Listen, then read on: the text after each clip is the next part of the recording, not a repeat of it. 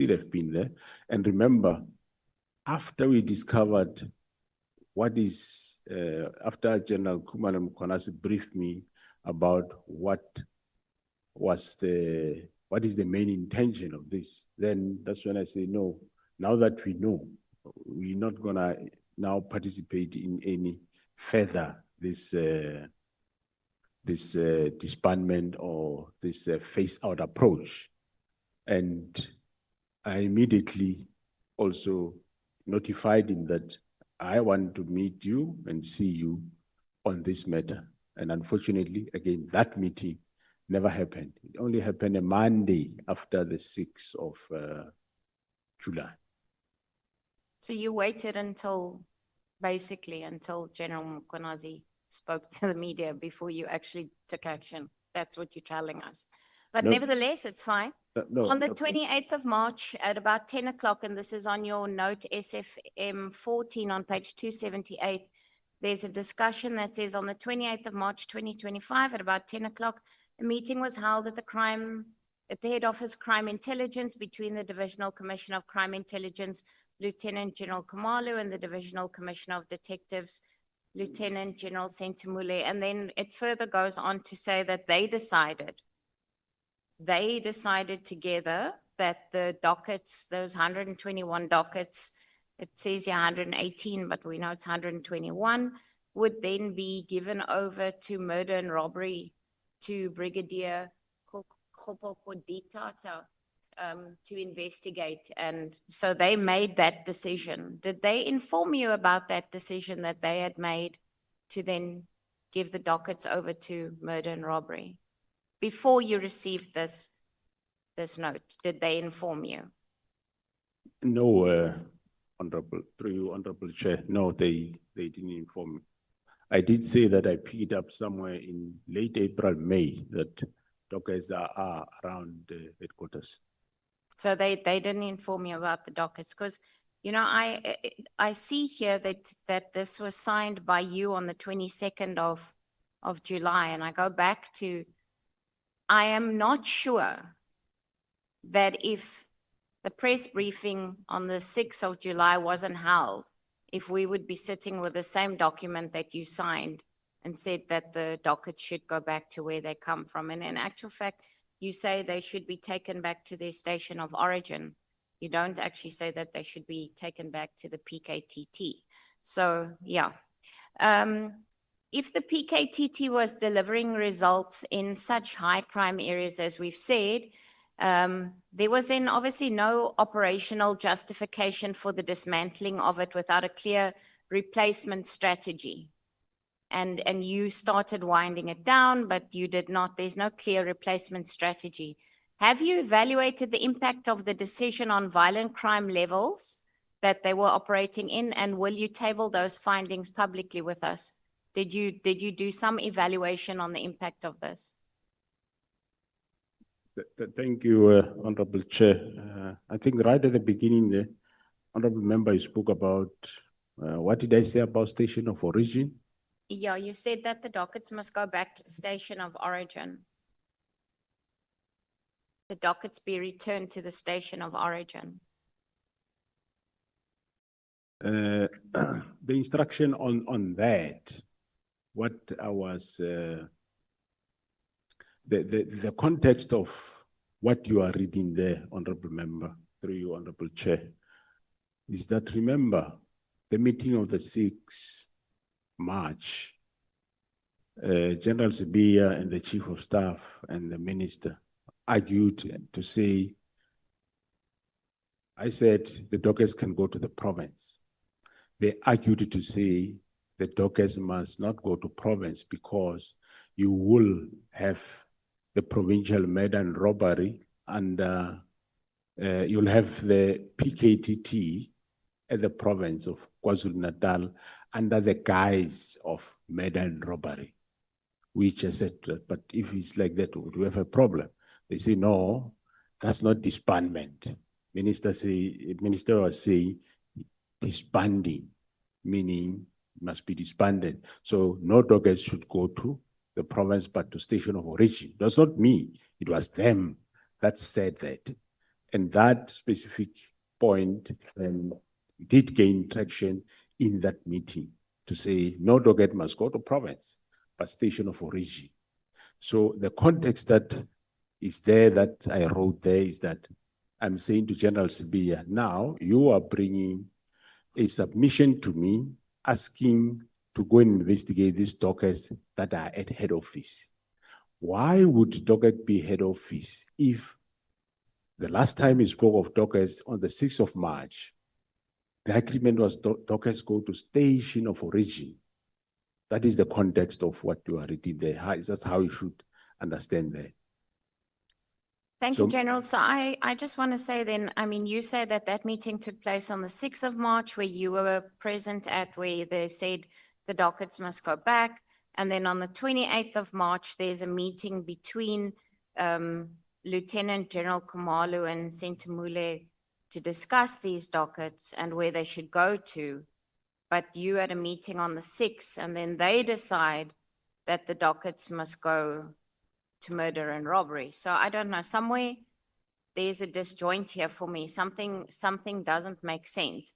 And what I'm really getting, and it was very clear out of General Mkhwanazi's testimony, that the SAPS at a national level is highly divided within the leadership, because it really feels to me like there's something that is not right here. And it seems to me that this is driven more by politics and loyalty to certain factions than to competence. Because as the National Commissioner, you take responsibility for the culture and for the steps that happens within this SAPS. So, I mean, and the command structure comes from you. This, in the first place, this should never have happened because the minister should never have given the instruction. That's clear. So the minute the minister gave that instruction, you were the one that should have stood up and said, this is not the SAPS that I'm building. This is not what should be happening. Am I correct? Yeah, no, I do, through you, Honorable Chair, I do hear, Honorable Member. I think you put a lot of facts and you go on. To assist you, Honorable Member, on the first part of your comments, what I was saying there, maybe it creates confusion to you, the murder and robbery of serious and violent crime, right? These dockets mysteriously find themselves in Pretoria. Now, an application is submitted by General Sibiya to say, I want to send a serious and violent crime team from head office to go to KwaZulu-Natal to investigate these cases. And that what you see is a disapproval to say, no, I can't send another team there because there is already a PKTT there, and the dockets must go back to the PKTT, and which eventually did happen. And also remember, when General Mkhwanazi did the media briefing or press briefing, it is after that we now, me and him and General Khumalo, we now know what was the objective of doing this. We had now information that what is happening. So whether he did a press briefing or not, we were now empowered at that time to say, now we understand why the minister and General Sibiya and them were doing this, and we are not going to now allow it.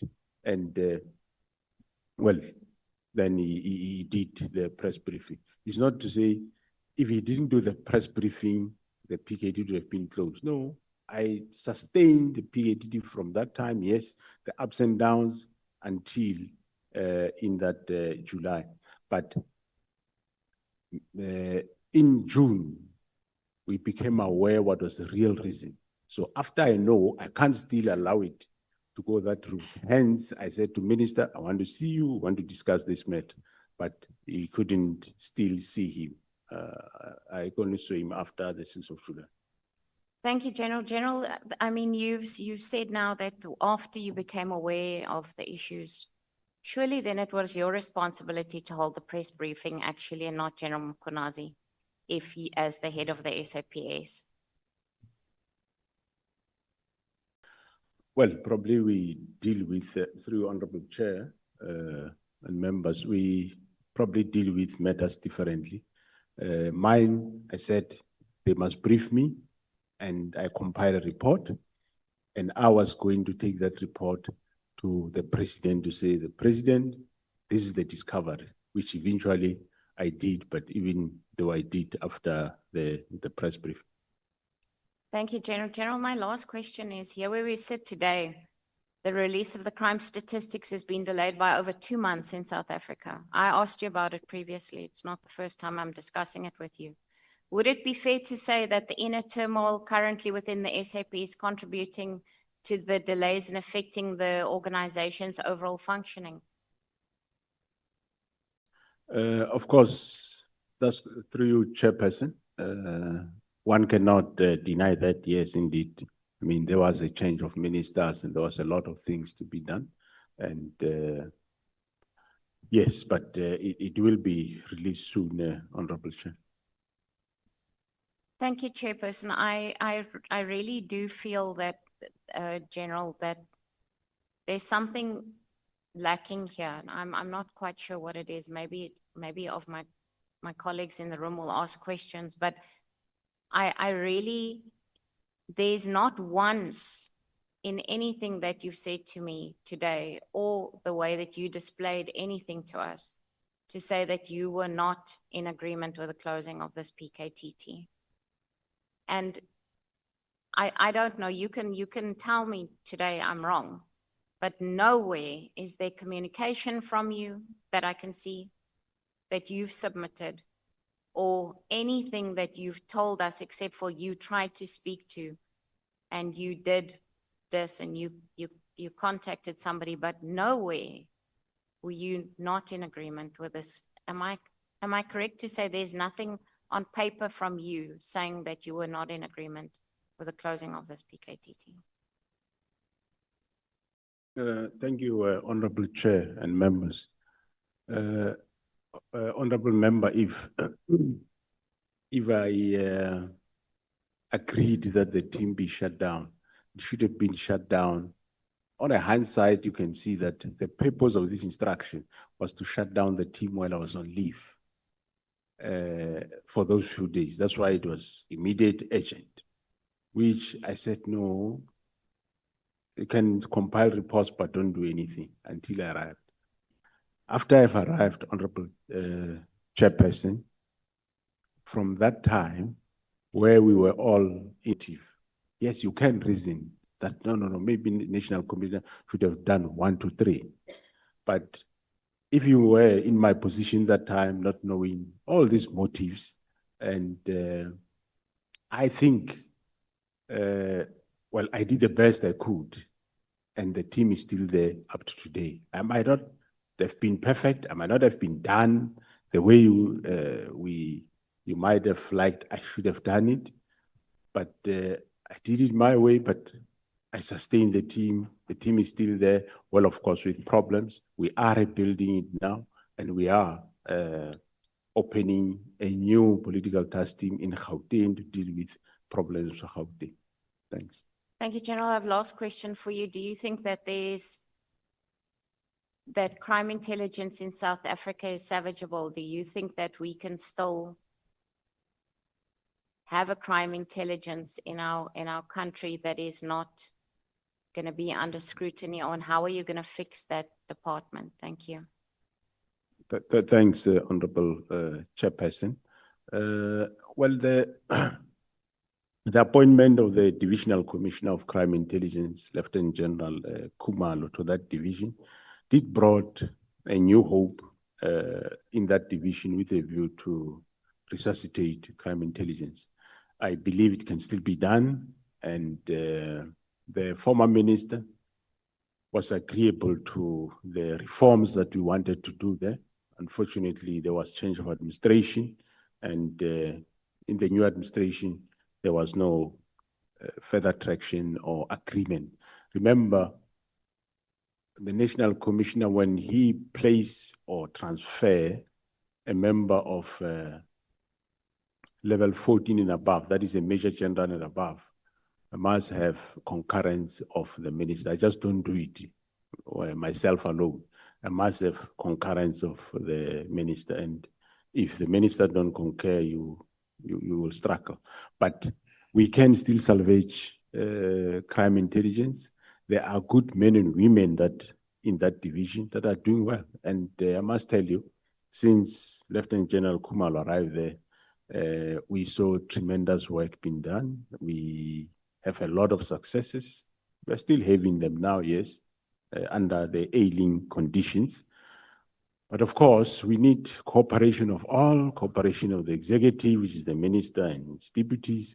We need your cooperation as honorable members, because sometimes most of the distractions and disruptions in that division come from this honorable house.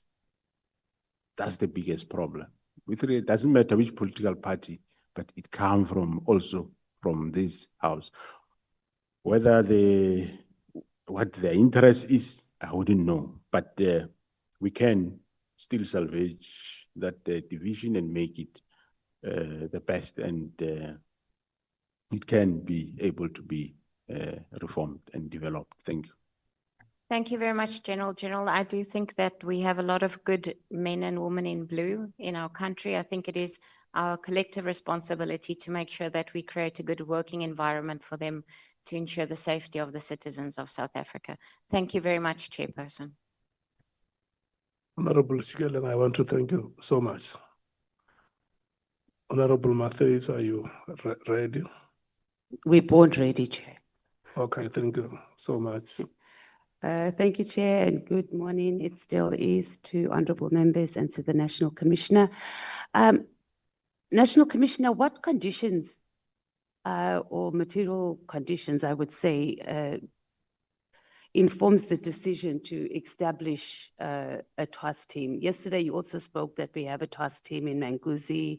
I think I've also heard you speak about the rhino poaching task team and then that. So operationally and strategically, what is happening that these teams are established? Thanks, Honorable Chair and members. The task team are established at various levels. It can be a station commander's task team, which might consist of 4 or 5 members to address a specific crime problem.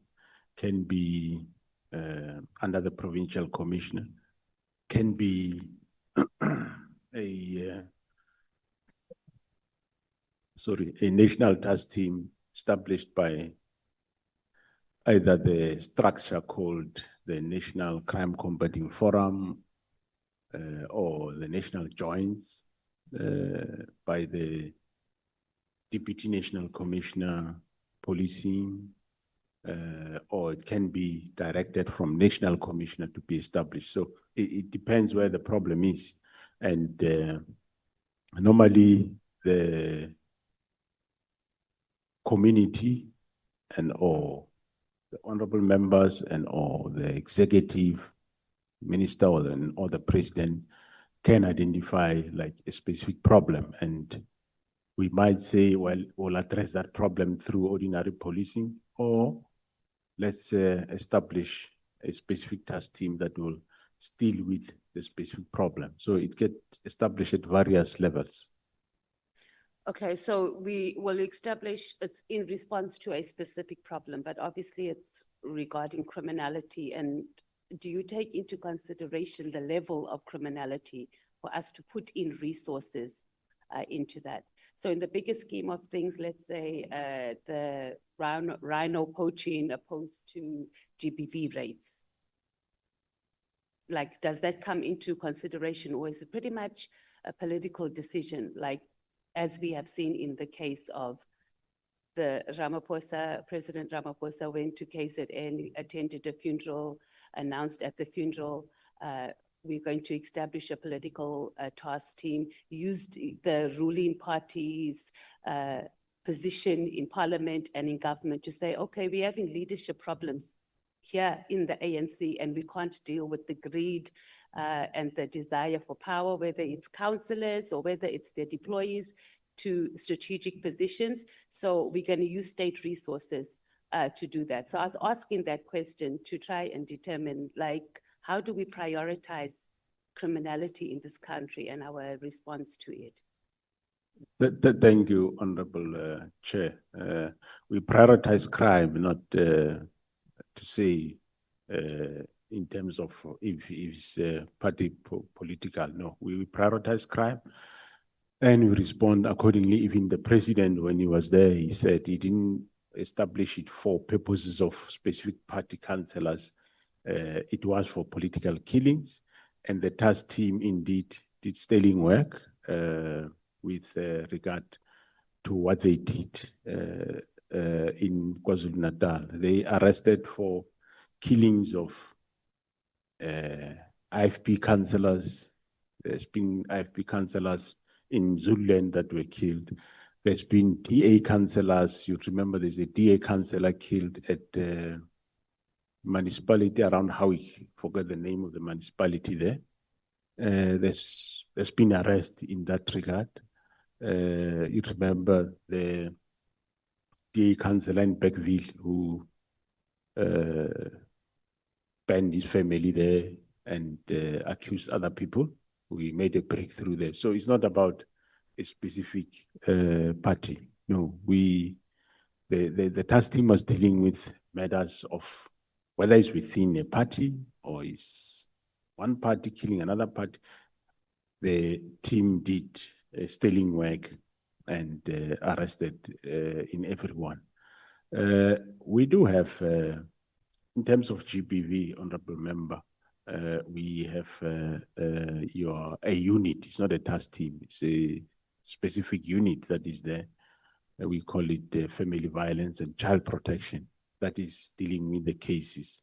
And of course, remember where there is such a case which we might not understand how it is high profile case, GBV, we do establish those task teams to go and investigate and make a breakthrough. After breakthrough, then we dissolve the task team. It's not that we prioritize rhinos and politicians over other people. No, we prioritize crime.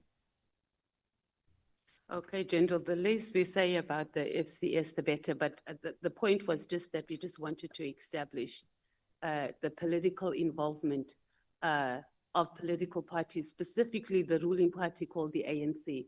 And I acknowledge that there are political parties that also, other political party members that are also investigated. But yesterday we were told that the majority of these political killings are ANC members and their deployees too, and I'm sure you will agree with that, but we can move on to that. I know you're trying to keep a neutral position, but we must just be honest that it is the ruling party that has brought us here with the political killings task force. And not that the task force is not doing a sterling work. I'm just talking about the fact that state resources are mobilized to deal with matters affecting political party in particular. Let's talk about your counterintelligence operations vacancies. So in paragraph 52 on page 25 of your statement, you said that there have been cases where investigations or reports, the question here is there cases where these investigations or reports can be deliberately or falsified to target certain individuals? Have you had a problem like that? And can this process of counterintelligence investigations and report be weaponized against certain people within the South African police force, but the country at large? Thanks, Honorable Chair. No, the counterintelligence investigation cannot be weaponized. It's purely investigating those people that are involved. If you recall, this crime in Gauteng was, we don't say it's new, it shows it has been there. If I look at the cases now of this Nhlanhla, the 18 new cases I'm talking about, which are not part of those that I had caught, shows that this thing has been for quite some time there around. So, and we discovered it only after the killing of Amaswart in Vereeniging. So there is no weaponization. It's investigation that is based on what has been done, murder or attempted murder or illegal possession of firearm, and it is those people that get linked there. No weaponization of the Gauteng counterintelligence investigations that I'm aware of. Yes, there might be weaponization of maybe other structures against the team, yes, but this specific counterintelligence investigation is not targeting anybody falsely. So they they do their work perfectly. So Okay, so there's no room for abuse and, through you, Honorable Chair, if you look at the record, the cases that they started in 2019 and in 2018, you have seen most of them, they have convictions of late recently. And if you look at those convictions, I mean, there is no judge or magistrate that can hand down those many lives and 40 years and 50 years if they did not get evidence. One thing I'm sure, which, well, from our side, which we do give credit to, is General Kumar. He was never a detective, but actually he's the best detective now in the country, that I must say. And most people know that's how it is. the instruction that you received from the minister on that letter when you were on leave, it says that you must also halt the recruitment, and you said that it was unprecedented and beyond the minister's lawful powers. What did you do about that? Because we've been dealing mainly about the political killings task team. That was one of 3 instructions on that letter. So the halting of filling those positions in crime intelligence, what was done about that? In crime intelligence, sorry. Yeah, we, through your Honorable Chair, and thanks, Honorable Members. Yes, I did engage the current new acting minister, and I have subsequently advertised those posts. They are being in the process of being filled. Well, I didn't know why. Well, I did say why he said why he was stopping the filling of those posts, but I have since advertised those posts. But And even the rounds of promotions also have been advertised. okay, so you just continued with the process. It was done recently because that instruction was given in December. We're now in October. So you didn't halt the filling of those posts in crime intelligence. But I'm saying, what action was taken in the first place against the minister for even giving that instruction? Did you report him anywhere? Was there any, did you even report to the committee? Because you presented an annual report to us, and I don't remember that being highlighted, that you got an instruction to stop. And that would have been a platform where members of parliament could have engaged the minister to ask why he would give such an instruction. Yeah, no, that I didn't report anyway. I engaged him personally, and he agreed to say, let's meet and discuss. And we eventually met, and he expressed what is his problem. And I was able to tell him what he sees as a problem is not a problem. And he agreed that, okay, you can now proceed. But of course, he said he still wants to go to the other committee, which that was the part that was outstanding. On the media briefing, did you think General Mkhwanazi overreached when he went and he did the media briefing?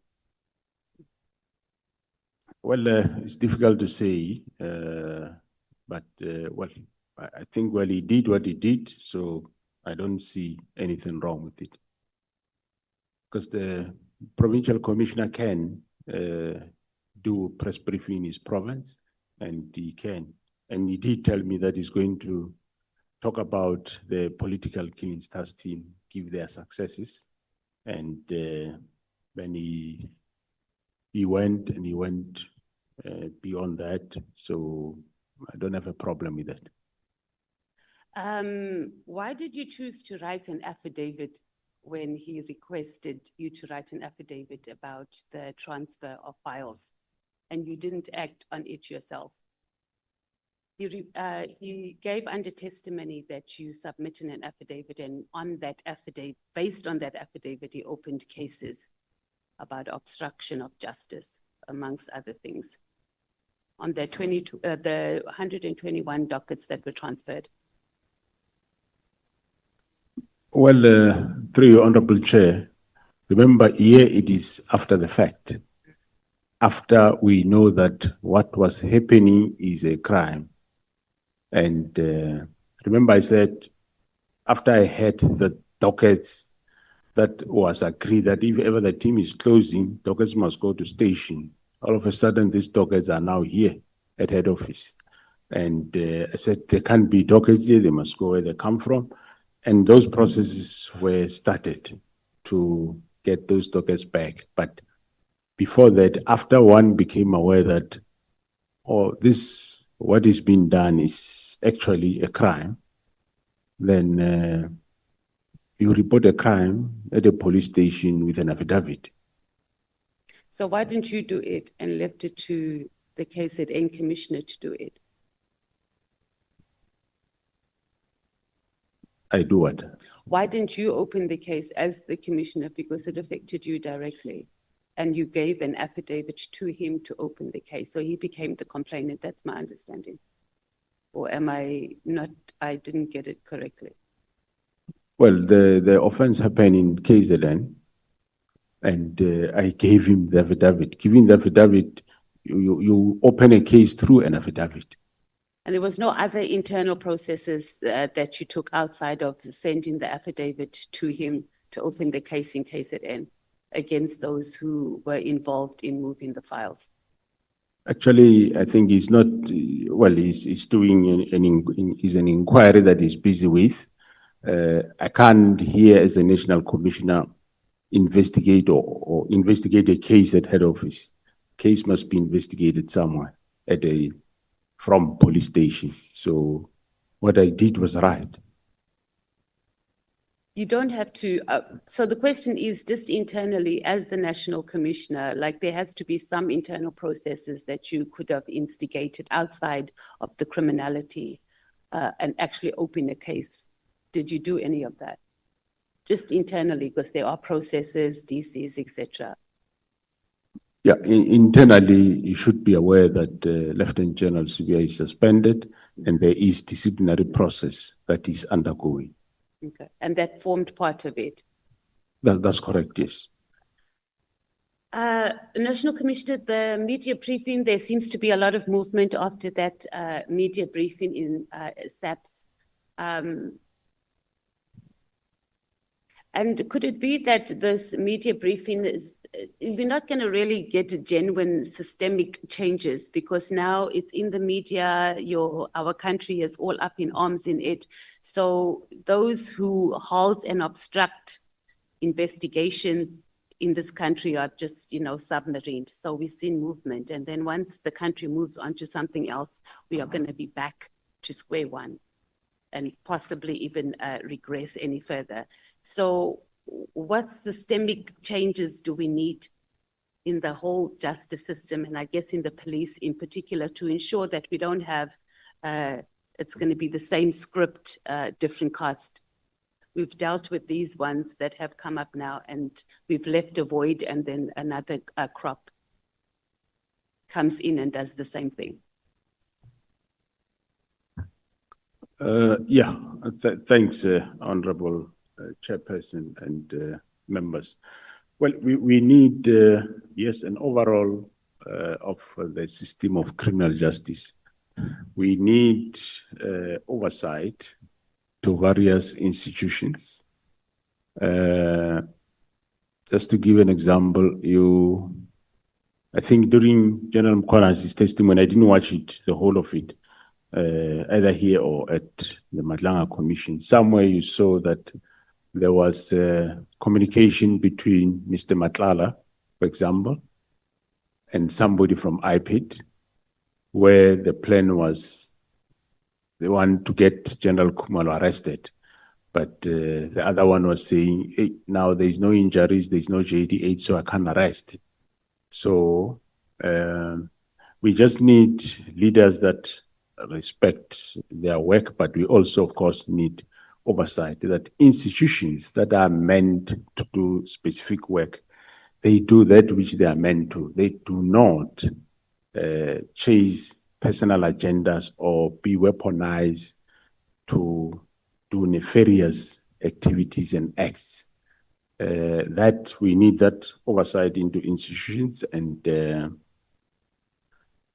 from the police side, we are prepared to undertake a lot of reforms where we see there are problems, but unfortunately, the others we can't. But we need an overall of the system in terms of when it comes to watchdogs, for police watchdog, you have your IPID, you have police secretariat, and you have got all other bodies. So I think maybe as the legislature, you need to look at whether should you have all these many institutions. You have IDEC, you have DPCI. Should you have all these many bodies? Why should you have IDEC and DPCI more or less doing one and the same thing? And you have police secretariat, you have IPID. I know it's there in law, but couldn't you have one institution that is police oversight? In it, you can have a DG with a DDG IPID and a DDG Civilian Secretariat of Police, instead of having too many. And you end up having police, instead of busy fighting crime, they are writing reports to satisfy each and every of these institutions. So that, I think we need to look at that and look at what these institutions, are they doing what they're supposed to do? Or are they weaponized to do other things? So that is the critical matter that is a problem. Institutions are tend and weaponized to do other things. Like we have now, the counterintelligence operations in Gauteng. There is a lot of institutions that want to get rid of it, or they want to get their nose in there, whereas the team is doing quite a good work and they are getting rid of cartels and criminals. So that's the support we need, and also from the executive and members of this honorable House. So we as lawmakers, we need to, in summary, what you're saying is to ensure that we don't leave a void after we get rid of cartels and politicians that are involved in enabling all this. We need to look at the oversight bodies. We have too many, and perhaps just have one, and that will assist in trying to maintain a clean South African police service. Yeah, I think if you do that, you will definitely have a better oversight, because now there are many. Some end up, somebody from you end up going to one and say, no, do for me 1, 2, 3. And they end up being busy with all those things. If you have one, you can concentrate on it and do oversight on us, and we do our work. We have got nothing to hide. Hence, I have now, as you heard yesterday, requested the SIU to do lifestyle audit of all members of SAPS, because sometimes some of you of the honorable members and other public people, they are used against us to say, yes, Masemla is corrupt, yes, he's doing that, just to push a narrative that is not really there. Some have been paid to do those things, which is not the truth. So, and public end up believing, no, Masemla is corrupt. I mean, where did I do? Whose money did I chow where? So if we streamline the oversight on police, that will work quite best. Thanks. National Commissioner, yesterday you said there's about 840 members that are, I'm now on the vetting and security clearance questions. So you've started a vetting process of about 840 members by an independent service provider, if I remember correctly. That is correct, Honorable Chair. It is a lifestyle audit, not necessarily What for the vetting. lifestyle audit? Audit, yeah. Vetting will still be done by crime intelligence and SSA, but this one is a lifestyle lifestyle audit. So how did you identify a service provider? Is it a private company? What process did we use in identifying a service provider to do that? And you tell us who the service provider is that's doing the lifestyle audit? Or could we not use someone in the Auditor General, or anyway, you tell us. I did say, I say it again, the service provider is a special investigative unit. Oh, it's from the SI. Mr. Advocate Mutivi's unit, they have got the capacity to do that. It's a state agency. I thought we can use them. They are independent from us, and they have done other institutions, I think provincial government, Gauteng, they use them. So I engaged the advocate somewhere in April, and there was some glitches along, but eventually we have finalized all those, and it's just final touches, and then you will start. But the identification of the 840 or so is the senior management of SAPS. That is from brigadier up to myself. They will start with that. When they finish, then we targeted environments like your central farm registry, supply chain management, division finance, and port of entry. So those will be the second layer as a priority. And from there, we can then see how far we go, because it's a time-consuming exercise. So they haven't started yet. The process is about to start, is what I'm getting. Through you, Honorable Chair, that is correct, Honorable Member. And they have capacity, because, you know, National Commissioner, when we sit in the portfolio committee, we'll say, yeah, we're starting this wonderful project and we're all excited. And then 3 months later, when we get a report, it's like, no, we don't have capacity. There was no resources, as we see with the issue of security clearance, which we come into now. And we determined that they're going to have capacity and more or less the time frame to conduct and complete these lifestyle audits of the 840 senior SAPS officials. Yeah, those details, that's what is being finalized now, Okay. Honorable Chairperson. Security clearance, do you have security clearance, National Commissioner? I do have, Honorable Chair. When was it? And it's every 5 years, if I'm correct. That's correct. So your last one was done when? You don't know whether it's 2-3 years ago. Why do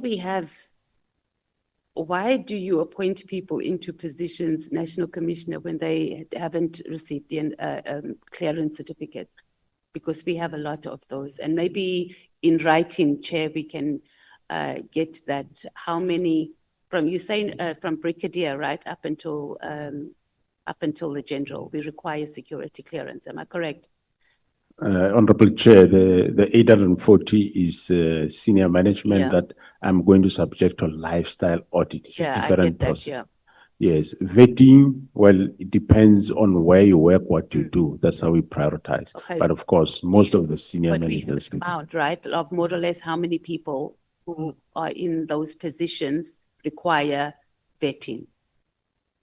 Do you have it offhand, or you are obviously able to access that information and submit it to us? The last year, the I think the Division Crime Intelligence, they reached their target in terms of vetting. Actually, they overperformed, they overachieved. And hence, this current year, I gave them the target of 1,500, meaning I said, in that 1,005, make sure you finalize every one of the 840. Currently, some of the 840 senior managers, they do have security clearances, but there is a balance that is left, so they must finalize that. And normally when we appoint people, because it is not due to the people's own or negligence, Honorable Chair, that they don't have security clearance. The way the division was structured from those years, it was structured in such a way that it is impossible for them to vet the subs by making sure that their capacity are limited. You recall I said at some point there were about 7, the whole country. 7 vetting 186,000. So it tells you. So, but we are building that capacity in the crime intelligence, and they are increasing number, and the performance is also increasing. And do we find that Honorable Matthias, may you, we're done? Okay, may you please round up? one more. Anna. Yeah. You said that during the investigations with CAT, you found that there were 80 other cases related to him. Did I understand that correctly?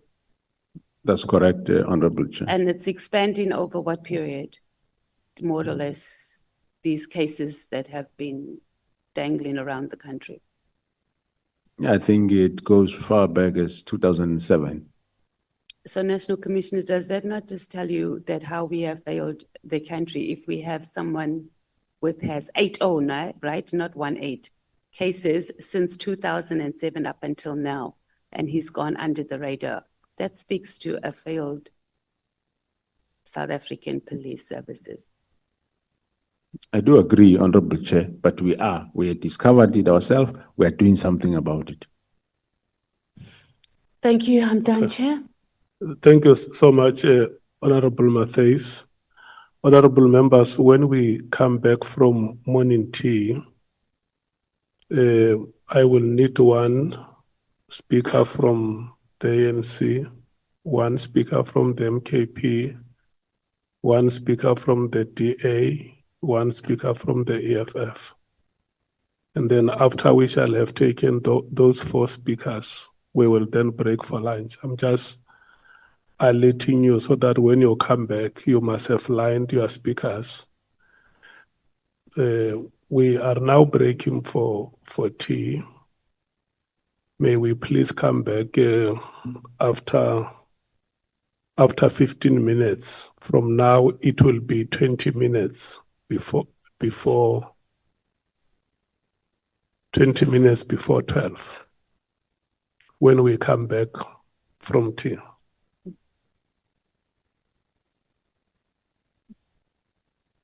Yeah.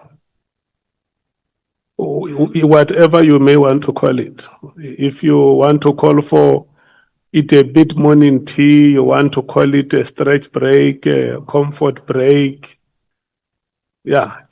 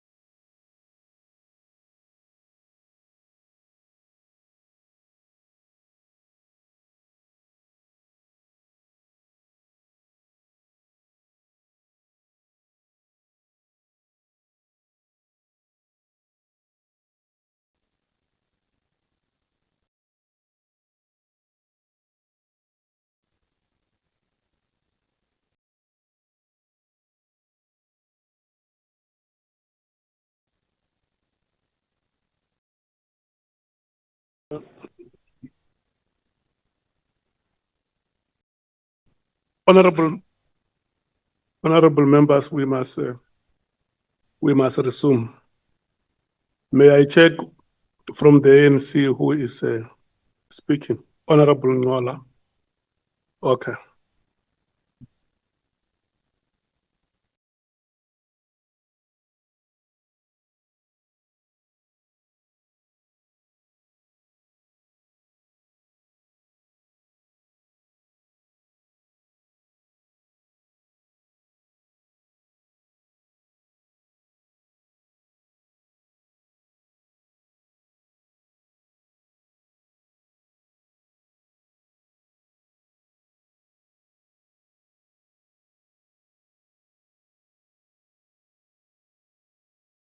Yeah. Honorable Nhlanhla, with due respect, you can proceed. Thank you very much, Chairperson, and good morning to members and everyone. Chair, I think let me first agree with General Masemola that we have identified a serious legislative gap in respect of the protection of whistleblowers. And indeed, the Department of Justice did send us the whistleblower protection bill as part of the legislative program. So, Chair, we agree with the General. General, I think let's start yesterday. Yesterday, something unprecedented happened. A chief of staff called the entire nation to a press briefing. We have never seen it before. So I want to check if in the service do you have internal communication protocols, or it's a Vula's book kind of a situation?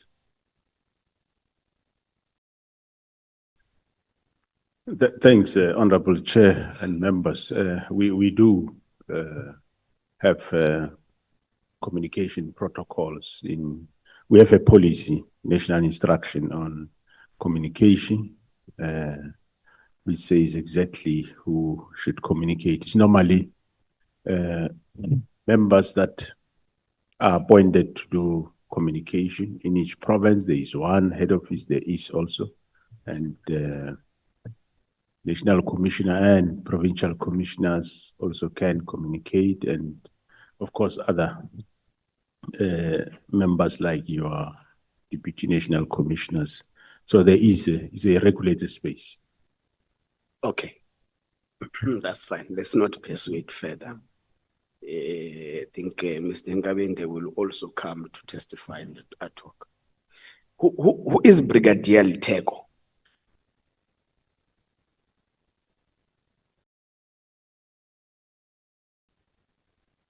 Do you know a person by the name of Brigadier Litego? Letoko. Litego, yeah, Litego. Oh, Sorry. He's a chief of staff in my office, Honorable Chair. What would be your reaction if General Sbiya comes to the ad hoc committee and testify that on the 3rd of January 2025, he received a letter written by Brigadier Litego to him, instructing him to proceed with the dissolution process of the political killings testing? What would be your reaction to that? Yeah, Honorable Chair and members, my response will be that the chief of staff in my office sent the letter, the directive from the minister to the deputies, which is Lieutenant General Msikili, was acting as National Commissioner by then, and also sent to Lieutenant General Sbiya to say, yes, do attend to it. Is there no letter written from your office by your chief of staff to the Deputy National Commissioner of Police, Lieutenant General Sbiya, that instructs him directly I'm not talking about the letter from the minister that could have been transferred. I'm talking about a letter that deliberately instructs your deputy to proceed. It was on the 3rd of January 2025, to proceed with the dissolution process and the report on the 14th of January 2025. Is there no such a letter?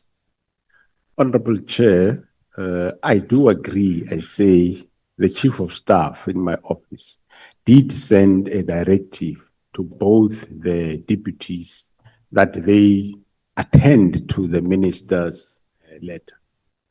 However, I'm on record to have said that between that time and until when I arrived back in the office, nothing has been done by that time.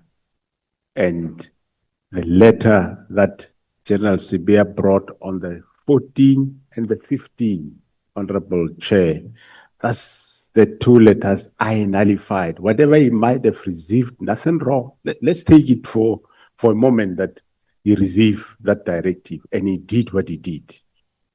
Come the 14th, come the 15th.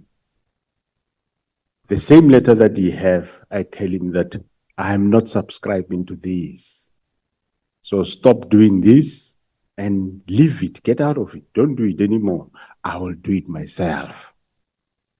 So directive be given on the 2nd or 3rd, Honorable Chairperson. I come the 14th, yes, he says, National Commissioner, Minister says we must dissolve the PKTT. Here is an instruction signing so that we dissolve. I look at it and says, no, we don't do it this way. Honorable Chair, you would recall yesterday, I even explained how we, the interaction of that day when he told me this House Scorpions, the way the directive is, this House Scorpions was dissolved, so it's in order. Then I told him why we can't do it, and that let's not do it this way. It's not my way of doing it. I'm going to do it differently, and I explain how it should be done. Phase approach, winding down, and go and come up with that plan. Come the 15th, he come with the letter. Well, I must say, I never read the whole of it, but at glance I saw again immediate disbandment. And I said, no, you know what? Leave this matter, don't do it anymore. I will do it myself. So whether there was a directive from my office on the 1st or 2nd to him, that doesn't matter because nothing happened in that period. Whatever he have done, but during that period, the 3rd one. whatever he have done in that period, the product of that, that's what came to me on the 14th. And on the 14th, I told him what to do, which he went to do with the assistant of another employee of the service. He came back on the 15th. Again, I says, seems you don't understand what I'm saying. Leave this matter, get out of it. So whether the directive on the 2nd, I don't deny it. I said it is standard that whenever such matter come to the office of National Commissioner, it will be directed to the relevant offices. Okay. So did you authorize the letter of the 3rd? Did I? Did you authorize the letter of the 3rd of January? Honorable Chair. Or how is the communication from your office being get authorized? Or anyone can write a letter and send it without having checked with the principal if this letter should be sent in this form? No, like when I'm here now, the work hasn't stopped in my office. Whatever comes there, they will channel it to the relevant people that are supposed to do the work. So whoever was in your office when you were on leave authorized the letter? Yeah, they send it to the relevant offices. Okay, let's walk down to section 207, subsection 2 of the Constitution, which gives you a legal duty and a constitutional obligation to exercise control and manage the police service in South Africa. Now, where do you think that the exercising control and managing of the police service screws may have been loosened? Because now at the disposal of the people of South Africa is a service that is in limbo, is a service that is at war with itself. So where do you think that you may have missed it somewhere to manage? I hear that you say you did your best to manage and mitigate this situation. Maybe can you take us through this best you did to manage, control the police service so that it does not spiral in this manner? So what efforts were made by the National Commissioner? Well, thanks, Honorable Chair. I wouldn't know exactly which area are you referring to when it comes to managing control. I think I did what I supposed to do. After the directive was received, I expressed my view in terms of how I view the matter should be treated. And I submitted that report to the minister. And so I don't see where I missed to manage. I don't foresee that I can't be held responsible for the actions of the minister and any other. I did my work, I investigated crime, we discovered crime, we're investigating it. So I think I did manage. Okay, but paragraph 4.1.1 of the terms of reference of the ad hoc committee directs us to investigate whether there is political interference in the police service. Is there political interference in the police service, according to what you have experienced as the National Commissioner? Yeah, well, my my experience will be that in as far as this specific directive of the 31st of December 2024 is concerned, yes, there was interference where the minister then gave that directive without, well, he might have applied his mind, I don't know, but when you apply your mind, you apply your mind based on facts. So I take that as interference because he didn't have facts that have led him to decide. What I heard yesterday from the senior counsel to say he would say receive complaints about PKTT, receive reports from Meriti Haas and all those others. Those are not reasons that can make you disband a team. That I would say yes, sounded is I regard it then as an interference, because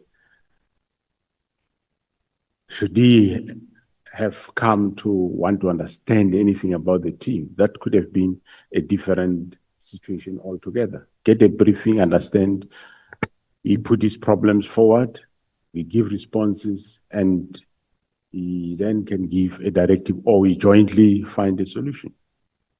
Okay.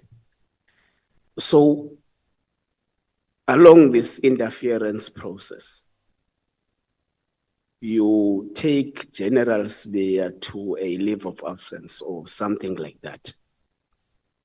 He takes you to court. You depose an affidavit to the Pretoria High Court that, amongst other things that it raises, is that actually the minister has got a legal obligation to oversee the police service and its units and task teams. Are you aware of those, the contents of that affidavit? Yeah, I might not remember everything of that affidavit, but yeah, I take it is there. Okay, but do you get the fact that the affidavit says something different to what you are saying now in terms of the political interference? I do take the point of the honorable member, Chair, that he says that's what that affidavit is saying. Okay. No reason to doubt. Okay, your CV suggests that you have at some point led you headed in intelligence operations. And amongst what the main witness, General Mkhwanazi, alleges here under oath is that the letter itself in its nature is an ammunition to stop reforms in the crime intelligence.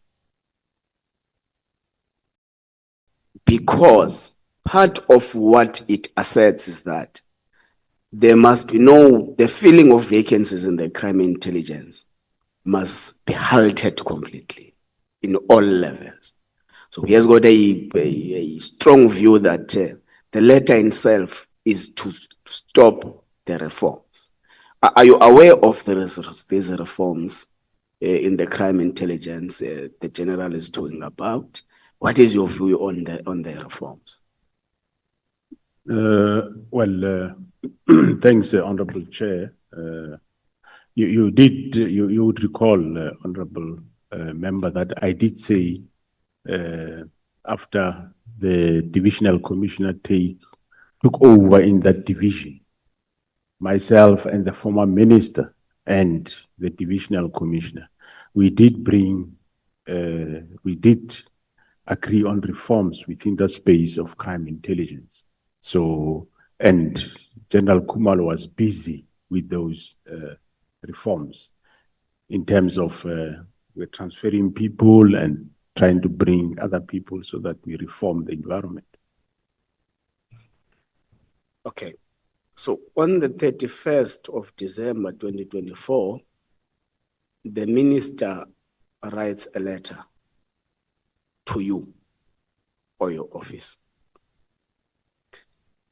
Now, the main witness alleges that the letter itself was not authored by the minister, nor was it authored by anyone in the police service, because there was a back and forth of the contents of the letter. Are you aware of that allegation? Well, I heard that from General Mkhwanazi, but I can't be a witness to that. I don't know, but I heard him saying that. Okay. The PKTT's term of office was supposedly 6 months. When is it expiring? As long as there is work, as long as politicians get killed, I will sustain it and have it. Okay, what is the process of extending the term of office of any task team in the police service? Is there a process, or is just the national commissioner takes a decision as long as there is an assessment to it? No, the process, normally, sometime when you start, you might give it, say the task team should be for 6 months or a year, you give it a period, with a view that they must deal with the problem that you identified. If it's a specific crime, they deal with it. When they finish, then the task team is dissolved. So normally how we renew, the people that are doing the work, they will write a motivation to say they ask for extension for a month or 2 or 3 or 6 and give the reasons why. And that will be assessed.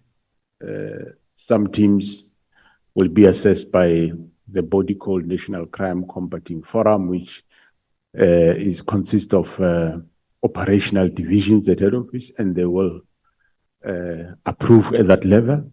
Or if it's a team that gets approved by National Commission, they will send for approval to the National Commission. Okay. General Mkhwanazi also mentions to the ad hoc committee that amongst the 121 case dockets that were taken to the head office, One amongst them is that of Nhlanhla from Tata. I'm sure you'll recall the Justice for Nhlanhla campaign. So if that's the case, then would we say that SAPS actually characterized the brutal assassination of Nhlanhla as a political killing? And what is the status of the docket now? Has the removal impacted the fact that there's no one arrested today? Thanks, Honorable Chair. No, the political killings task team, as you are aware, they were doing the work in the province of KZN. But I am on record to have said that when we went to Fort Hare with the then minister, and we saw that there is a problem, well, of murder cases, but not necessarily alone, we enlisted the political killings task team to go and help there. So the fact that they took Nhlanhla's docket is not to say we classified as political killing.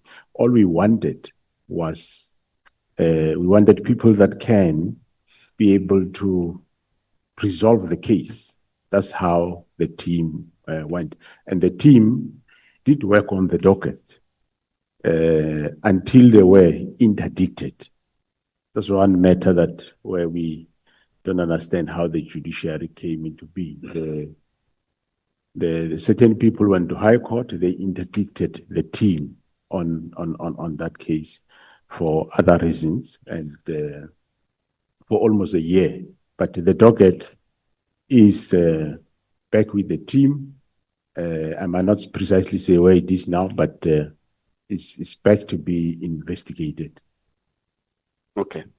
So I think the interdict will maybe assess it in the in-camera arrangement. I think the general does not want to give us deeper detail on it now in a public platform. And we can attend to that later. It's no problem. Through you, Honorable Chair, the interdict, the best person will be General Khumalo who can give that. But I know that somebody came forward with an interdict, but later we are on with okay. No, that's fine. General, is it your evidence that political killings are still prevalent in South Africa? And therefore, that makes the letter of the 31st of December 2024 unwarranted in terms of the purpose that which the political killings task team was formed for?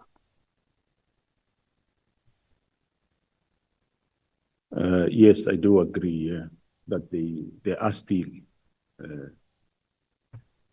prevalent, Honorable Chair. Okay, that's fine. Then the letter comes.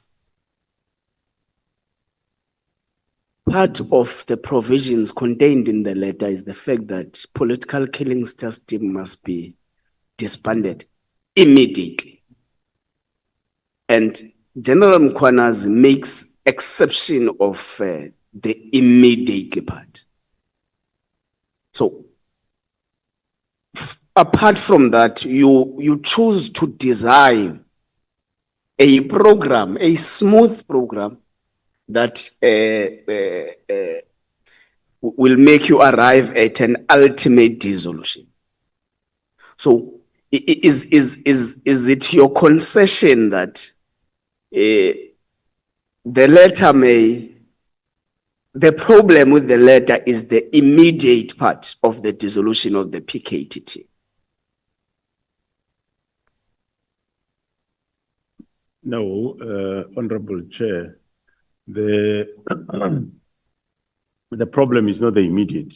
The letter itself is a problem. Yes, the whole letter is a problem, not the immediate. But what I chose was not to do it immediate, but do it my way. And remember, Honorable Chair, I did say that this letter was a directive and not a request. And at that time, I had my doubts as to circumstances surrounding this letter, why it came. And that time I was not in a privileged position, Honorable Chair, like the honorable members now. You have both sides. You have the before and after. Myself, when those things were happening, I only had the before. I didn't really know what is this. I suspected that this irregular, illegal, but not really having facts. Thanks. Thank you, General. So part of what you say in your statement is that part of what makes you disagree with the approach of dissolving the PKTT is the fact that there was no report solicited in terms of the performance of the task team. There was no consultation with the sister departments that which constitute the PKTT. You will understand that it's not only its SAPS. So in the process of developing a winding off approach or plan, did you consult the head of the crime intelligence, the head of the National Prosecuting Authority, the head of Hawks? Well, the Hawks were not really more involved in this matter. And the NPA, yes, I did speak to the national director informally. But the reason why I didn't want to consult wide on this matter is because, remember, I haven't reached a point where I'm saying this team should be resolved. That point were not reached. And this plan of disbandment of the minister was not yet finalized, not yet approved. But General, you said the reason why the political task team, the political killings task team is still standing on its feet is because the minister did not sign the plan. Not because there was no interest on dissolving the PKTT. Yes, on my side, there was no interest to dissolving the team. And on his side, the FNE had signed. So I didn't see a reason that I should go wide. I informally spoke to the national director that there is this thing. And but the head of intelligence, well, he was part of it. Okay. The main witness has got a very strong view that the decision to dissolve or the intention to dissolve the political killings task team had really nothing to do with what was written in the letter. He has got strong views that it was externally influenced. And he mentions a lot of people, some inside the service, some outside the service. What is your view on that? I do agree, Honorable Chair. Remember, I also said, I'm on record to have said that after the search of Mr. Nhlanhla's house, the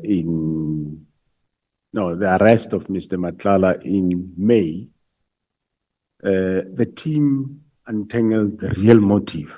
That's true what he is saying, and I also said the same yesterday, today, and again, I'm still saying, yes, it's true. We now know that the motive was just not that the team is no more adding value. There's a bigger picture on that. Okay. Then you hold a meeting yourself, the minister, and General Khumalo to take him through, and amongst those were intelligence related matters. And you make an assertion that part of your team members, including your Deputy General Spear, has been compromised. Has been compromised on the basis that they are now linked to criminal syndicates.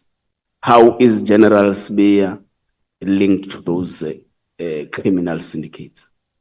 in your view or in your knowledge?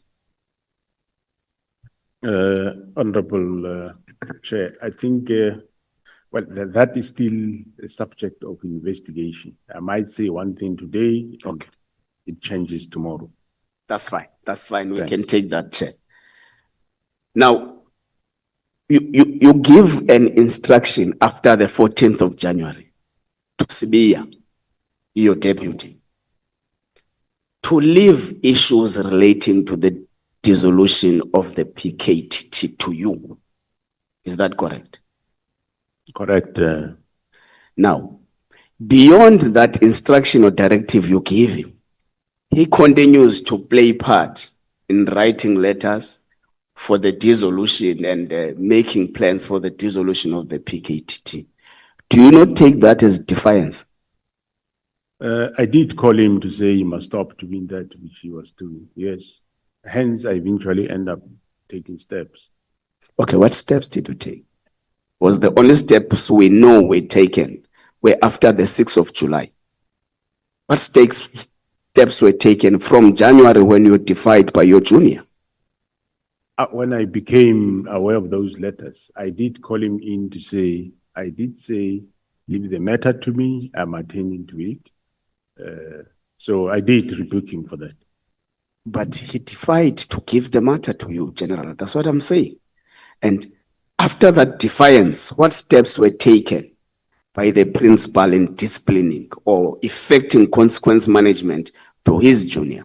Because all we know now, all what is in our disposal, is that General Sibiya, your deputy, was only suspended or taken to leave after the 6th of July, which is the press briefing by General Mkhwanazi. So between January and July, you were defied blatantly by your junior. What did you do about that?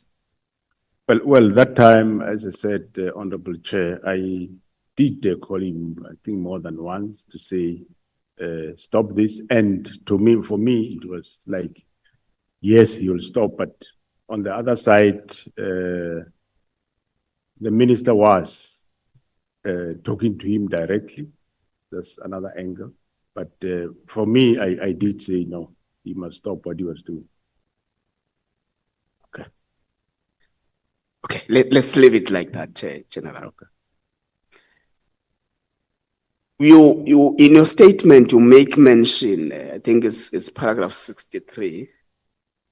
You make mention of a disciplinary hearing. I think Honorable Sokanyele did ask you about that.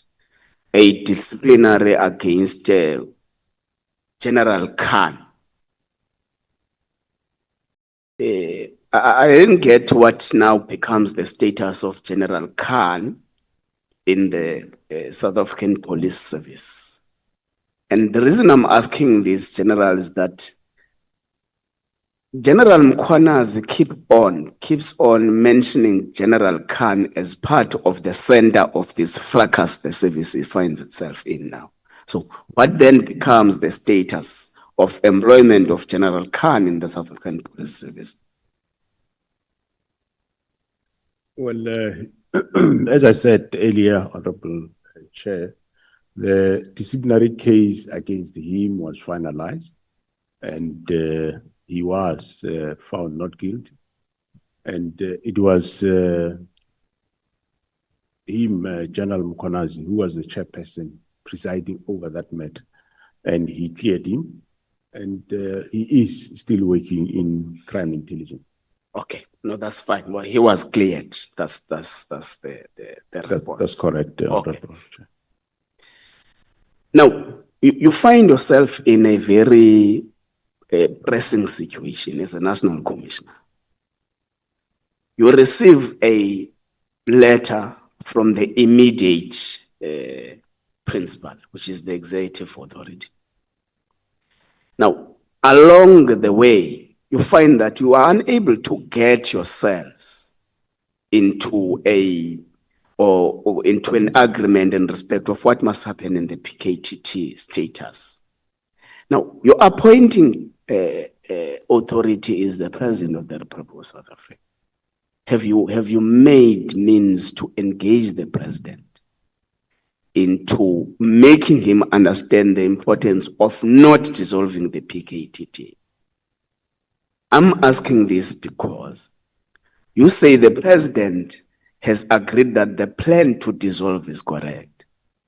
But General Mkhwanazi have got a different understanding of the attitude of the president towards the dissolution, because he says the president in Northern Cape made public assertions that the political killing system is working very well and no need to touch it and all those things. So what was the reaction of the president to the fact that there is this calamity between yourself and the minister? Thanks, Honorable Chair. I did said it before earlier in this House, Honorable Chair, but I'll repeat it again. I say the president was taken aback when I informed him about this, and I said to the president that my view was this shouldn't be disbanded, but if ever it has to be done, Mr. President, shouldn't be done the way of Minister Mkhulu of immediate. That was in February when I saw the president, which the president says, okay, I think yes, what you are saying makes sense. So you just have to understand what I said. I said to him, this team, I think it should not be disbanded, but if ever it has to be done, should be done the following. So that's how we engaged. Okay. Let's walk down to the Medicare 24 tender. The minister finds that there is no progress in terms of the work it was supposed to be doing and orders you to terminate. You correctly start a process arrangement that at least there must be a process to that decision. Correctly so. So you instruct the internal audit team to do an investigation. Then in January 2025, the investigation comes and it points out serious irregularities in the appointment process. Then what consequence management was effected to those who were part of the bid committees and the final signatory to the appointment? Thanks, Honorable Chair. Well, the report that you are referring to, Honorable Member, was a preliminary report, and the final report came in April. And after the final report, I terminated. And yes, I did want to take immediate actions against these members. But the experts within the field advised me that no, let's do a forensic audit. That forensic audit, I received a progress report about a week ago to say they are about to finish, and it will be right and best that we allow this forensic audit because it will tell us exactly what went wrong and who's involved. And only with that report, we can then take departmental steps. Because if we start taking steps with this ordinary audit report, we will run the risk that later people might start mentioning or implicating other people, which if we did the audit, the forensic audit would have alluded to that. So as soon as this is finalized, Honorable Chair, yes, we're going to take drastic steps against those involved. Okay, I'm going to ask you three questions. It's my last questions, General. General Mkhwanazi asserts in this artwork that the letter itself and the transfer of dockets was a missed target. Was a missed target by people who actually thought that is the PKTT that is investigating the drug cartels in Gauteng. Maybe you'll tell us your understanding on that matter. But he further expands and say, part of the reasons why they had to enhance the work in Gauteng, deploying 10 members of the PKT to do the work was that the police management in Gauteng has collapsed. Has collapsed because those that which are expected to run after the criminals are actually drinking and dining with those criminals in Gauteng. And the last issue is that he says the issue relating to the arrest of General Khumalo is not a credible or meticulous policing related issue. It's a project. So he says,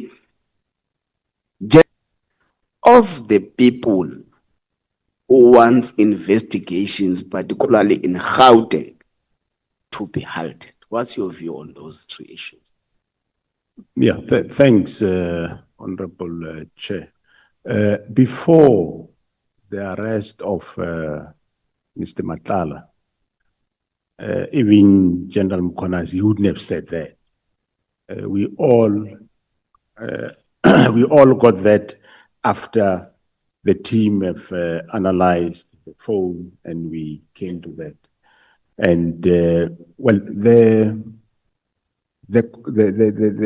call for assistance from the political killing task team to come and assist Gauteng at that time was solely based on the fact that we wanted the expertise of the political killing task team. As we have seen in Fort Hare, where we think we have a problem, I enlist them.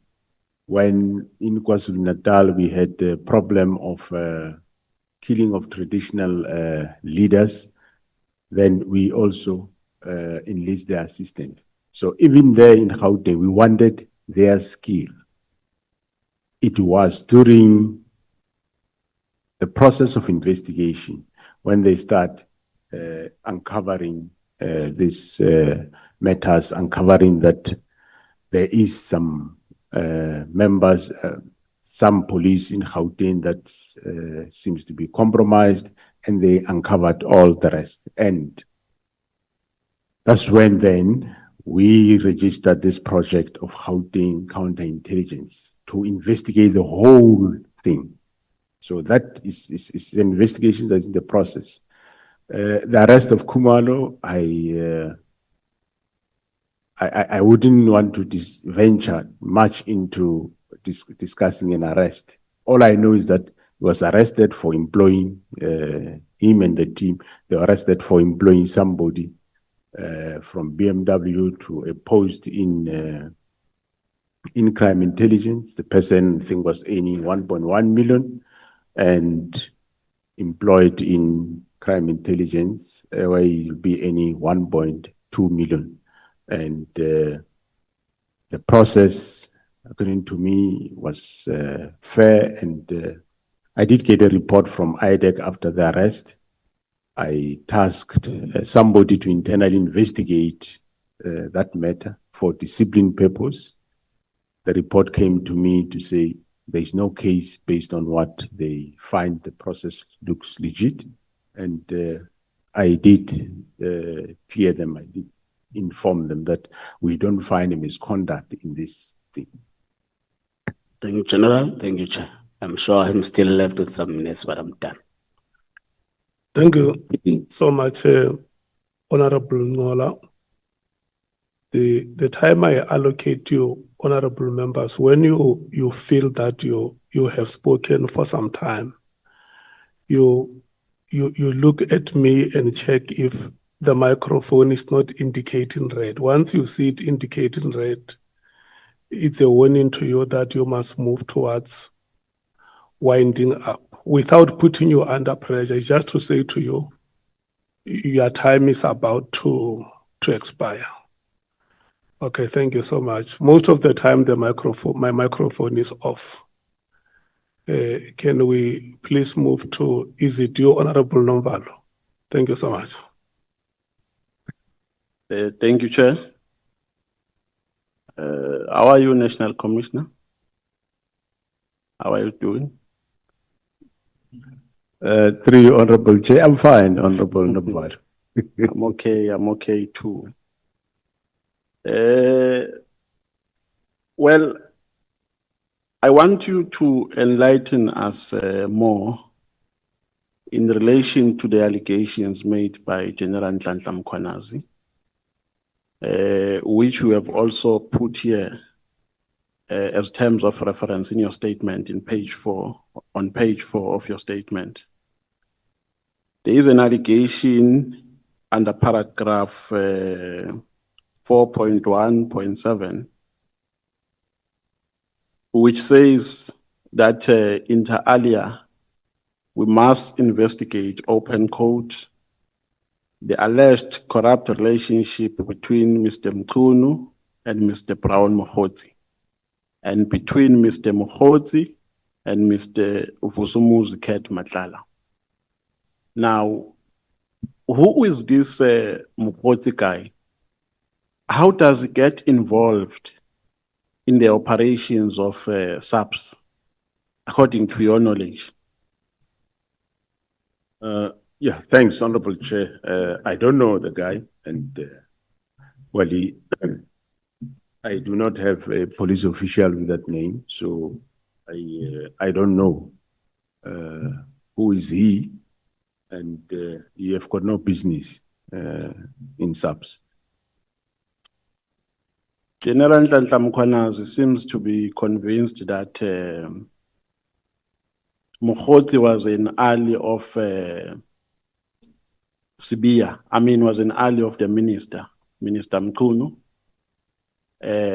Subsequently, Mkhwanazi was an ally of Nhlanhla.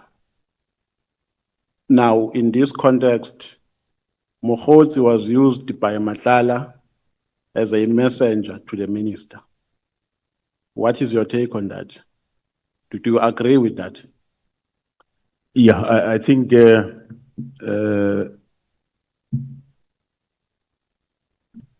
relevant officials like General Khumalo will be able to show you that. I think also General Mkhwanazi did show you those links.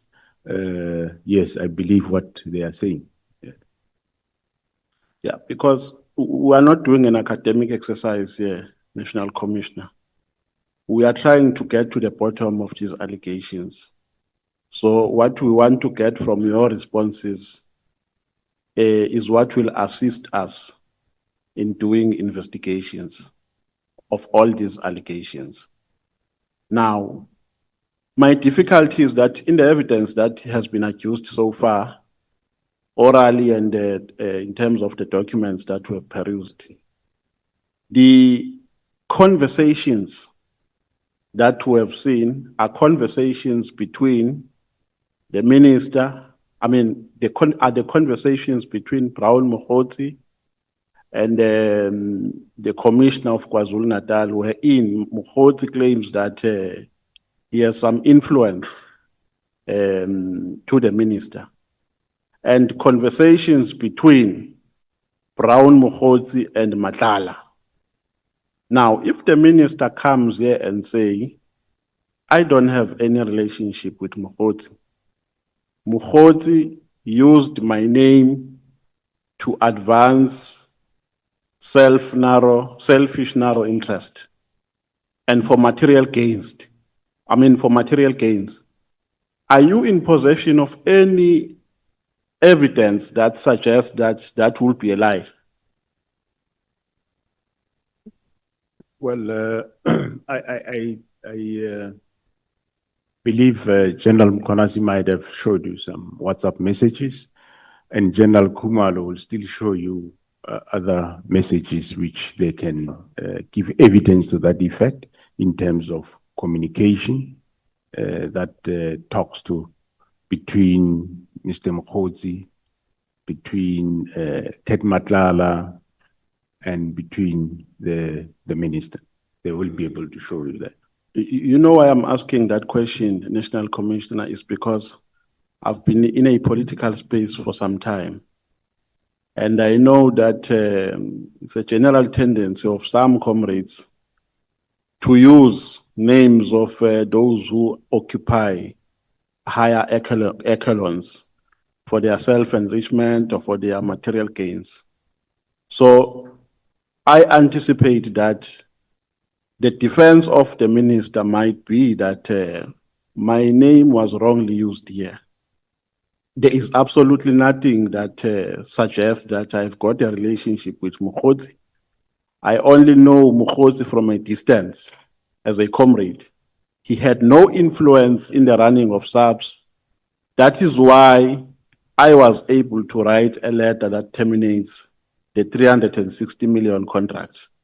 What would you say? I'm asking this because we need evidence to resolve these matters. What would you say? How would you respond? Are we in a position to prove that wrong, that defense wrong, if the minister comes with that defense? Yeah, I'm sure the officials that I'm talking about will be able to show you the links. That's why I didn't want to give evidence of the second person. They will be able to give evidence to that effect.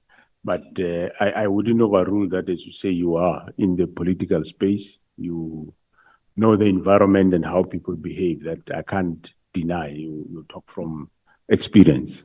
But the officials will be able then to indicate those WhatsApps that will show money movement and linkages. I think you just have to give it space until they give evidence. So to what extent has this so-called corrupt relationship caused the damage in the running of SAPS? So this alleged corrupt relationship between the minister and Mkhwanazi, ultimately Nhlanhla, to what extent has it caused the damage? Well, the first damage is this disbandment of the directive of the 31st of December. That is a damage. Okay, now let's go to the disbandment of the political task team, political killings task team. Is there any piece of legislation which prescribes how a task team can either be formed or dissolved? Or there's a lacuna? No, there's no legislation. Legislation says the National Commissioner can organize and reorganize, establish institutions, depots, unions, and so on. So, but of course, even a task team, one can take it as part of that. So, but doesn't mean can necessarily be established by national committee. It can be established at lower levels also. Yeah, so the advice that you can give to us as lawmakers is that we must close that gap, correct? You must. In terms of formulating the law, we must close that gap. Is that the advice you can give to us as lawmakers? The advice I can give is, if you can, obviously, dwell more on defining what the minister can do. What is the minister's function, and what is the National Commissioner's functions? Okay, if I heard you precisely yesterday during your oral testimony, you made a mention of a task team which preceded the 2018 task team. And you said you identified some weaknesses in that task team. Ipso facto, you established another task team which was multidisciplinary, in that it consisted SAPS, NPA, etc., etc. Now, in that, how was that? Because you never spoke about its formulation and disbandment. How was it formulated and disbanded? You only spoke about the formulation of the 2018 task team, which started from the visit of the president, establishment of the interministerial committee, etc., etc. And you spoke less about the formation of the previous one. May you please take us through? Thanks, Honorable Chairperson. So you want me to Yes, the previous task team which preceded the 2018 one, how was it formulated and later dissolved?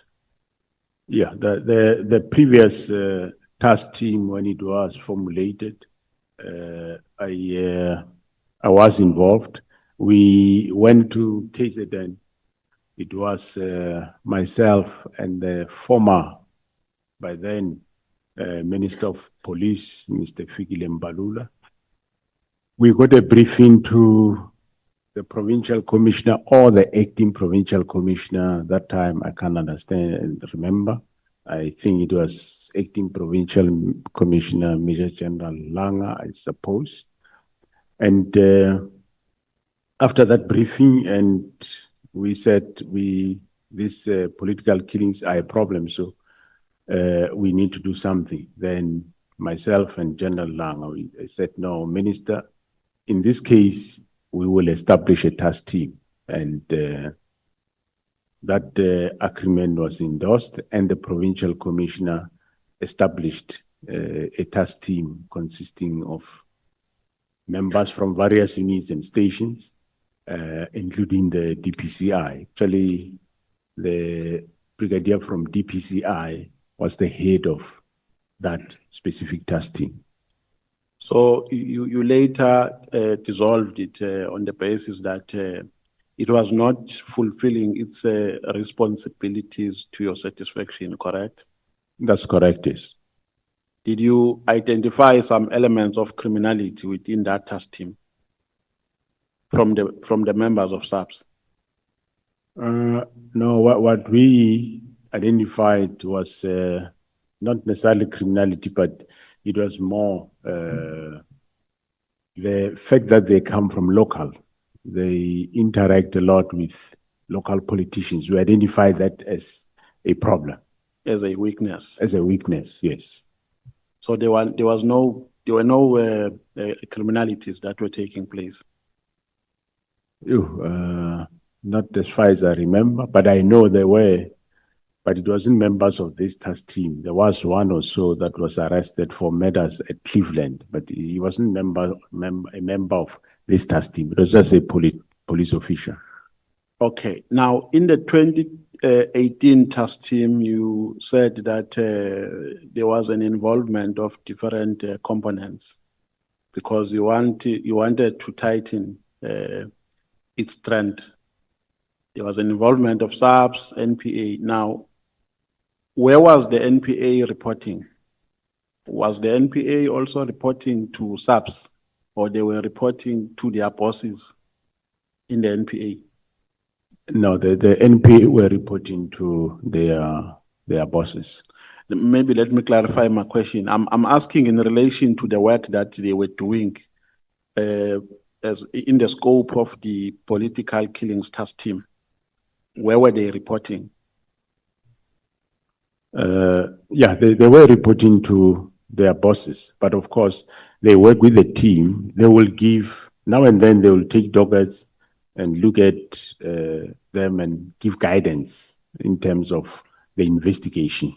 That's why the fact that we wanted them to be dedicated to work with the team was that if you use an ordinary prosecutor who's sitting at court, he received a lot of dockets, receive GBV, receive assault and so on. So that doesn't make him to be focused. So these ones, they were there for the team to guide the team in terms of investigation, to assist the team. So they were interacting with the team and the coordinator of the team. But of course, they will also give progress to their offices. General Nhlanhla Mkhwanazi said, I'm not quoting him verbatim, I'm just paraphrasing. He said that they made a gruesome discovery that some of members of the PKTT were compromised, the result of which they took a decision to rotate them. Are you in agreement with that? Right from the word go, there was no really member that would work there permanent. They were rotated continuously. I'm aware that, yes, there were those that were arrested. Are there any 21. members of the NPA who were found to be on the wrong side of the law? And if so, what actions were taken against them?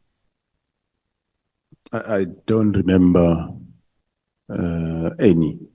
What I remember was there was members of SAPS that were there were members of SAPS that were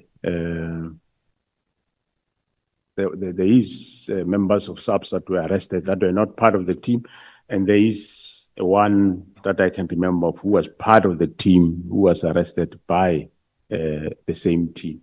And in terms of NPA, let me recorrect my statement. I'm aware that there were cases opened by the team against members of the NPA, and which I end up having a meeting myself with the director, National Director of Public Prosecutions on the matter. Okay. National Commissioner, let's go to a letter dated the 31st of December 2024. If I heard you correctly when you were responding to, I think, to Honorable Nhlanhla, you said holistically the letter was wrong. So when you say that, do you mean that the minister was acting ultra virus in all the regarding all the instructions that he gave in that letter? Because remember, the instruction was not only related to the disbandment of political killings. There were other 2 instructions, and in total there were 3. So the minister acted ultra virus. Is that your conclusion?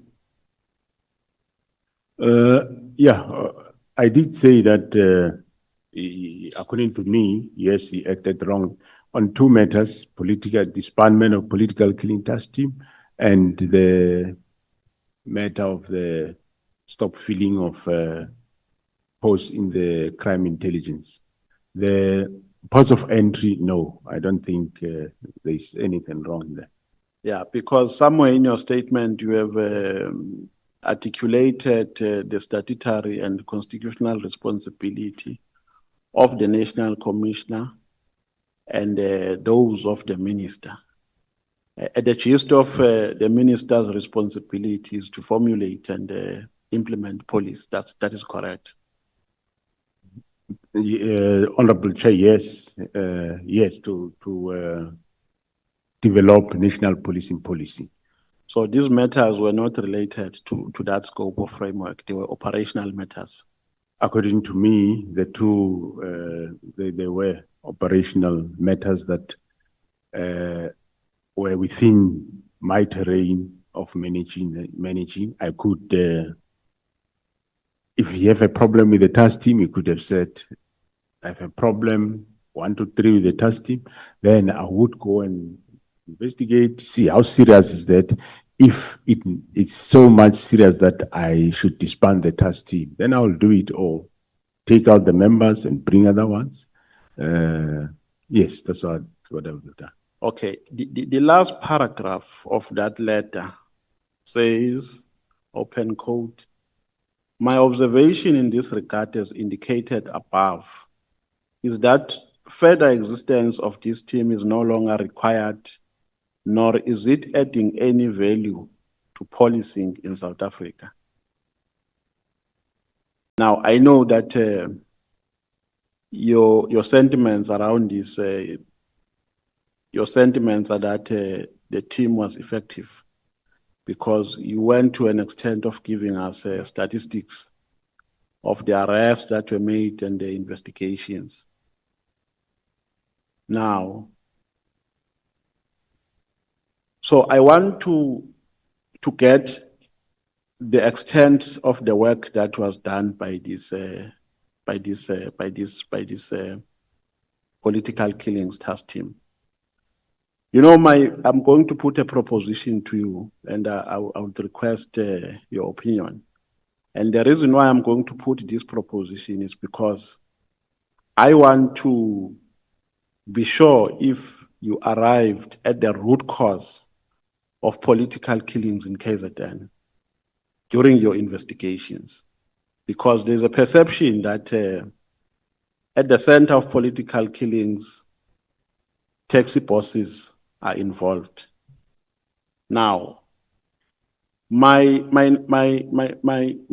assertion is that National Commissioner, because of a decline of the profit margin in the taxi industry, the former the former taxi bosses resorted to getting involved into tenders, and their anchors in tenders are politicians. To safeguard their interests, they still use the same modus operandi that they used when they were still taxi bosses, of eliminating people who appear to be problematic to them. When you are doing, because I'm trying to establish the effectiveness of that team, did you go to that extent when you are making your investigations? And do you agree with my assertion? Thanks, Honorable Chair. Yes, to an extent, we have picked up that,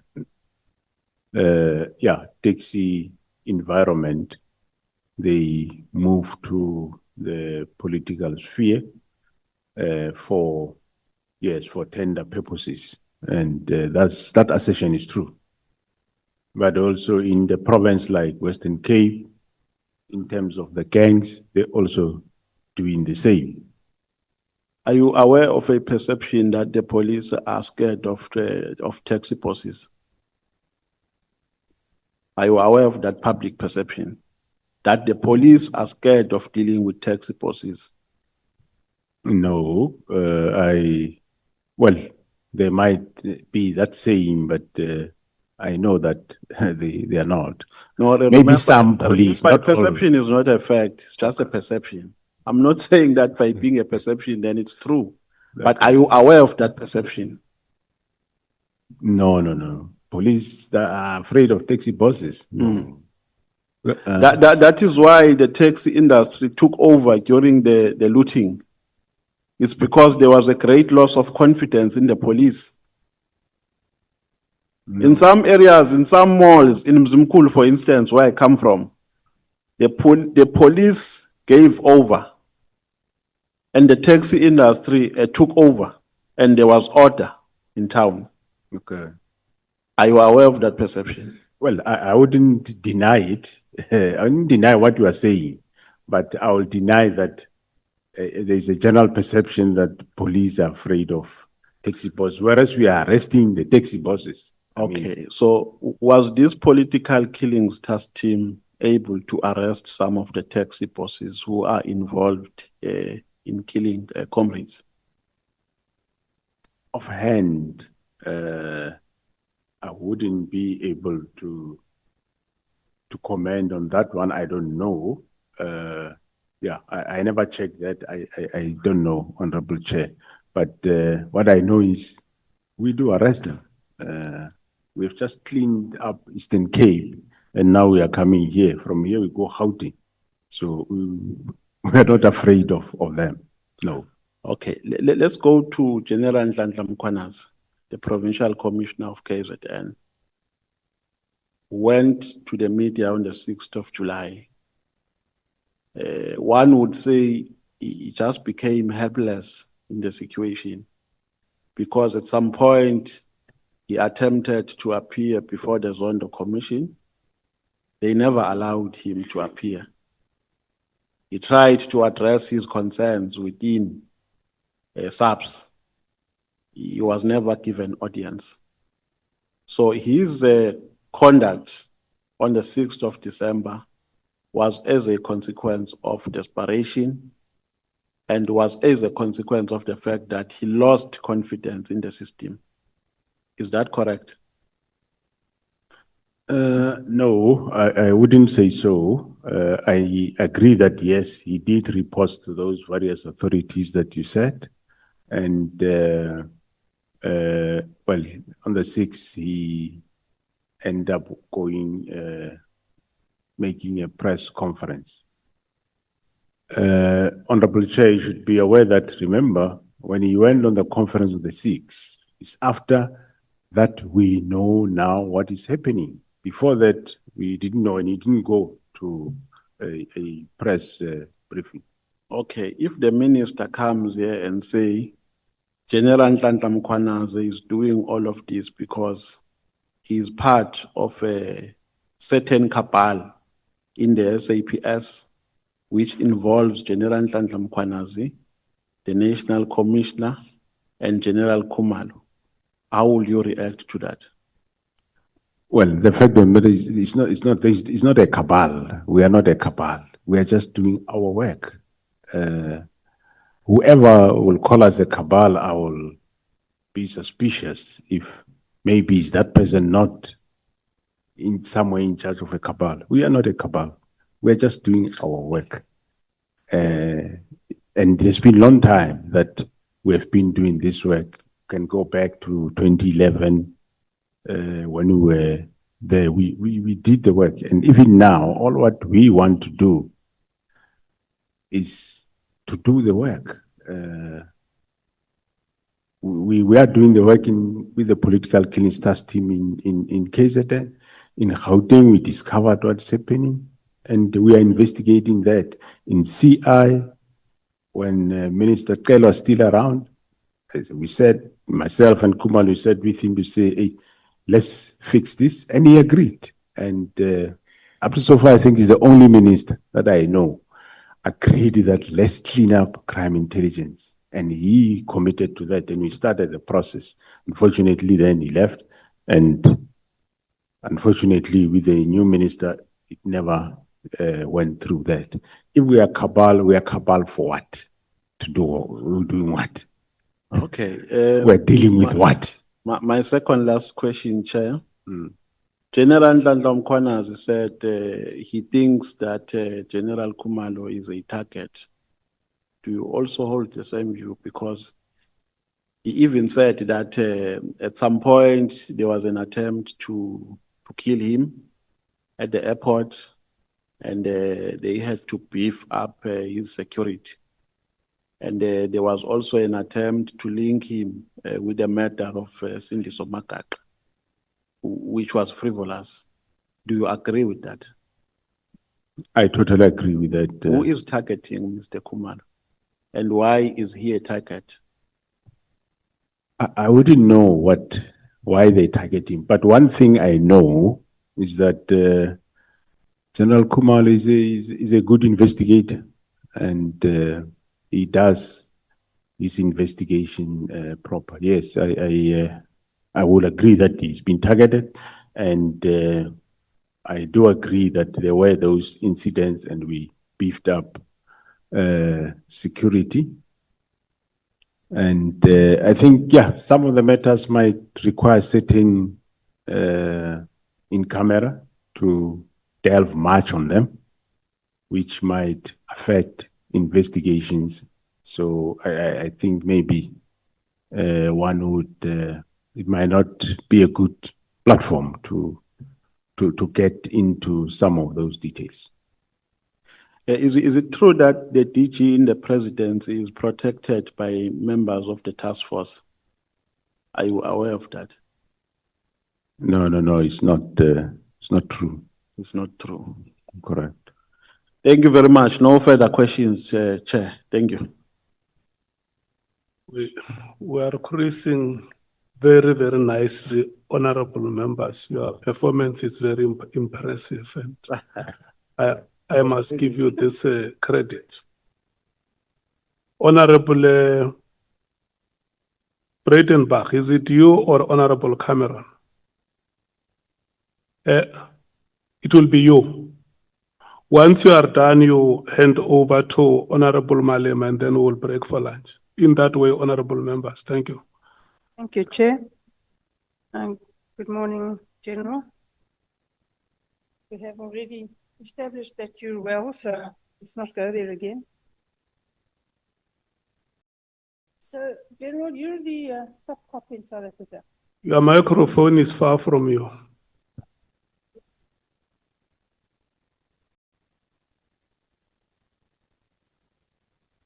You're the top cop in South Africa. You're the only real general in the South African Police Service. And you say that you hold the view that the instruction of the minister to close the political killings task team was ultra vires and encroached on your domain as the National Commissioner. So why did you not tell him so? Tell him that you won't close it down, that it's doing good work and that he's out of line. Why didn't you just do that? Thanks, Honorable Chair. But even though I tell him that this team is doing good work, we're not supposed to close it, he said we must close it. No, General, I'm sorry, you're missing the gist of the question. Oh, sorry. The question is, not that you didn't discuss it with him, I'm sure you did. Why didn't you tell him you're not interested? He's encroaching on your terrain, he's out of line, he can't do what he's doing, and he must concern himself with his own business and you concern yourself with yours. Well, thanks, Honorable Chair. Like I said, I did my best to tell him, let's not close, and he insisted. General, my difficulty is that he can't insist. So, I mean, let's just cut to the chase. He can't insist, he can't tell you what to do. You're the National Commissioner of the South African Police Service. There's no one above you and he's not above you. He's a Minister of Police, he's above me. Not in the hierarchy of the South African Police Service, General, and you and I both know that. You call the shots in the South African Police Service, not the minister. And if he tries, you should tell him to go to hell. Why didn't you? Yeah, well, I didn't tell them that. And I take him as Minister of Police. And I told him in a nice way that let's not do this thing. And he kept insisting, no, we do it. So when you told him in a nice way and he didn't go away, why didn't you tell him in a less nice way?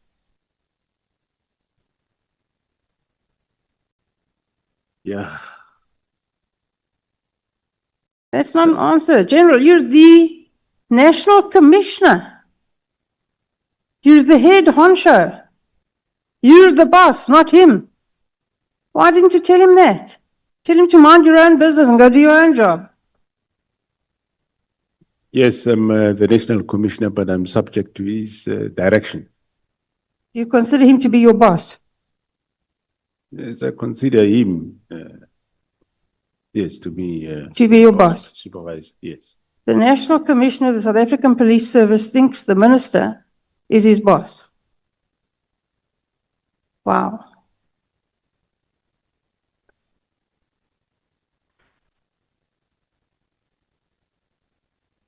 So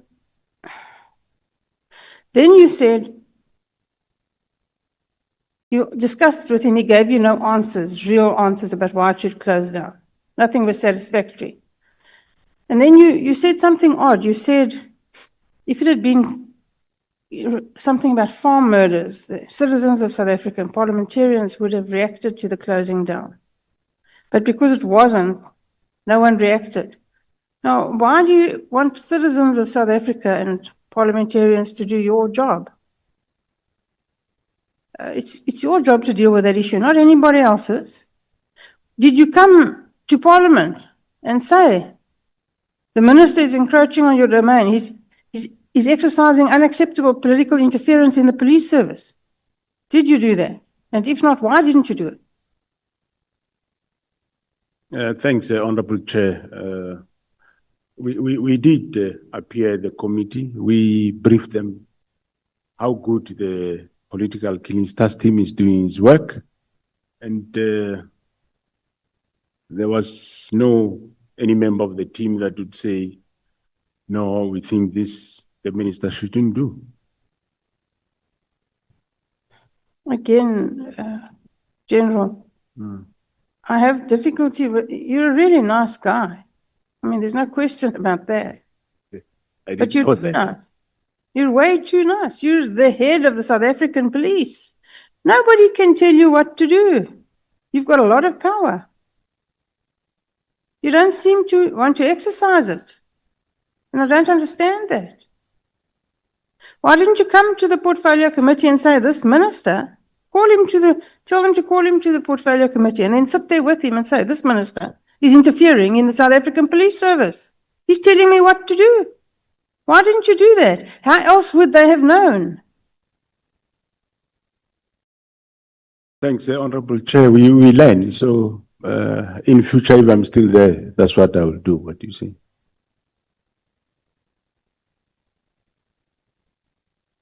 You say that no IMC has been created in the 7th administration. Why not? Well, that we didn't know. Normally, IMCs get established when there is a specific problem.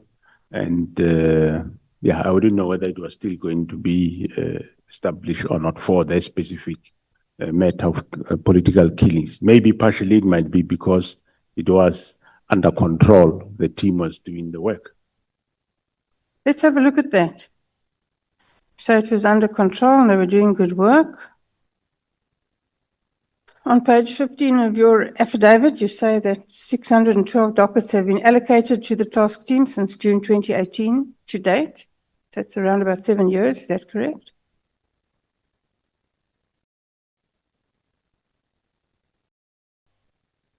That's correct, Honorable Chair. Amongst other things, you say that 10 cases are pending a decision by the National Prosecuting Authority. So how long have they been with the National Prosecuting Authority? How long, generally speaking, do they take to make a decision? And how long have these 10 cases been with them? For the political killings task team, Honorable Chair, because they do have the prosecutors that are working with them, it doesn't take long. So that is as of that time, I think February 2025. So those cases have been finalized and they've been handled. You say 57 cases have been withdrawn. What are the typical reasons for these withdrawals? Yeah, withdrawals, there will be, of course, various reasons, as Honorable Chair, as the Honorable Member knows. He was in this field before, so I wouldn't be able to table exactly one by one reason for the withdrawals, but it will be either maybe some of these suspects might have, or the case have fallen. Normally, what happens here is witnesses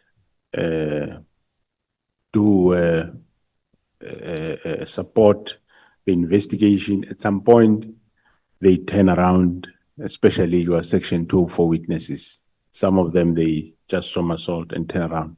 We have one of the murder cases in Zululand where witnesses have done the same thing, which is quite I think it was a killing of a municipal manager. So I'm just giving an example, but that's some of the reasons that happens.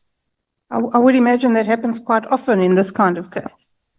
You are. And that must be one of the reasons why there's a political killings task team.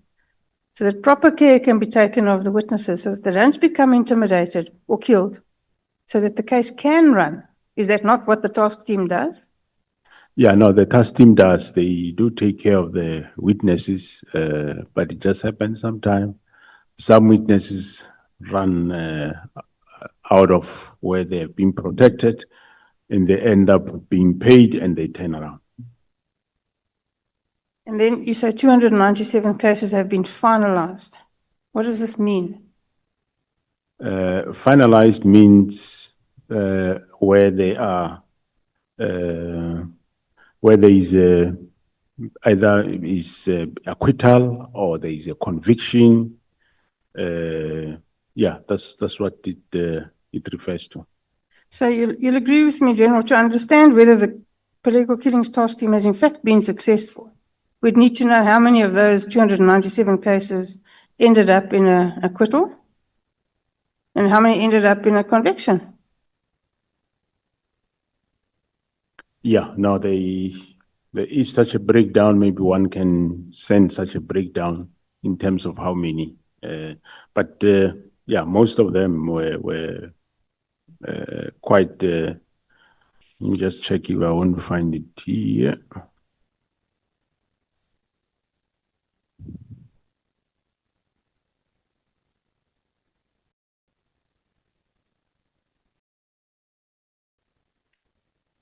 Yeah, I think I'll look for it, Honorable Chair, and I will be able to give the Honorable Member. Thanks. I won't hold you to it, General. Just give me a ballpark. 50% convictions, 60% convictions, 10%. More or less 40%. But of late, as of this year, the conviction have increased quite a lot because most of your 2018-19 cases were finalized late last year and this year. So the performance is quite very good. So, General, again, you're a very nice guy. Your subordinates seem to act with scant regard for you and your rank. They seem to disrespect you. Do you agree? Well, they do respect me and we respect each other, Honorable Chair. I said they disrespect you. Yes, They do as they please. Honorable Chair. They do as they please, clearly. And why do you put up with it? If you didn't want to close the political killings task team, why didn't you reprimand Sabia and tell him to concern himself with his own business and not act counter to your orders? How do you exercise authority over the people that report to you? Thanks, Honorable Chair. Yes, I was exercising authority, but as I said, there was also this late that the Minister and General Sabia were also pushing. Who's the head of the South African Police Service? Myself, Honorable Chair. And so Sabia doesn't listen to you. And your reaction is to say, just leave it, I'll do it myself. That's not exercising authority. Why don't you tell him to do the job you told him to do? He answers to you. Well, that time, Honorable Chair, remember, I didn't know what was the objective of all this. I thought he can't really do what I expect him to do. Hence, I said, leave it. I'll do it myself and get other people to do it. General Sabia is a lieutenant general. It's not an insignificant rank in the South African police. Surely he's capable of doing any job you tell him to do. Correct, Honorable Chair, but he couldn't. So it was my understanding that time. It was that maybe he doesn't know how to do it. I didn't have a benefit of what we all know now. So General, you can't I thought- cut out of it like that. I'm very sorry. You can't just say you didn't think that he couldn't, or you thought he couldn't do the job. How long have you known Sabia? He occupies the second highest rank in the South African police force. And when he doesn't do what you tell him to do, you assume it's because he can't? It looks to me like he wouldn't. Well, that time I thought you can't, Honorable Chair. And you say, we sit here today knowing what we know. And only after the 13th of May did we know that the plans to start the disbandment of the political killings task force started after the raid on Nhlanhla and Molefe. And before that, you didn't know it. That's correct, Honorable Chair. But how could you not have known? What is the crime intelligence doing? Are you not briefed daily on intelligence issues? And if not, why not? Yeah, you do get briefed, but this one we did not know, Honorable Chair. You know, the rest of South Africa knew and has known for some time.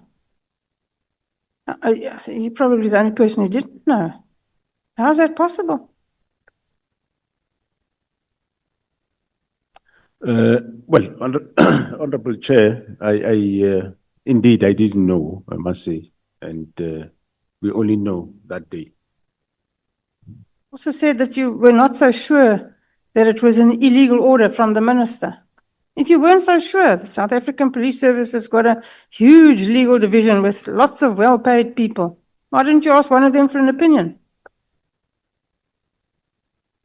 Well, we did ask, and they were also, some said yes, some said no. That's not how legal opinion works, General, and you and I both know it. A legal opinion works like this. You give somebody a brief. You ask them for them, not their opinion, not what they think, what the law says. That's a legal opinion. And they would have prepared one for you and told you what the law says. Not something this, something that. That's not a legal opinion. And you and I both know that. So please, will you answer the question? Yeah, Honorable Chair, thanks. As I said, I did ask, and that's what I got. Some And said yes, some said no. yeah, and that time, of course, I said it's a fine line whether it should be. Is it some would say yes, is a policy direction. Some will say no, he have encroached.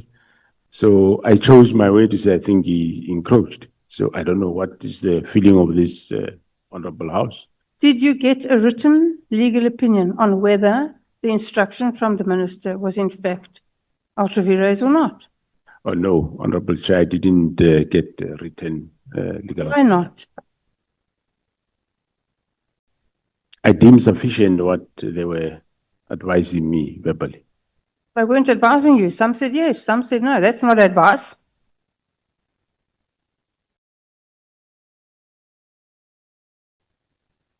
You didn't really feel strongly about this at all. You just go with the flow, wherever the wind blows you. Is that correct? That is not correct, Honorable Chair. If I went with what he said, indeed, we wouldn't have the PKTD today. Now, Section 207 of the Constitution mandates you to exercise control over and manage the police service in accordance with the national policing policy and the directions of the cabinet minister responsible for policing. Is that correct? Correct, correct, Honorable Chair. And in your view, what does this mean? What are the parameters of your authority as far as you're aware? Well, my understanding, Honorable Chair, is yes, Minister will develop policy and I implement, and he will give directions. I think the matter around directions is what one might say it's not clear as to what exactly, how far do these directions go? Do these directions mean giving instruction to say don't do this or do this? So, but my interpretation was that, let's say for argument's sake, what he said is a direction.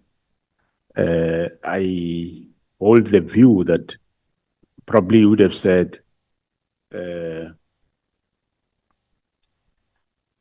a problem with the PKTT. Check what is happening, whether it should still continue, yes or no. Then I will go and do that. So that's what I think would be a direction.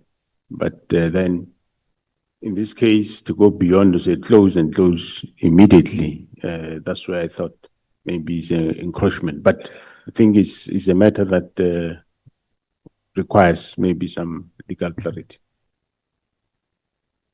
So you've already said that you think the minister is your boss. If the minister's son, this is purely hypothetical, if the minister's son is arrested for something and he phones you up and says, let him go, will you do it?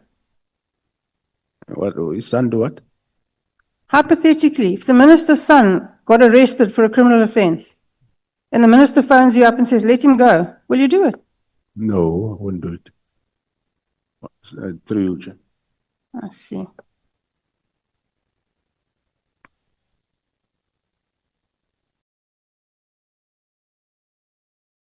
So General, the claims made by General Mkhwanazi, are they true?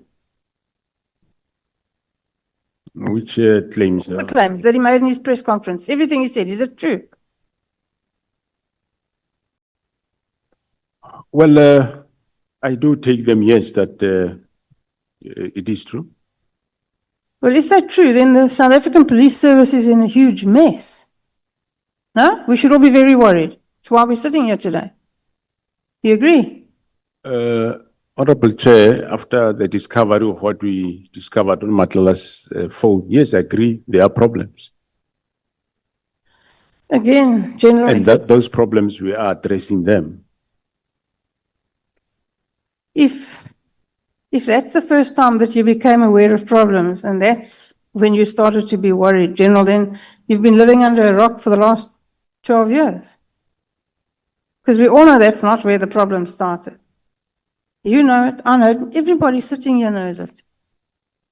And if you don't know it, then there's a big problem. Thanks, Honorable Chair. I did say earlier, Honorable Chair, that the institutions of the justice system, yes, as you say, we know where it started. Yes, we know where the deterioration started, where the rot started. And we start implementing measures to improve. We know most departments were affected after 2009, and they were hollowed. That's a fact. And we are not all at our best capacity at this moment in time, but we are doing our best to clean up those areas that are affected. Okay, would you tell me 3 things that you did? Because you've had a high rank for a long time. Will you tell me 3 things that you did to clean up crime intelligence? Well, I removed some of the senior managers there. I appointed a new capable divisional commissioner. And, well, some of the things we're still doing, we're not finished. And in that space of crime intelligence, yeah, one might have limitations in talking, but we rectified some messes that were happening there in terms of informers' claims, senior managers abusing some resource vehicles. We attended to that. So, yes. Did you fire all of the family members of Richard Mkhwanazi who he appointed? We fired some, not only him, but we have fired some. Did you fire all of them? No, not all of them. Why? Some have been legitimately appointed. So General Kumar was still busy dealing with those matters. But there are those that we found not legitimately, not only Mkhwanazi, but other families, and we fired them. What kind of a relationship do you have with Bheki Cele? My relationship with Bheki Cele is a minister of police. He was minister of police, and we only meet at work. We don't, after hours, meet to drink coffee or whatever. He lives his life, I live my life. We only meet when you are at work. We are not friends. We're working colleagues, but after hours, he has his life, I have my life. Have you seen him since he's no longer the Minister of Police? I saw him once. I bumped against him somewhere. But other than that, I don't talk to him. I don't phone him. He doesn't phone me. But I enjoyed working with him. Well, he have his shortfalls, problems, but enjoyed working with him. You said yesterday that you didn't know Kat Nhlanhla or Brown Mkhwanazi. And when you say that, do you say you didn't know them or you didn't know of them? I didn't know them, and I didn't know of them until General Mkhwanazi spoke to me about a Brown Mkhwanazi. Because he asked me whether I know this person. I say, I don't know. He says, no, this person was with you at Lisukisiki when 18 people were murdered there. I says, well, if he was there, I don't know this guy. Even Nhlanhla, I don't know him, I haven't heard of him. Doesn't it concern you a little, General, because it concerns me more than a little, that the head of the South African Police Service says he doesn't know people that it's common knowledge are intricately involved in the underworld and amongst the most well-known gangsters in South Africa, and you don't know it? Well, I must be honest, I didn't know of that. But now I know.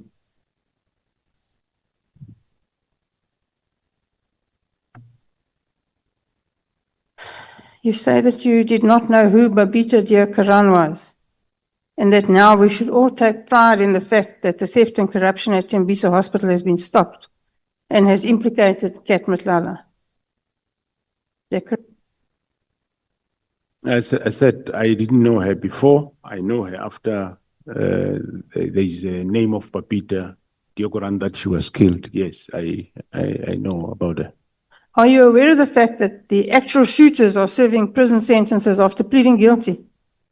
We all know how that little scenario works and will play out. The actual kingpins have never been caught. The persons who organized it and paid for it are still at large. And it doesn't appear as if anything is being done to apprehend them. How can this be something that you're proud of? Well, I now know who are the masters of that, and we are busy with them. You recall that the case of those that were convicted was investigated by the Hawks, and now we are investigating a case of the masterminds. It's done by the GC Ops, Gauteng. So we know them. We are dealing with that matter. Have you ordered an audit of the Crime Intelligence Covert Fund? And if so, what were the results? The results, after many years, where they were not getting, they were not getting a good audit. I think the last financial year, for the first time, they got an unqualified audit report, and it's quite a big improvement from where they come from. You also said that since January 2025, you have been aware of a syndicate that has significant influence and connections within the political, law enforcement, and criminal justice systems. What does this mean? What I mean by that is that this cartel is not only infiltrating SAPS. What we mean is that it does have influence to some of the people in the NPA, and it also does have influence to some of the people in the judiciary. That's what it means, and I took it from the report given by the members of the GC Ops. Why haven't these people been arrested? We are in the process. That's why we have Gauteng counterintelligence operations. They are dealing with that. You will see the results as time goes on. Now, you know, it's nearly the end of October already. When? To investigate organized crime, you know very well. It's not like you take a person. You can arrest a person now, yes, put him there, but if you don't really have the evidence to prove, then you have a problem. That's why we take so long. And of course, the arrest of Khumalo have also brought complications in the whole investigation, but the team is still there. They are going forward. Thank you, Mr. Chair. Thank you, General. Thanks, Honorable Chair.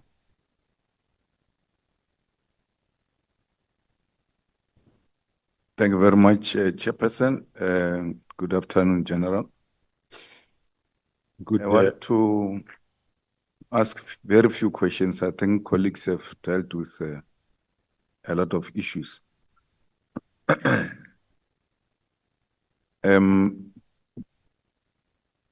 Were you reluctant to open a case against those who were involved in the issuing of illegal directives or instruction, including General Sibiya, who wrote a letter to disband PKTT, even when you said you shouldn't issue that letter. I will deal with the matter.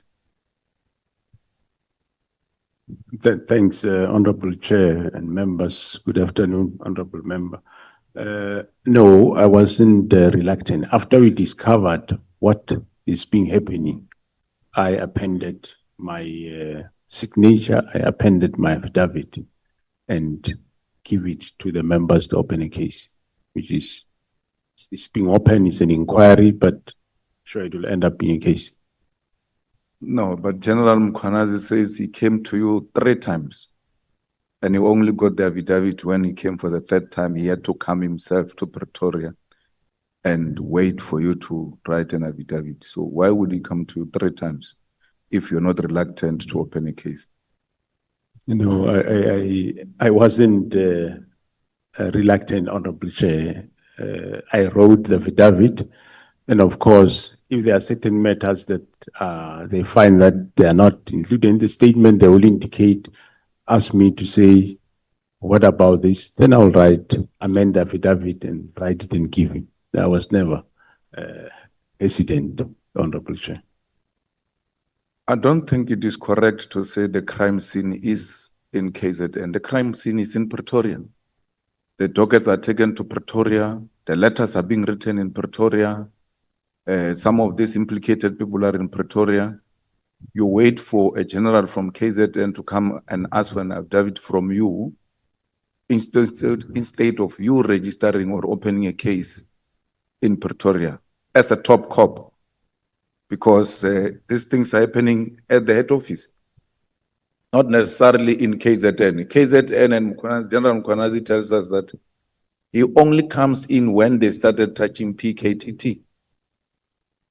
So, meaning these people have been running wrong things there in the head office. And General, you don't open a case until General Mkhwanazi comes. What informs that? Honorable Chair, the opening of the case, we only opened the case after we realized what is happening. Even he didn't open a case before because we didn't know what was happening. After we realized what is happening, then we wrote that's when I appended my affidavit, and we look as to where will this be, and we said, well, the team is in KZN, and we registered the case there in KZN. It didn't make a difference, but we said the scene is there where it happened, but yeah, that's how we arrived at it. No, General, all of us agree that everything happened after you discovered there is a rot. There's something going on which is wrong. You should accept that you did not act in a responsible manner as a national commissioner after you discovered that there was something wrong. If General Mkhwanazi can open a case, you too had a duty to open a case. Actually, it was supposed to be you, not even General Mkhwanazi, because your deputy in Pretoria is the one who issues illegal instruction. Your minister in Pretoria is the one who issues illegal directives and to deal with the people of KZN. So the crime scene is in Pretoria. That's where it's being operated from. It's not being operated in KZN. It's being operated from the head office. As a national commissioner, you ought to take responsibility that on hindsight, you now realize that you are actually the most responsible person who should have acted on these matters. Thanks, Honorable Chair. I agree, the responsible, but where the case was open, remember the directive was directed to PKTT, and the seat of PKTT is in KwaZulu-Natal.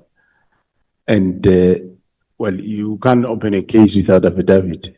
I'm the first one to pen my affidavit, and this is how we open a case, because you can't open a case without the affidavit. That affidavit of mine is the one that opened a case. Now, what happens, what are the police protocols when your deputy is told by the most senior, then highest authority. Don't do anything. Don't write this letter. I will attend to this matter myself. Leave it.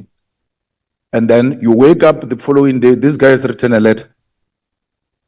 Let's leave the case and all of that. In terms of protocol, what did you do? Because Sibia gets suspended after the press conference of Mkhwanazi and all of that. But you discovered that this person, I told him, just from a labor point of view and hierarchy and protocols, it can't be that you can give your subordinate an instruction and he that is extreme. To write a letter to disband PKTT and you don't take action against him until there is this noise on Sibia. Only then we get to hear about special leave and all of that. But that is where after Sibia defied you and wrote a letter against your wish. Yeah, thanks, Honorable Chair. I did say that I did call him and say, leave the matter right at the beginning. He wrote letters, and later I learned that he's still doing this. Hence, I told him, hey, I called him, don't interfere with this PKTT. Chair, no. I hear you. But what are the protocols? I mean, everywhere else, what are the protocols? If you say to this guy, don't write a letter, especially on such a matter, and he writes a letter, the protocol is not, hey, don't do this. What course of action are you allowed to take, and why didn't you take that action against him? Well, one of the actions I can take is to warn him, which I did at some point in April, May. I did call him and say, stop doing what you are doing. Now, General, from where I'm sitting, and I don't have a doubt, unlike Honorable President, I agree that you opposed the dissolution of PKTT. And you did it in your own manner, because sitting there, I can see an agreeable person. So you are not going to come across as if you are General Mkhwanazi or Malema or anything. You've got your way of communicating things. So that's your political principle. Whether they call it a boss or not, it's a political principle. It's overseeing your work and the work of the department and all of that. When he says dissolve PKTT and you are not agreeing, it can only be the way you are doing it. Okay, no, I hear you, why? And then the person is not budging on reasons. And then you say, well, let's take time, try to see how we go about it, because you're hoping something in between will happen. So you're buying time so that there could be a possible intervention. And amongst other things, in between, you went to the president and briefed him and all of that. Will I be correct to make that observation that right from the scratch, you were not in doubt that this thing must not be dissolved? But you can't speak to your minister as if you are speaking to your subordinate. You find a correct within a measured ways to address that point. Yeah, no, that's correct. Yes, I believe that it's not right, and I find a way to address him, for him to open up, to tell us why is he disbanding this team, and that door remained not open. Now, General, who qualifies to, when there is an information that deserves to be classified, who qualifies to classify information? It is the author of the information. So, minister can classify IPIT investigation on Palapan. Does he have a power to do that? If IPIT investigate and comes to the conclusions, and before they release, they share the information with the minister, a minister says, no, this report is classified. don't release. Does he have such a power? No, it wouldn't be the minister who classified it. He can say it if he saw that the report is classified, but he doesn't have the power to classify it. The report would have been classified by the author, in this case, which is IPID. So the IPID classified Phala investigation. According to what you are saying, yes, that will be correct, because I don't have it with me and I wouldn't know what level of classification is there. But No, I'm the not author would according have. to me. I'm asking if Phala was investigated by IPID and then at the later stage they classified that investigation. Themselves as the authors, through you, Honorable Chair, would have, if the report is classified, it will be them, IPID, that classified the report. Have you checked up on General Khumalo since he called since he went on sick leave or something like that? I did, Honorable Chair. And how is he doing? No, he's doing quite well now. So we should expect to have him soon. Yeah, we can expect him soon, yeah. It was quite a tragic thing, but I think maybe a week or so, he will be fine. Now, General, when you say PKTT did a good job and therefore it must not be closed down, are there few examples you can give us of the work done by the PKTT which are tangible and we can be in a position to make a quick reference to and confirm that indeed this team has made serious inroads? Yeah, even though I don't have the details of each case, but there is a number of cases that I can give that they resolved. One of them, as I said, is the case of the DA councillor in Bergville. He was convicted for murder and killing.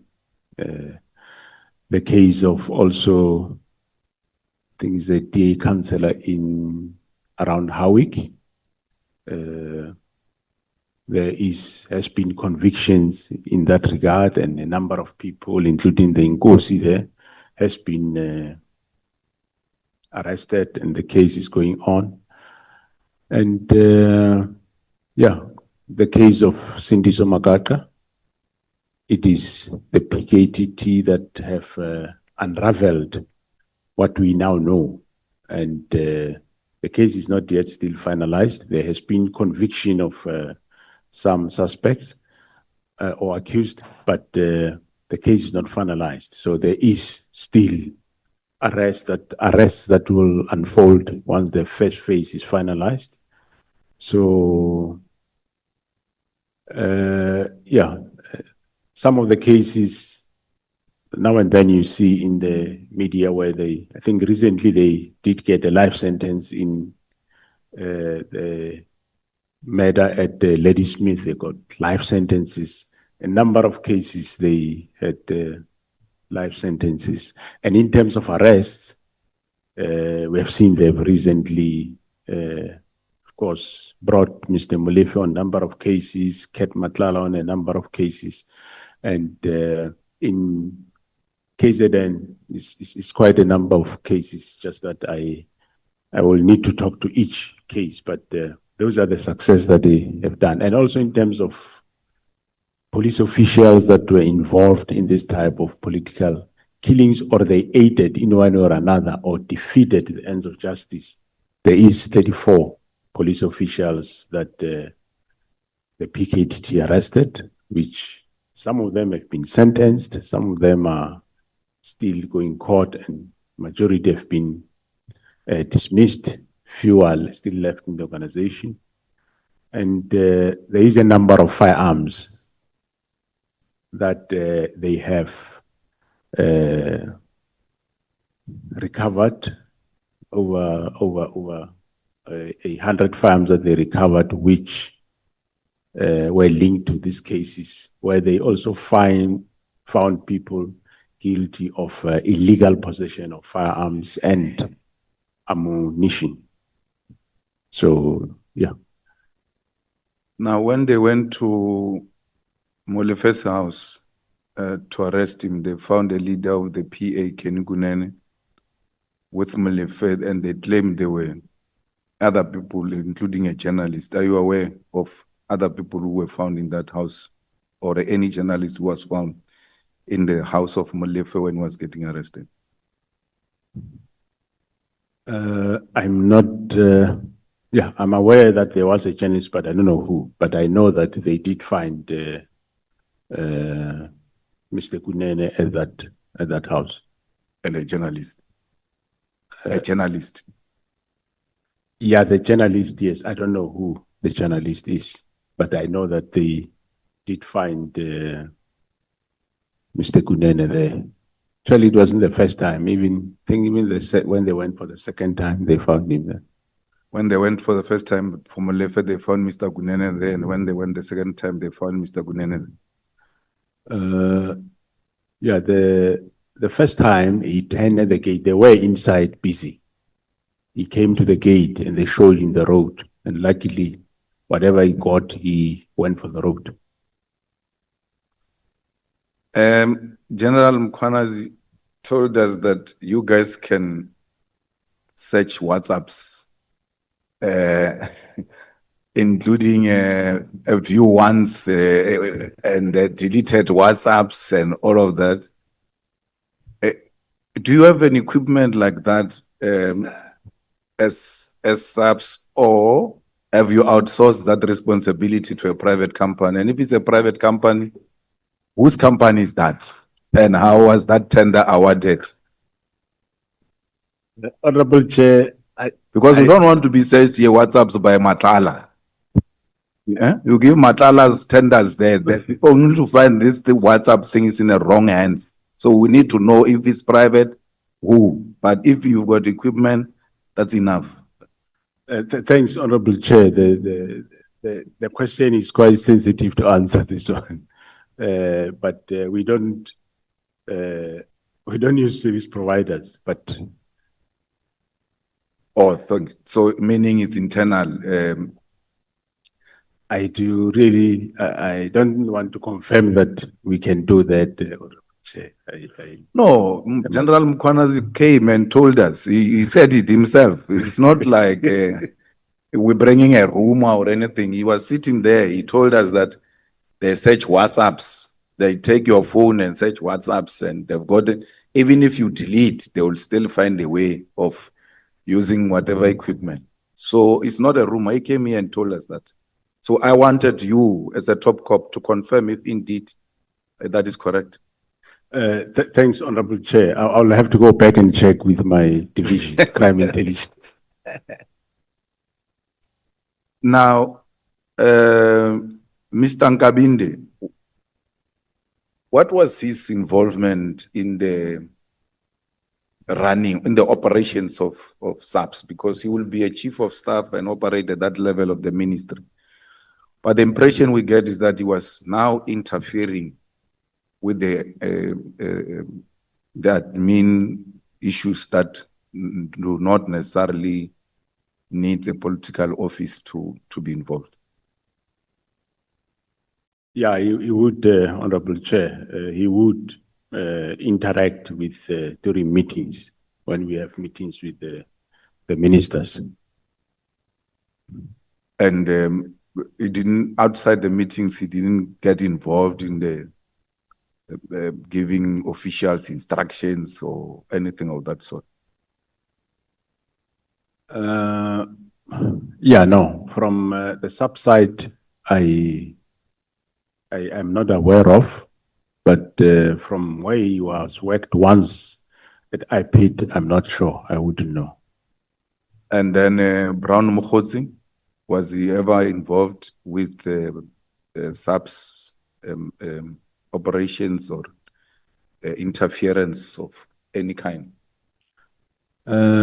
No, what I know of, as I said, the first time Honorable Chair I heard of the name Mkhwanazi was from General Mkhwanazi when he raised matters, and I said no, let's investigate it, and we investigated because when he got involved, that's when he was alerting General Mkhwanazi about the Mbangeni search that was done at the prison by the members of SAP. So it was at that juncture that he did speak to me about Brown Mkhwanazi. He bring back an incident that happened long ago, which actually was resolved long ago by myself, of the Mbangeni search of a prison warder's house. What is so difficult with issuing out security clearance to people like General Mkhwanazi? Because he says it's not of his own fault.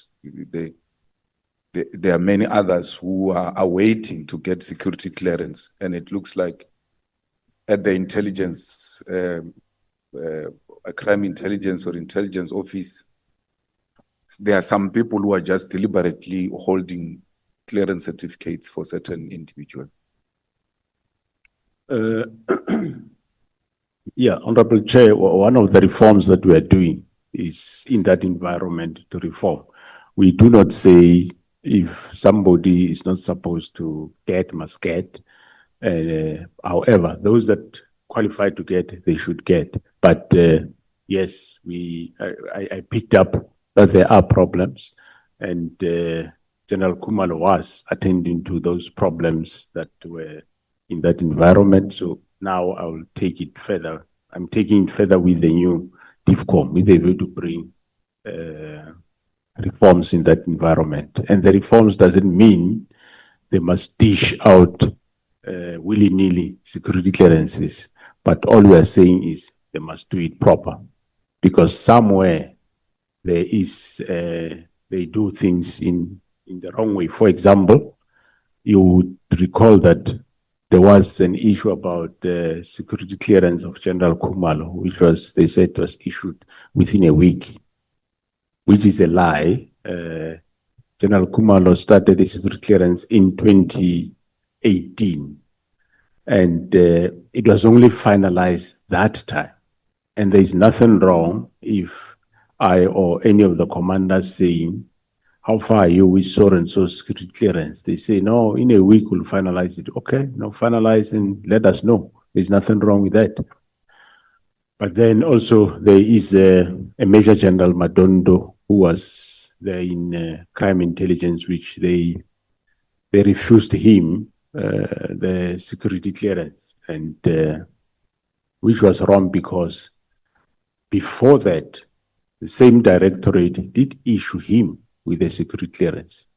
Because, for example, they say you have let's say, a case of assault some years ago when he was still a sergeant or a constable, and that case is expunged, and well, he was found guilty, dealt with it, whatever, he paid fine. And later, when he was a brigadier, they issued issued him with a security clearance.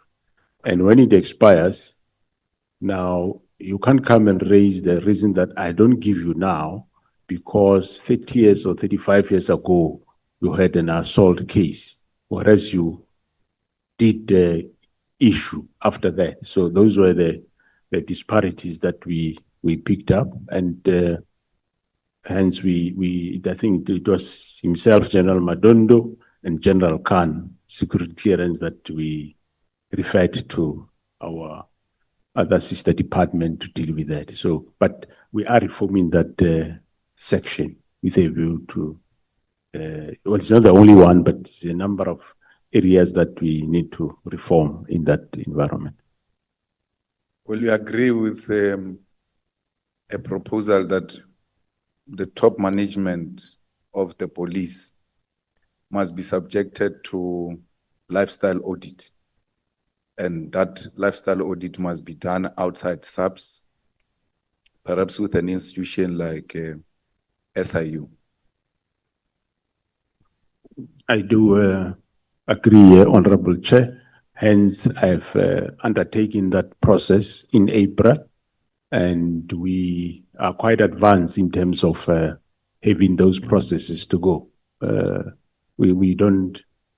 I don't see any problem. SIU can do it or anybody else, but for now, SIU agreed to do it and they are going to do it. They will start with myself and go down.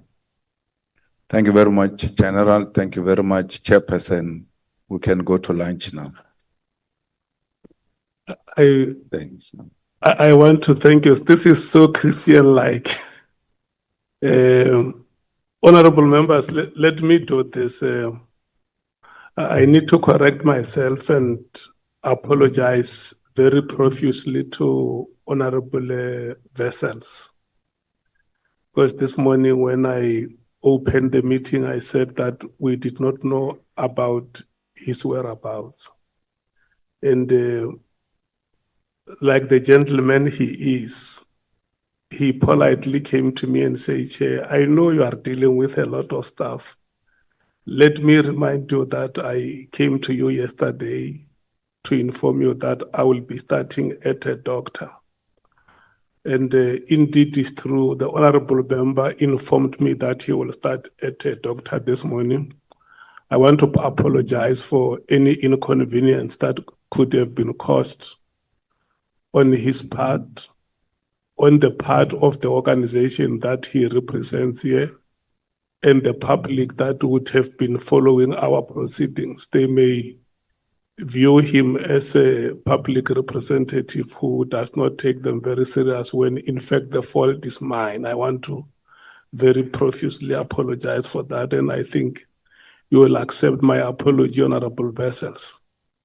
When we come back from lunch, honorable members, the first speaker will be Honorable Ntuli, followed by Honorable Mwango, and then we will take Honorable Souls, Honorable Vessels, and then the chairperson will determine if there is going to be a break or not.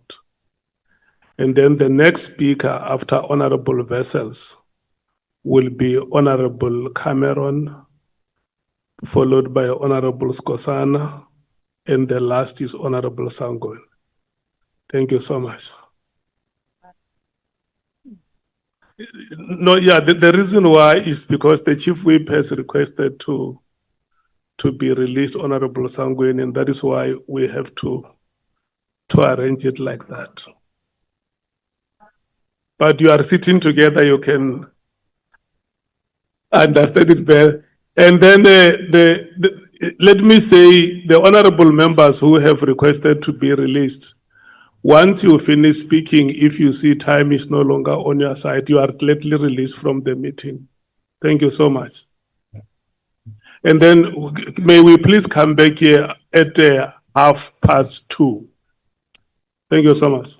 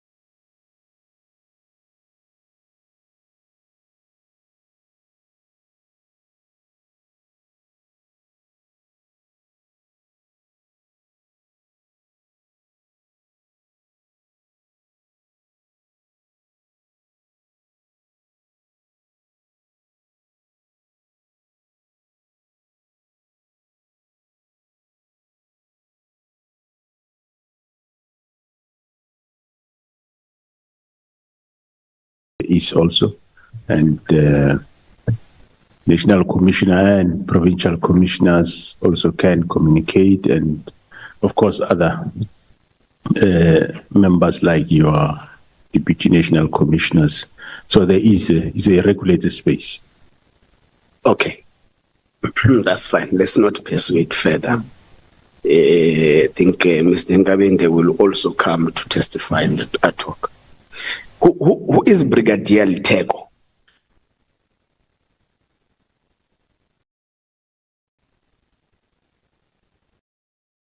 You know a person by the name of Brigadier Litego. Letoko. Yeah, Litoko. Oh, Sorry. He's a chief of staff in my office, Honorable Chair.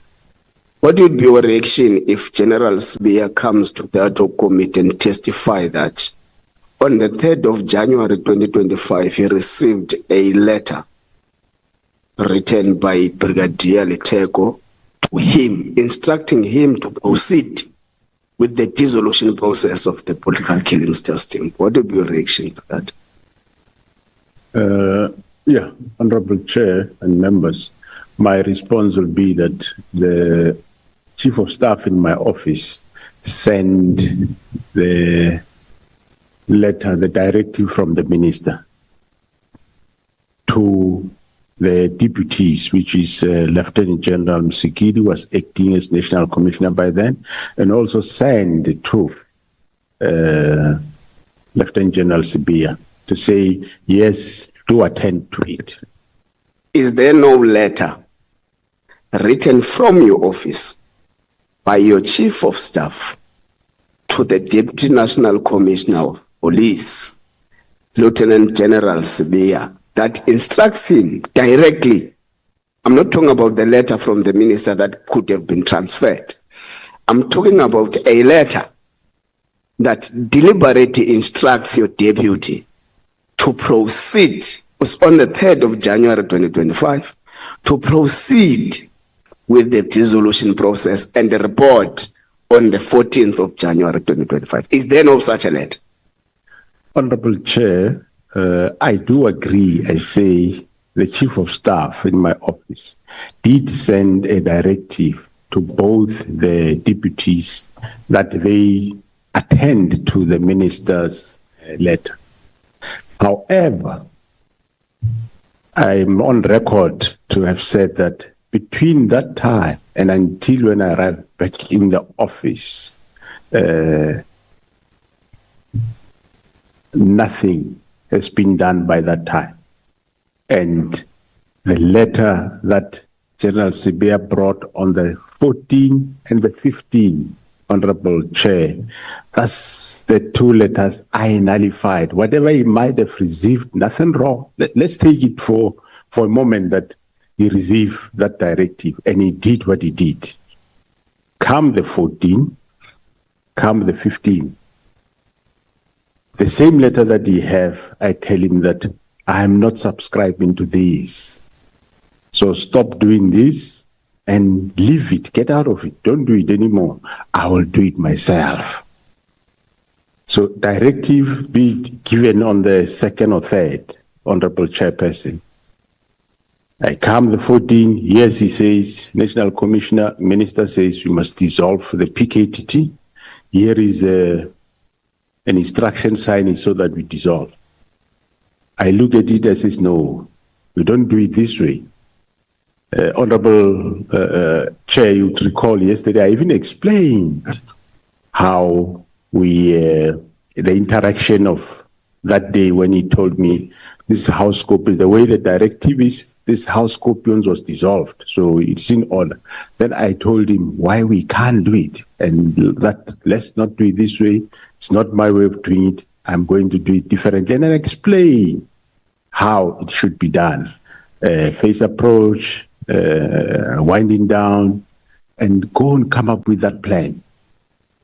Come the 15th, he come with the letter. Well, I must say I never read the whole of it, but at glance I saw again immediate disbandment. And I said, no, you know what? Leave this matter, don't do it anymore. I will do it myself. So whether there was a directive from from my office on the 1st or 2nd to him. That doesn't matter because nothing happened in that period. Whatever you have done, But you during that authorize period, the third one. whatever you have done in that period, the product of that is what came to me on the 14th. And on the 14th, I told him what to do, which he went to do with the assistant of another employee of the service. He came back on the 15th.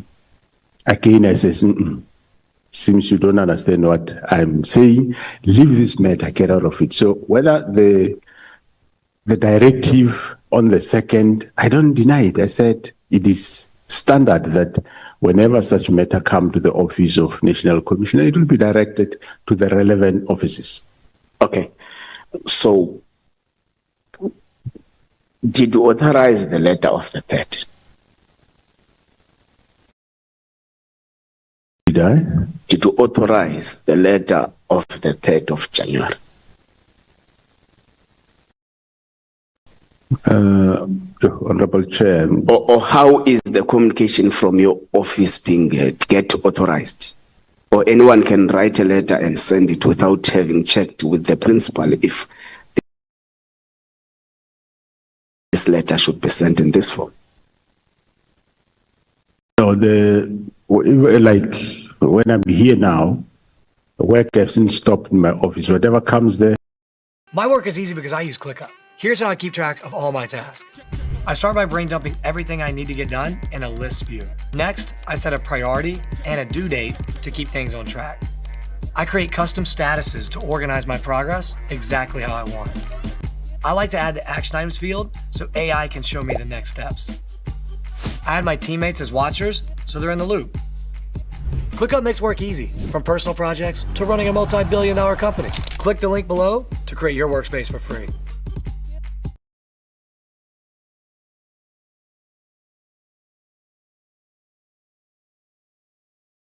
To all small business owners, QuickBooks stands by you, our everyday heroes, because we know behind every small business is someone who chose the courageous path. Unlock your business potential with QuickBooks Online.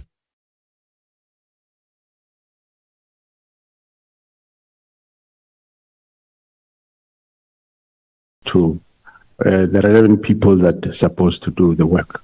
So whoever was in your office when you were on leave authorized the letter?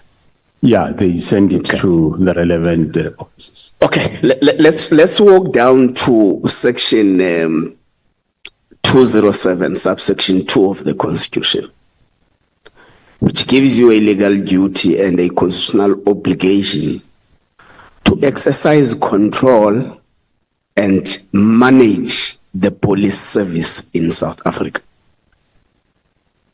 Now, where do you think that the exercising control and managing of the police service screws may have been loosened?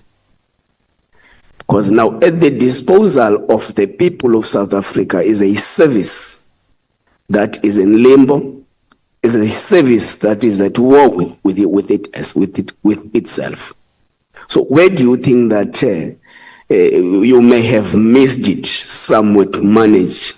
I hear that you say you did your best to manage and mitigate this situation. Maybe can you take us through this best you did to manage, control the police service so that it does not spiral in this manner? So what efforts were made by the National Commissioner?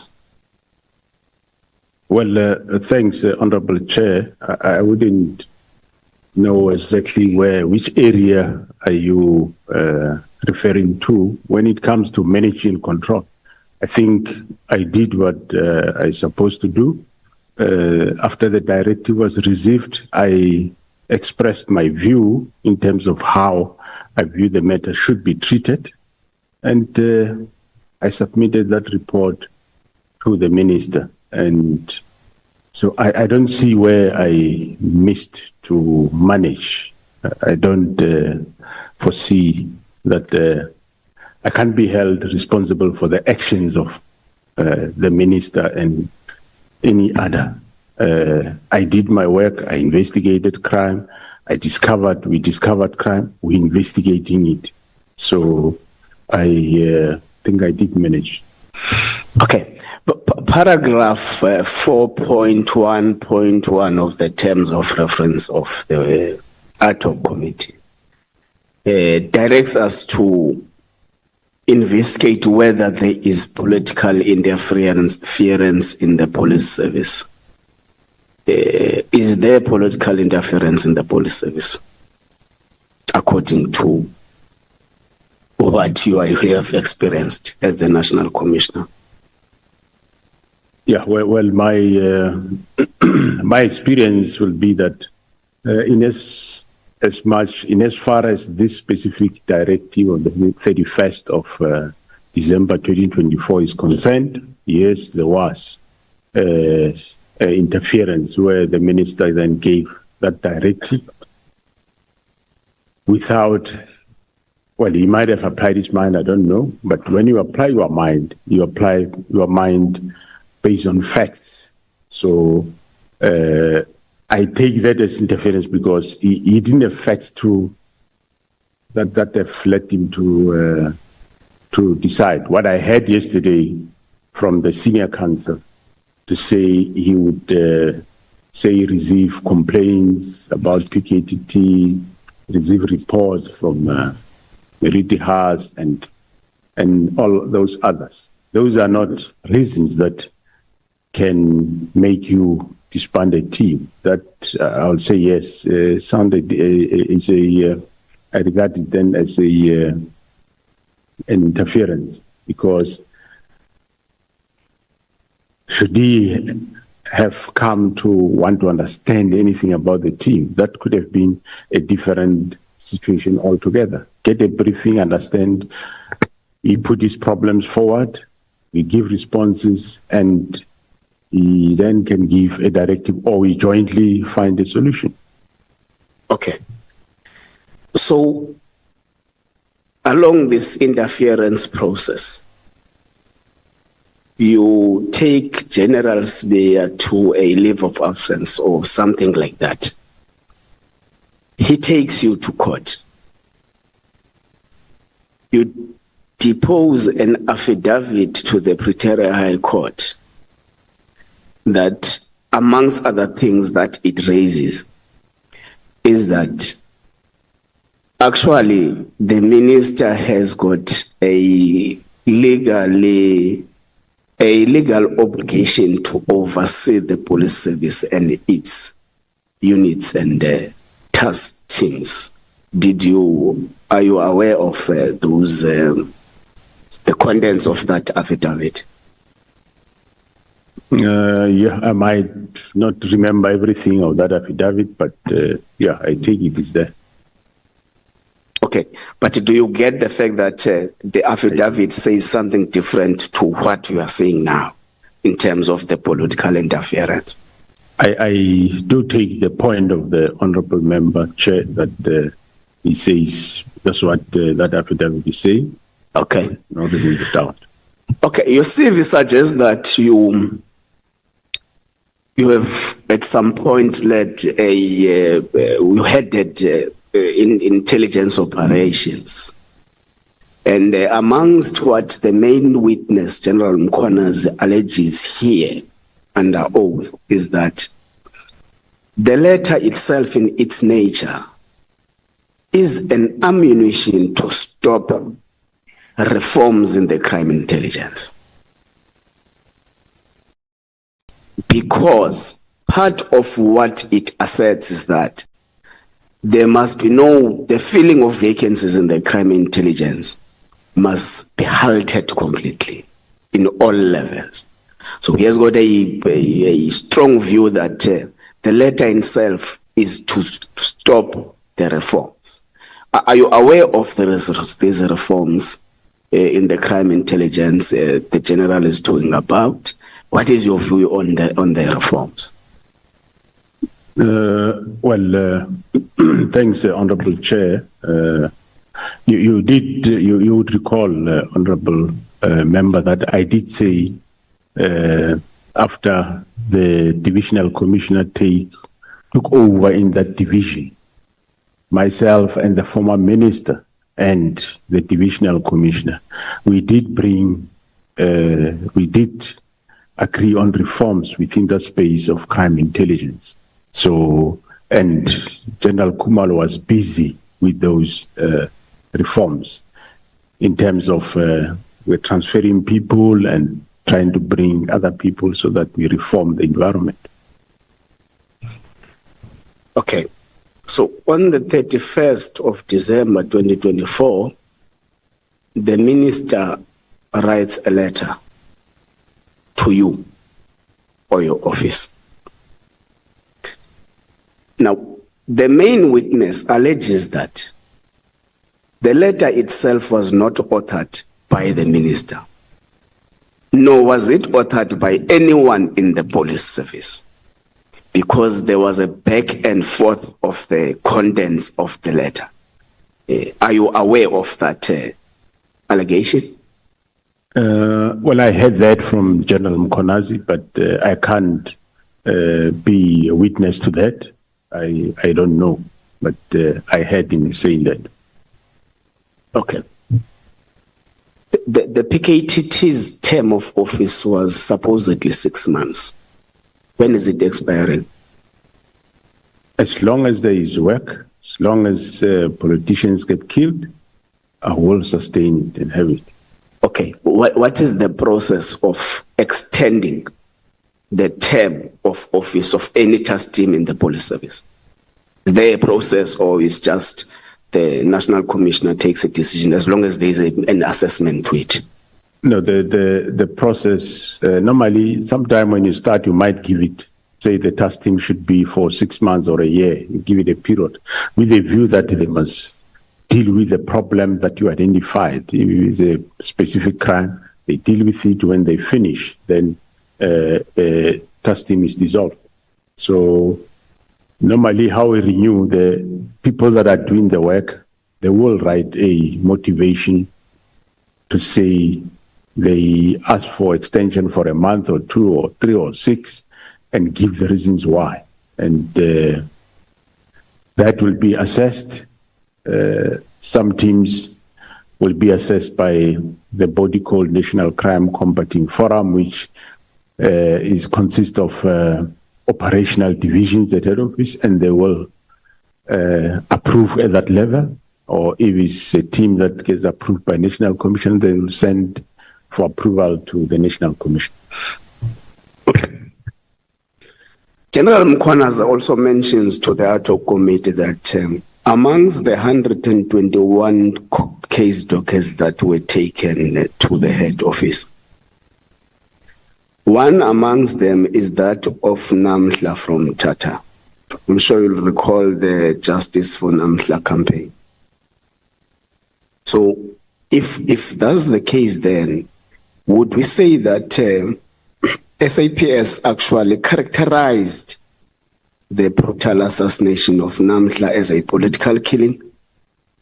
And what is the status of the docket now? Has the removal impacted the fact that there is no one arrested today? Thanks, Honorable Chair. No, the political killings task team, as you are aware, they were doing the work in the province of KZN. But I am on record to have said that when we went to Fort Hare with the then minister, and we saw that there is a problem, well, of murder cases, but not necessarily alone, we enlisted the political killings task team to go and help there. So the fact that they took Nhlanhla's docket is not to say we classified it as political killing. All we wanted was, we wanted people that can be able to resolve the case. That's how the team went. And the team did work on the docket until they were interdicted. That's one matter that... You just need a starting point. GoDaddy gives you the tools, the expert support, and the push to make it real. Your brand starts here with GoDaddy. Naked completely rebuilt insurance to make it phone call free and all online. That means insurance isn't just easier and faster, but it also costs less. Visit naked.insure now, get a quote in 90 seconds without talking to anyone, and see how much you can save when you get naked.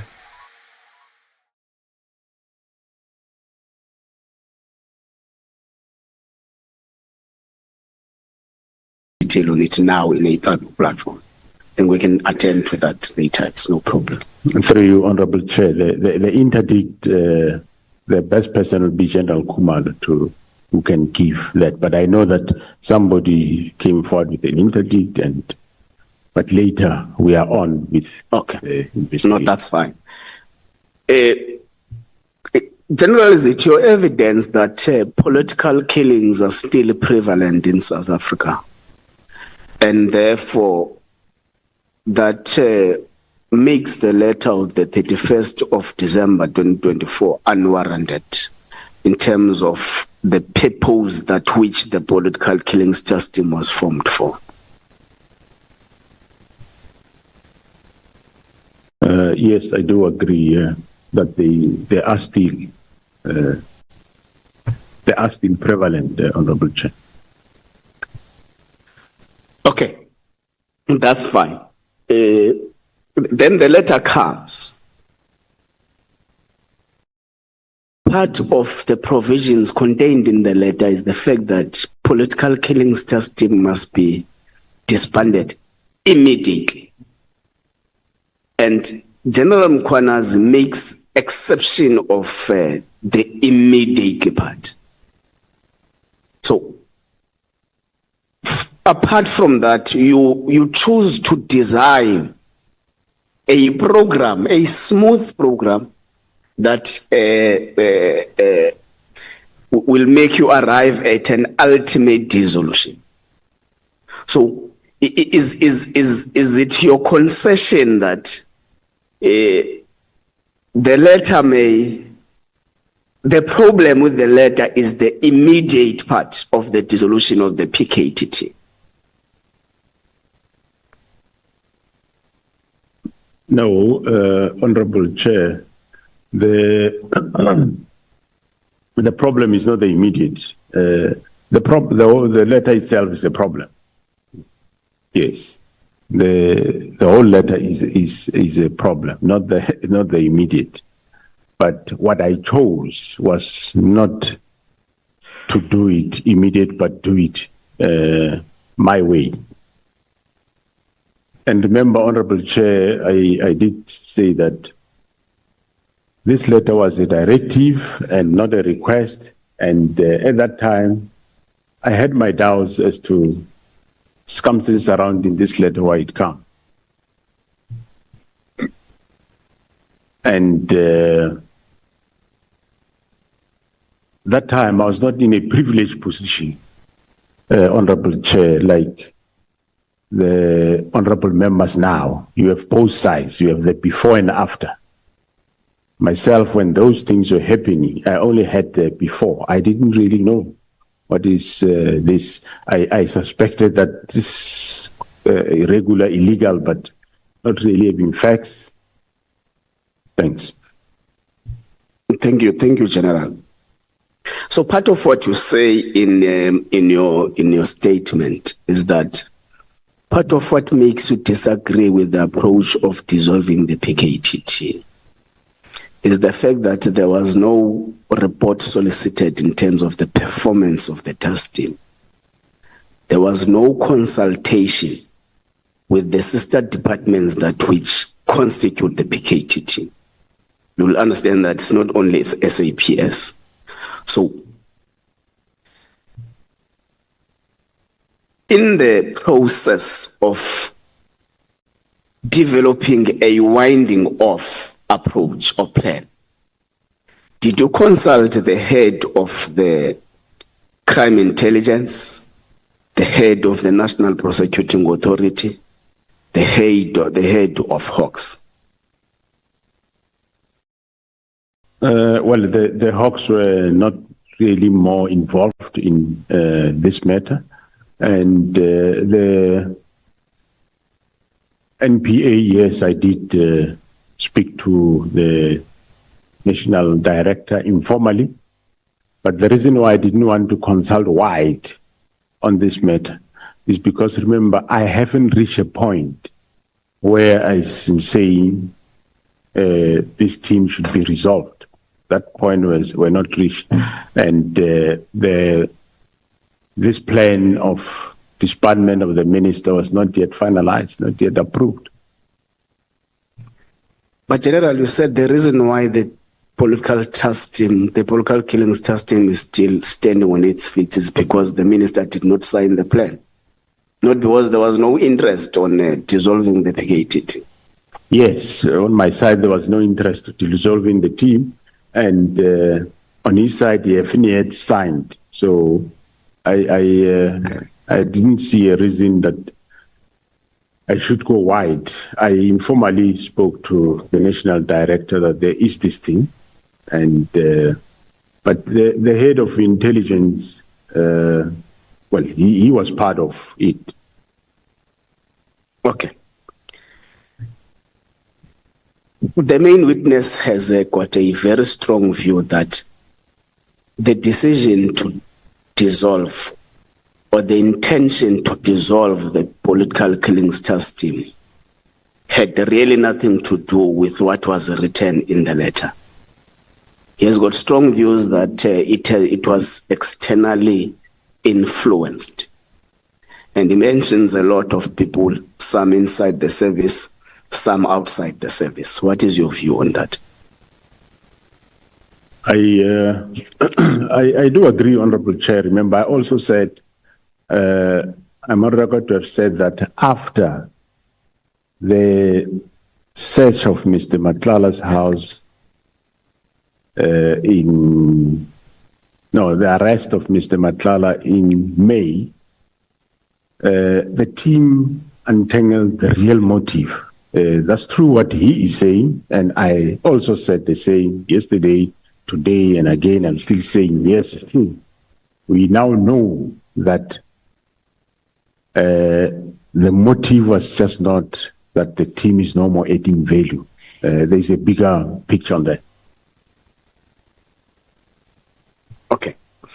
Then you hold a meeting yourself, the minister, and General Khumalo to take him through, and amongst those were intelligence-related matters. And you make an assertion that part of your team members, including your Deputy General Spear, has been compromised. Has been compromised on the basis that they are now linked to criminal syndicates. How is General Spear linked to those criminal syndicates, in your view, or in your knowledge? Honorable Chair, I think, well, that is still a subject of investigation. I might say one thing today, okay, it changes tomorrow. That's fine. That's fine. We can take that, Chair. Now, you give an instruction after the 14th of January to Sibia, your deputy, to leave issues relating to the dissolution of the PKTT to you. Is that correct? Correct. Now, beyond that instruction or directive you give him, he continues to play part in writing letters for the dissolution and making plans for the dissolution of the PKTT. Do you not take that as defiance? I did call him to say he must stop doing that, which he was doing, yes. Hence, I eventually end up taking steps. Okay, what steps did you take? Was the only steps we know were taken were after the 6th of July? What steps were taken from January when you were defied by your junior? When I became aware of those letters, I did call him in to say, I did say, leave the matter to me, I'm attending to it. So I did rebuke him for that. But he defied to give the matter to you, General. That's what I'm saying. And after that defiance, what steps were taken? by the principal in disciplining or effecting consequence management to his junior. Because all we know now, all what is in our disposal, is that General Smear, your deputy, was only suspended or taken to leave after the 6th of July, which is the press briefing by General Mkhwanazi. So between January and July, you were defied blatantly by your junior. What did you do about that? Well, that time, as I said, Honorable Chair, I did call him, I think, more than once to say, stop this. And for me, it was like, yes, he'll stop. But on the other side, the minister was talking to him directly. That's another angle. But for me, I did say, no, he must stop what he was doing. Okay. Okay, let's leave it like that, General. Okay.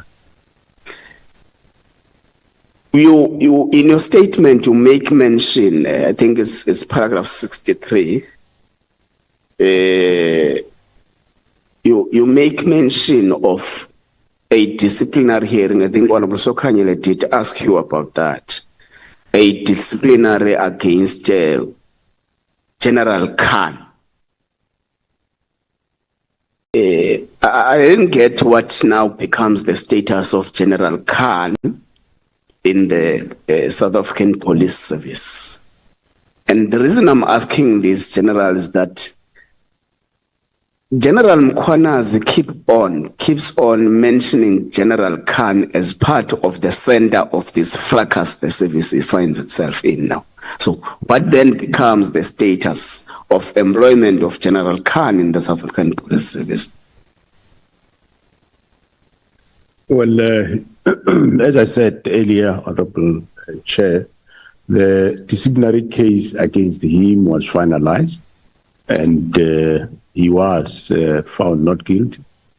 And it was him, General Mkhwanazi, who was the chairperson presiding over that matter, and he cleared him, and he is still working in crime intelligence. Okay, no, that's fine. Well, he was cleared. That's the report. That's correct. Okay. Now, you find yourself in a very pressing situation as a national commissioner. You receive a letter from the immediate principal, which is the executive authority.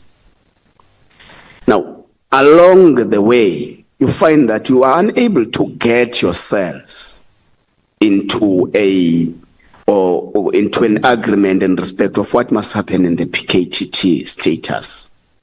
Now, your appointing authority is the President of the Republic of South Africa. Have you made means to engage the President into making him understand the importance of not dissolving the PKTT? I'm asking this because you say the President has agreed that the plan to dissolve is correct. But General Mkhwanazi have got a different understanding of the attitude of the President towards the dissolution, because he says the President in Northern Cape made public assertions that the political killing system is working very well and no need to touch it and all those things. So what was the reaction of the President to the fact that there is this calamity between yourself and the minister? Thanks, Honorable Chair. I did said it before earlier in this House, Honorable Chair, but I'll repeat it again. I say the President was taken aback when I informed him about this, and I said to the President that there may be other pressing demands for the weekend. We will start with, before we broke for lunch, I said we are going to start with the Chief Whip. But the members have alerted me that they have spoken between themselves and requested the Chair to honor their request, that we start with Honorable Mngango. So Honorable Mwango, I'm handing over to you.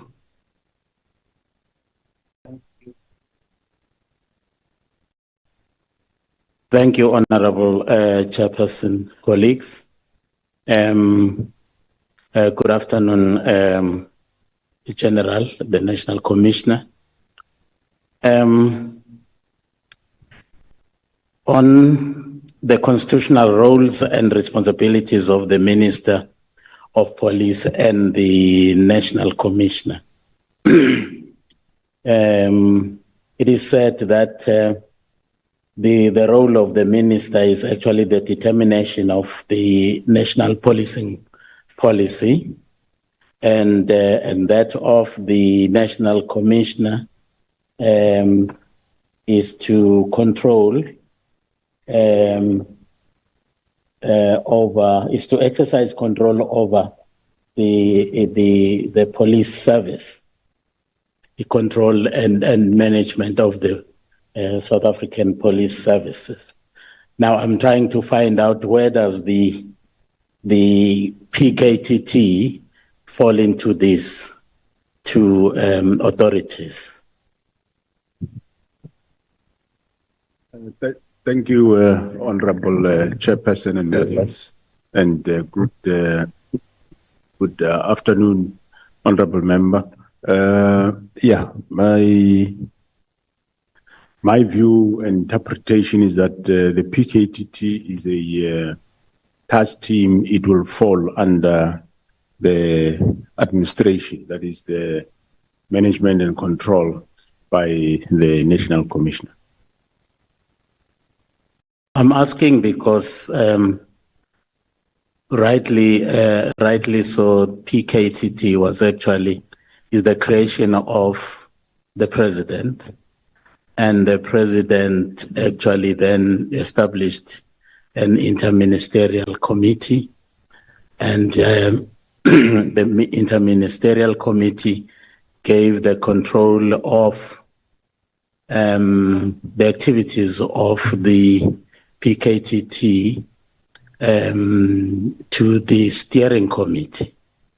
I'm not hearing any interaction with any of the police structure. I'm hearing the president, I'm hearing the steering committee, the IMC. Where is the police?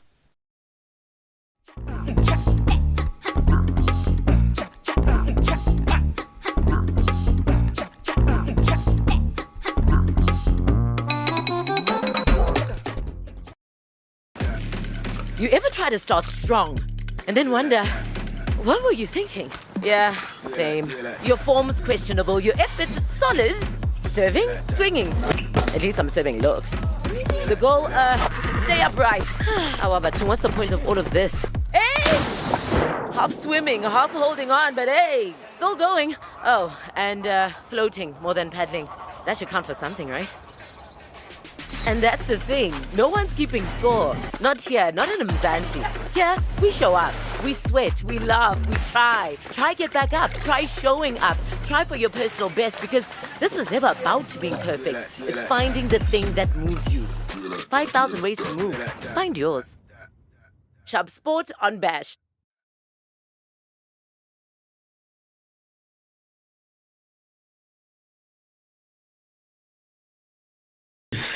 Task team was established ostensibly to address the issues that are actually related to political killings in KZN. Thanks, Honorable Chair and members.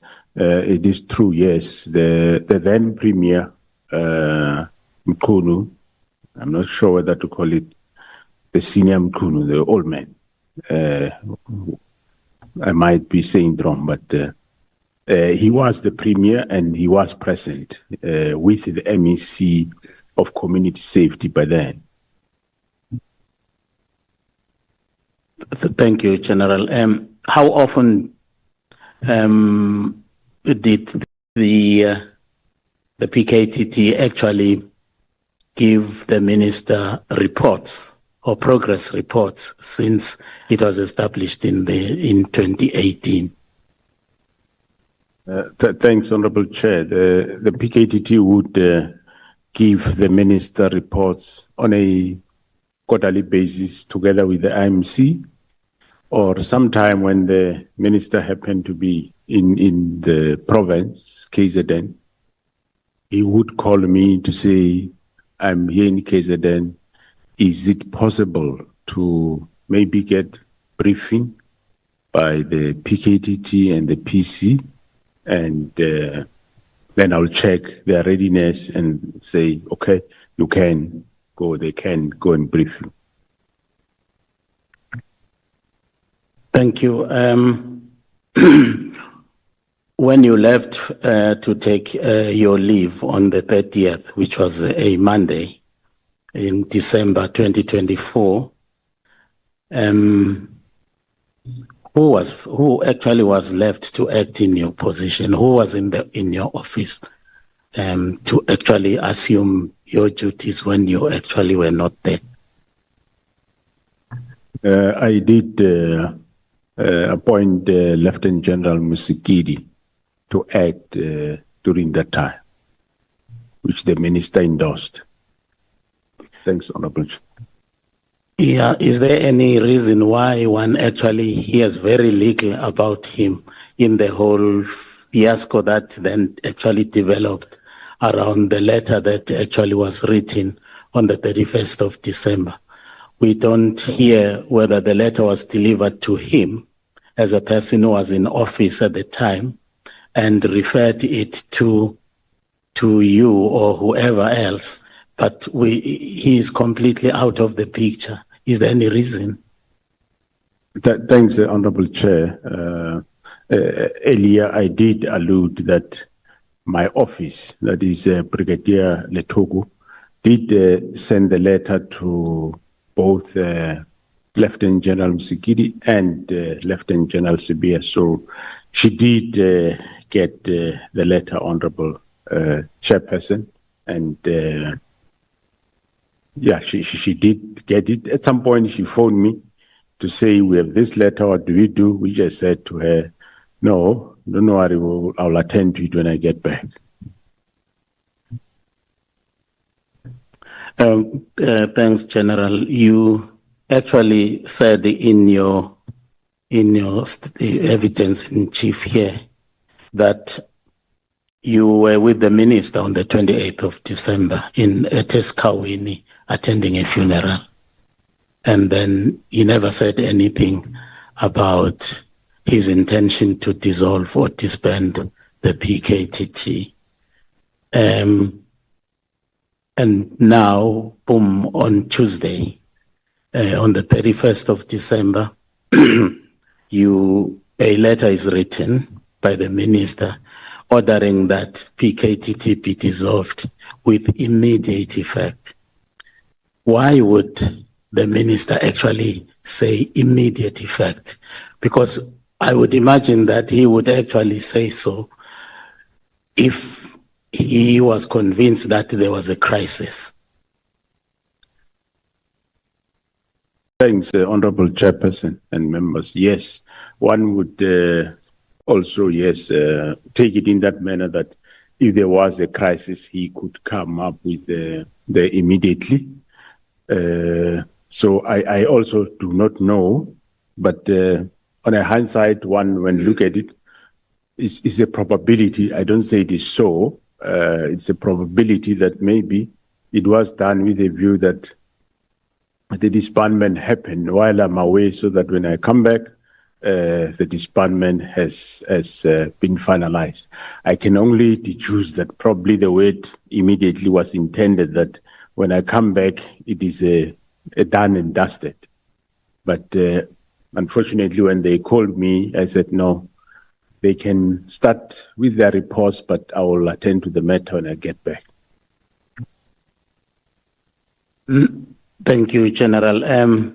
Was the order to disband the PKTT ever communicated to the IMC and or the steering committee? Were they aware of this disbandment order? Since the new administration, Honorable Chair, there was no IMC for political killings, and also the steering committee haven't sat since the current administration. So it was more consulting, talking to counterparts, like I did speak to the director of public prosecutions, and in the province, the Provincial Commissioner General Mkhwanazi also spoke to the Director of Public Prosecutions in that province. Thank you, General. There were obviously a number of meetings when you returned to the office on the 14th of January. And there was a meeting on the 14th, 15th, 16th, 17th. So there was just that series of meetings. But the one of particular interest to me is the one which was on the 16th of January, where you had actually secured an ear of the minister to actually listen to the report that you had actually been asking for him to actually, receive on the operation of the PKTT. Then you were granted that opportunity. In the meeting, you were with General Khumalo.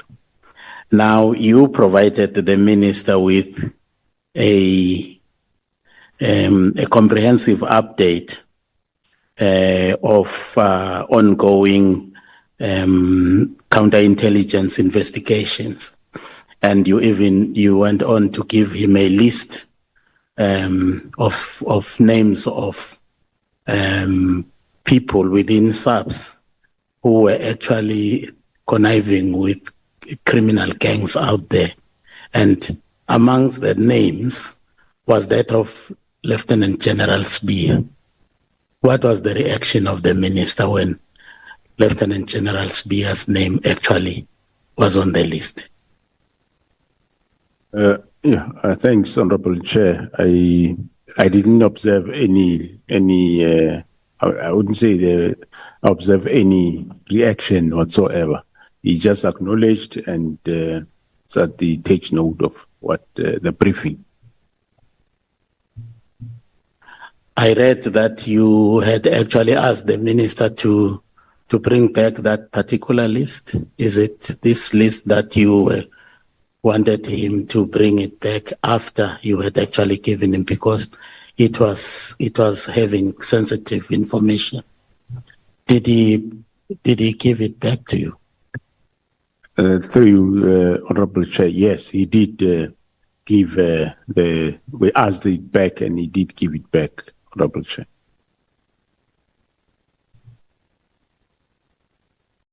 One of these days, between the 17th and so January, Spear walked into your office, and he came with a plan to actually dissolve PKTT and asked you to sign it. And you refused, and then told him to say and said, no, you would rather leave this matter of the dissolution with you. And he didn't. He continued to write a letter to and instructed General Khumalo to implement the directives of the minister. I want to also believe, like the Honorable Malema did, that that was defiance of the highest order, considering the standing order of the police and the hierarchical order, that your instruction was defied. Don't you think that that actually warranted drastic action on your part? Yeah, thanks, Honorable Chair. On the hindsight, I do agree, but however, when situations evolve, sometimes you don't think them the way they are. You learn late about these things, and you might not envisage that the intention is what it is. Thank you, General. General Spear at one time was out of the police service and was employed by the city of Johannesburg. And somehow he came back. But before he was re-employed by the service, police service, he already came with a lot of baggage, should I call it that, because there were allegations against his conduct.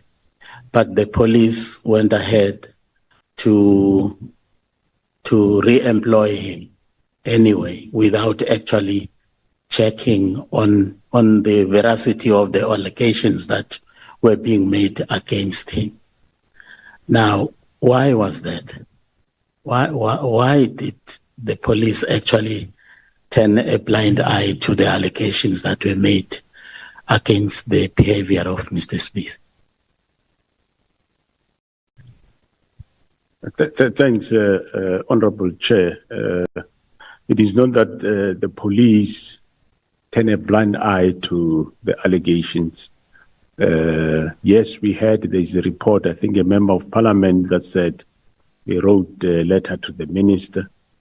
But here, the Labour Appeal Court have issued a judgment that this person should go back to his work with various conditions and so on. So, meaning he had to be re-enlisted, and if there is a misconduct, then we deal with that specific misconduct. So in this case, if I can go directly to that, he was dismissed on the 31st of August 2015, and on the 22nd of July 2020, the Labour Court judgment did dismiss the case of the employer as procedurally and substantively unfair, and ordered that he be given 12 months remuneration at the current level of a Major General, and SAPS to pay those litigation. So this judgment was not appealed and by the DPCI then, and then, well, he wasn't satisfied. He further took the matter to Labour Appeals Court, and the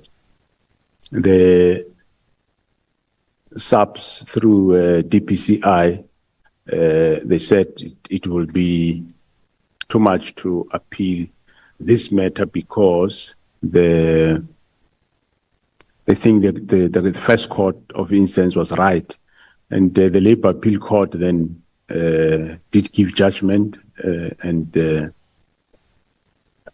it set aside the Labour Court judgment and replaced it with reinstating Sibia at his back at he had the option of election to come back to SAPS or only receive payment, which then he elected to come back to the service. Later, there were cases that were registered, and those cases were finalized. Some of them, it was said, and there was a case that he was employed regularly by Gauteng Johannesburg City Council, and that case was held that it is not him who employed himself, and it's not against him. There was other cases that were eventually finalized, and he was not prosecuted in those cases.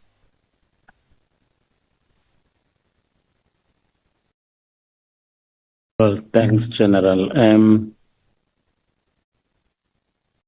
General, do you actually strongly believe that indeed the minister acted outside of the scope of his authority when he actually disbanded?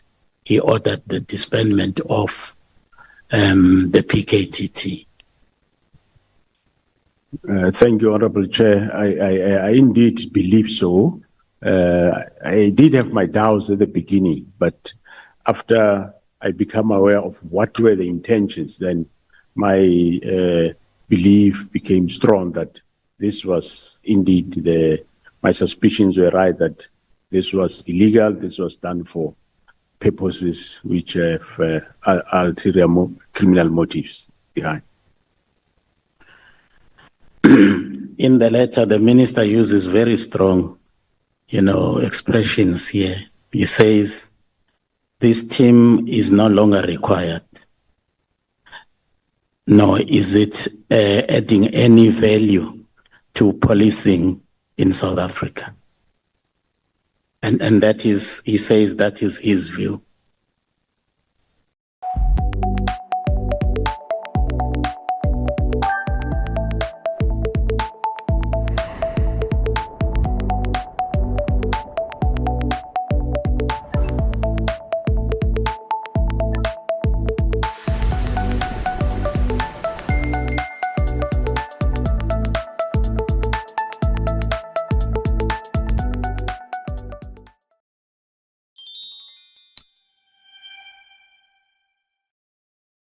Mo chose Parmalat, South Africa's #1 cheese, and he went far. Parmalat, better every day.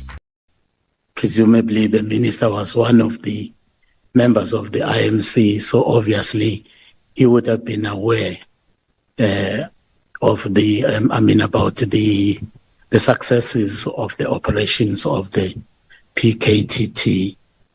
And if there were regular reports, I think when, assessing the performance based on the reports, then he would rightly come to the conclusion that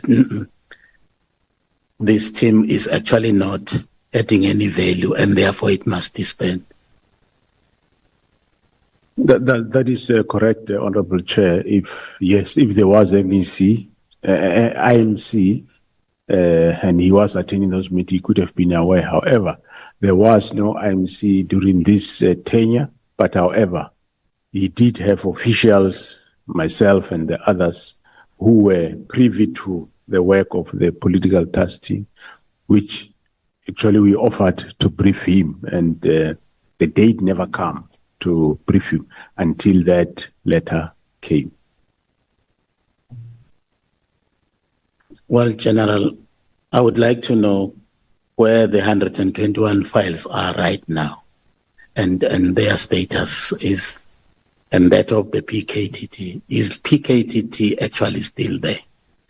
And if it is still there, is it actually in possession of the 121 files? Is it continuing with the investigation of those cases? If not, why not, if it has not been disbanded? Thanks, Honorable Chair. The PKTT is still there in KZN, and the 121 dockers are back with the team.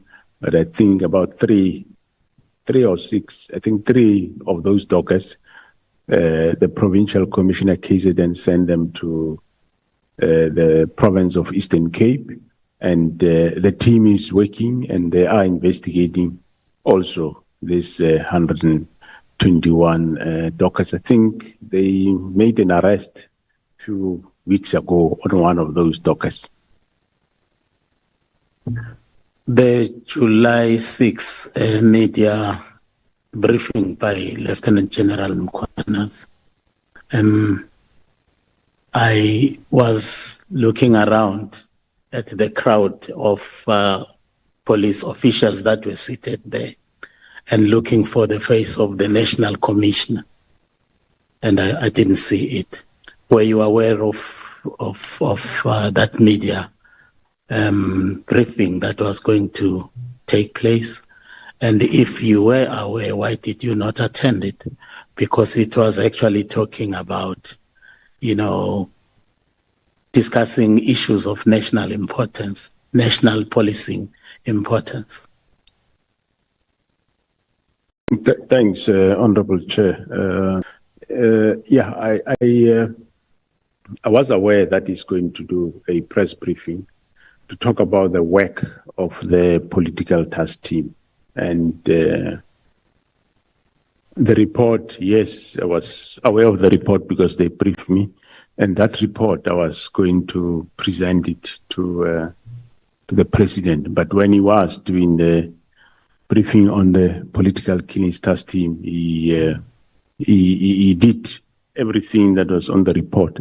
So I wouldn't have been there because he was supposed to brief on the work of the political killings task team.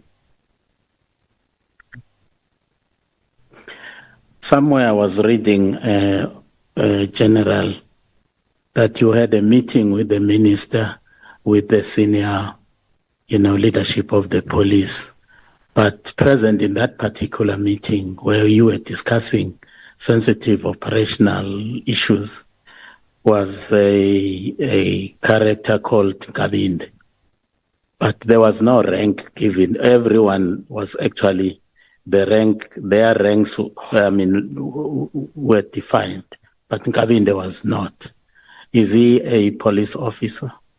If not, what was he doing in a meeting as sensitive as that one? Thanks, Honorable Chair. He's a chief of staff of the minister. So most of the meetings that the minister attends, he also attends. Was he vetted before he was employed or allowed to attend meetings of the senior police management? So that you are sure that who is attending your meetings? Yeah, that offhand I can't remember, Honorable Chair. He was employed as a chief of staff of the minister. I can't say whether he is or not. I never check on that. Well, my last one, Honorable Chairperson, has to do with what Lieutenant General Mkhwanazi actually shared with us here, that in his view, the watershed moment was in 2007, when a political party, or one of the political parties in South Africa, actually held its own conference somewhere in Polokwane. And then he told us that at that conference, some senior members of the police service were actually there. They attended as observers, so much so that they had their own kiosk or whatever you call it, a tent. And what actually transpired in that conference actually had a tremendous impact on a variety of things at head office of the police, such that immediately after that conference, some members, senior members of the police, began to mobilize membership for recruiting for membership for political parties. And then he said that is the moment when the rot started to set in. Would you agree with that? Well, I can't deny, I do not know, Honorable Chair. I wasn't there in Polokwane, and I wasn't neither in head office. I was in KZN that time. It might be difficult for me to agree to things that we just hear on passages, which I don't have tangible evidence to that effect. Well, in fact, he was actually sharing with us the origin of the current situation, which you actually also, unfortunately, have inherited. That the root cause of the problems, as far as he is concerned, actually has to do with the political inclination of some of the senior officials in the head office of our police service. Okay, thanks, Honorable Chair. Well, I know, as I said, alluded before that, yes, 2009, 2010, coming forward, there was problems in especially the JCPS, Justice Crime Prevention Department cluster, and departments where hollowed, they had problems. That's a fact that we know. But well, where he started, whether he started Polokwane, I cannot allude to that, Honorable Chair. I wasn't there. But I know that for over a period, since the years I mentioned, there has been problems in the department and other departments of the justice cluster.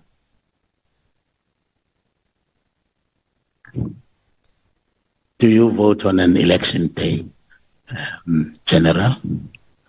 I do vote, Honorable Chair. Okay. Okay, thank you. Thank you, Honorable Chairperson. If I may ask through Honorable Chair, why is the Honorable Member asking whether I vote? No, you are exercising your Well, right. it's a civic duty. As a South African. As a South African. You have a civic duty to vote, General. Yeah, no, we do that. If you want the police not to vote. No, before you become a general, you are a citizen. You are a voter. No, I agree, Honorable Chair, but I was just following what he's saying, that if that's what they want, they can. You are the legislature, you can do it. And when you do that, just give us our tax back and make sure that we... Thanks, Honorable Chair. Okay, honorable member, Honorable Sangwen, can you indicate to me if you are ready? I am ready, Honorable Chairperson. Thank you very much. Thank you so much. Thank you, Honorable Chairperson. Good afternoon, General, the National Commissioner. General, firstly, I must apologize that we are rushing through our questions. We'd really have loved to spend some more time with you. Unfortunately, it's a bit late and we have to go. So please do forgive me if I rush you a little bit. General, in the terms of reference of this ad hoc committee, which you've also outlined in your statement, we are mandated to investigate, amongst others, obviously instability within the criminal intelligence of the SAPS, the component of the SAPS, also leadership failures, whether the leadership of SAPS took action to address concerns, and the role of senior management in enabling or preventing these issues. So this is the area where I think I'm trying to focus on. My first question is instability in crime intelligence a new phenomenon that started with Minister Mkhwanazi? Thanks, Honorable Chair. No, it started long ago. You can say even before 2011. That's when the instability started in that division, crime intelligence. So would it be fair or even factually correct to blame all of the problems that are in criminal intelligence on Minister Mkhwanazi? No, it won't be correct. He found the problems there, and yeah. So, General, you're saying that, sorry, in your view, this started a long time ago, before 2011. I'm interested to find out from you what drives this instability in criminal intelligence. In your presentation to the police committee, portfolio committee, you said criminal intelligence had weakened over the years. Now, who weakened it and how did they weaken it? Yeah, thanks, Honorable Chair. It get weakened by some of junior members, but mostly also some of the senior members in the crime intelligence itself. Of course, with the influence from external, other people outside. That's how it got weakened over time. Okay, thanks, General. I really spent some time on this presentation of yours, and at no point does it mention political influence, because you were given a mandate by the Portfolio Committee to come and present on instability in criminal intelligence. Now, maybe I may have missed it, or it's written euphemistically, but there's absolutely no mention of political interference in your report to the Portfolio Committee. Why was this, General? Well, I wrote more on the matters that we're dealing with, which is more the disbanding of the political killings task team. And I did refer, I think, somewhere matters around General Khan. So I didn't want to repeat what other people are saying. So, yeah. Okay, I hear you. And I think where I'm trying to go is there's this matter of Minister Nhlanhla. Let's assume it's an isolated case.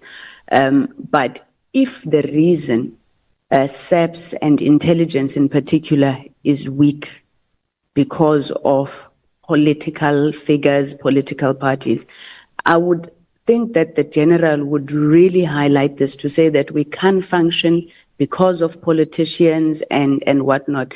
And I mean, you raise a whole lot of reasons in your presentation to the to the Portfolio Committee, but you don't speak about this. Is it because that perhaps it is not as big of an impact, or it wasn't important? If you could just help me understand, General. Thanks, Honorable Chair. The matters that one raised around the matter of disbandment, the matter of General Khumalo. General Khumalo works in crime intelligence, and the Gauteng operations are intelligence matters. So for me, that was sufficient when one raised that. I thought that was sufficient. Okay, thank you, General. So you then went on and you said there have been various attempts to revive the division, criminal intelligence that is, and these attempts were met with resistance. Who was responsible for these attempts to thwart the reforms that you wanted? Like, for example, the issues of the cars, the ghost employees. Who resisted your attempts to thwart and bring about reform?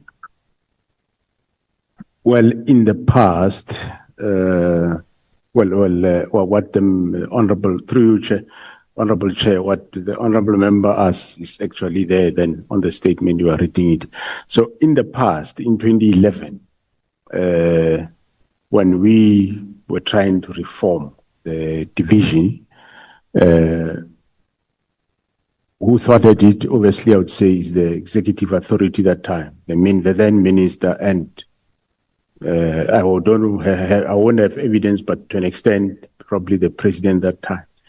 Because when we were doing that, they... Sorry, please be specific. Who was the minister and the president, General? The minister then was the late Minister Mthethwa, and the president was President Zuma. So what one says they thwarted the attempts is when we had a plan on how we were reforming the division. We did quite a lot of work, and probably we touched the wrong button maybe, because we even went as far as to themselves, where we took cars they were using themselves for no reason that are from the division. We took them away from former President Zuma. We took car away from former Minister Mthethwa. And I'm sure that might have caused a problem. And that's how we were later then targeted and removed. That's where then Lieutenant General Mkhwanazi ended up at home. I ended up at Limpopo. Khumalo probably was lucky he remained, but around Gauteng.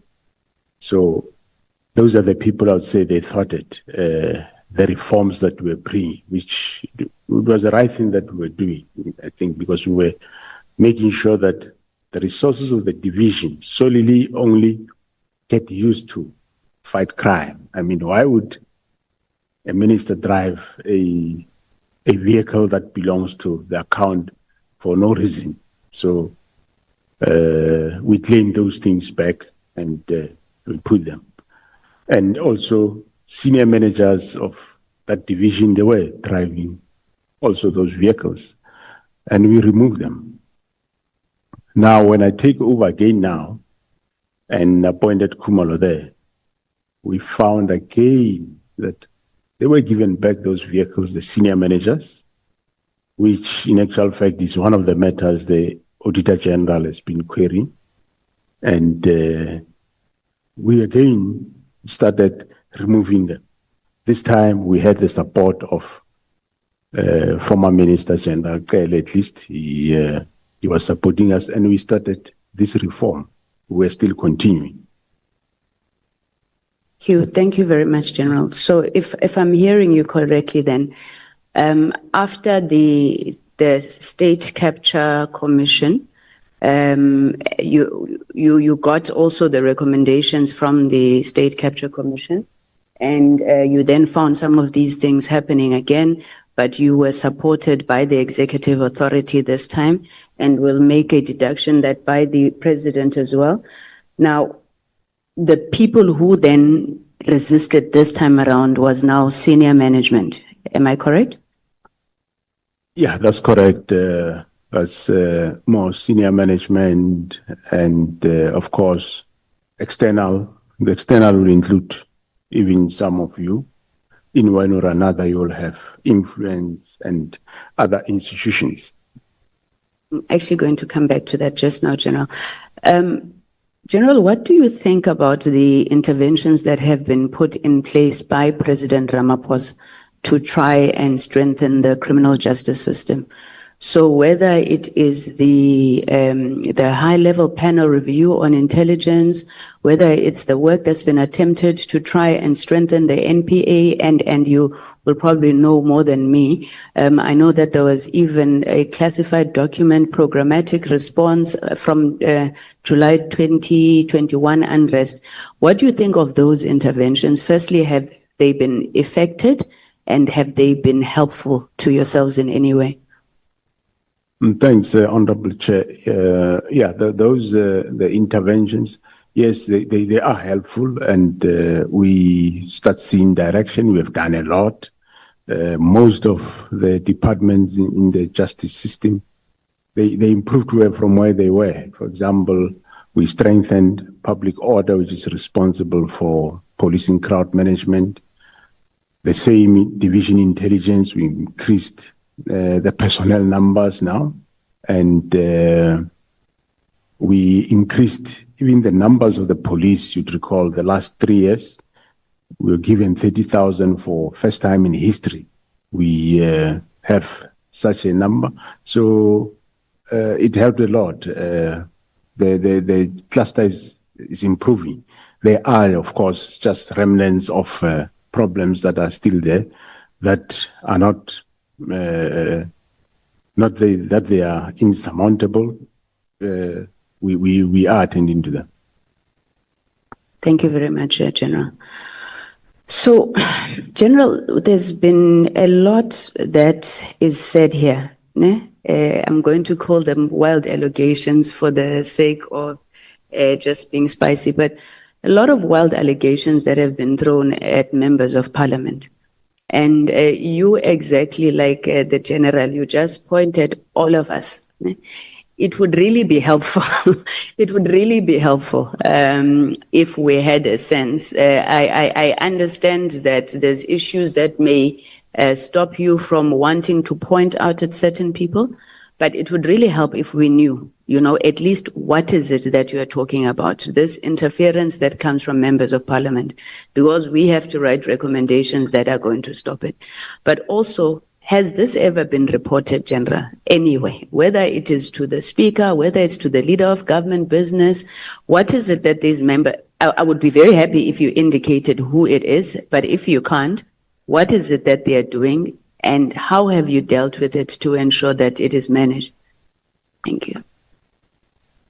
Thanks, Honorable Chair. Well, some of them we want to talk to the various committees, like the Joint Standing Committee, want to report that, but I haven't formally put pen to paper to report them. That I must say I haven't, but it is indeed, yeah, some of, it's not all of you, it's just some of the members of parliament that behave in that manner.